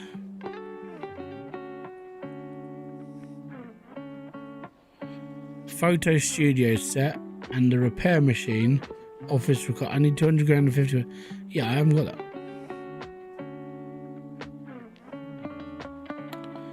Suppose I better buy that though, because if I get around to buying, if I get around to like repairing a car myself, then I'm going to need it. Yeah, basically a sonic screwdriver. I'm good with that.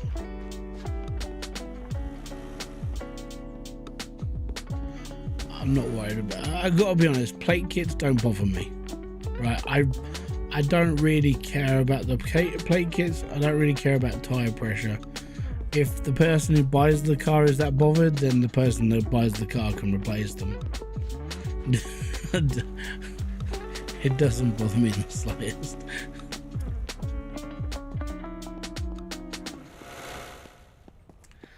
Look at this fine fleet of fantastic automobiles.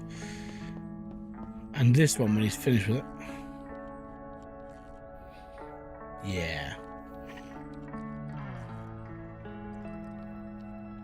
It's nearly his home time, which is he's going to start rushing now. He's going to be like, I need to go home quick. Yeah, but I'm looking at like a stupid amount of money. So what I'm going to do is, I think we're going to do you want to see the sale of all these cars today, or do you want to see them all in a video? Because if you want to see them today, that means we'll play for a little bit longer. If you want to see them all done in a video, then I can total off.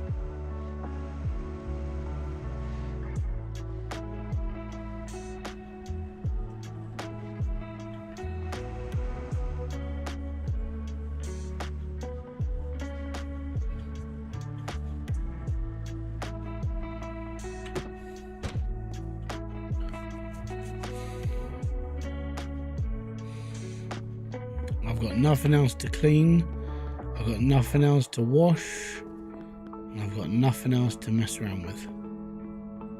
It's all good. Feels like I've achieved something today. I got all this shit done. Oh. Let's have a look through, just in case there's something rare on here I haven't seen. I think we're done though.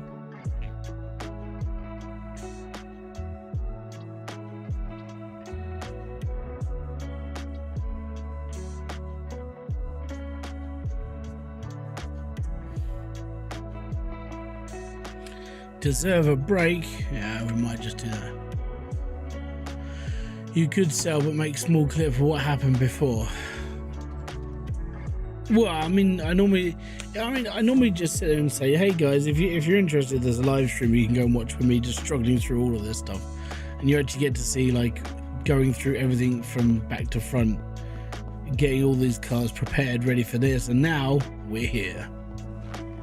But that's that classic that's that classic like shot of cars for sale. It's all good.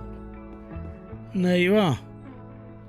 So there you go. To put this into perspective for anybody that's watching this and never seen this game before, 1, 2, 3, 4, 5, 6, 7, 8, 9 cars, plus one that we sold in the game as well. 10 cars in 4 hours. Every single one of them is repaired to 100%. Every single one of them is cleaned to 100%. And it took 4 hours to do that. That's how long this game takes to play. So when you're grinding through levels, I prefer to do a batch like this. This lot should technically get me to the level I need to. So there's 9 cars here. Each one's worth around 200-300 experience. So that's 2, 4, 6, 8, 10. That's 1,000. And then that's 1,800. That should get me to level 10. Roughly. Just roughly. That's my math. I mean, it probably works out that I'm probably like 300 short, which means I need to do another car. But we'll figure that out as we go. I want to get these bits done now. Get this done. Get these out of here. And then stick this slot, stick that lot.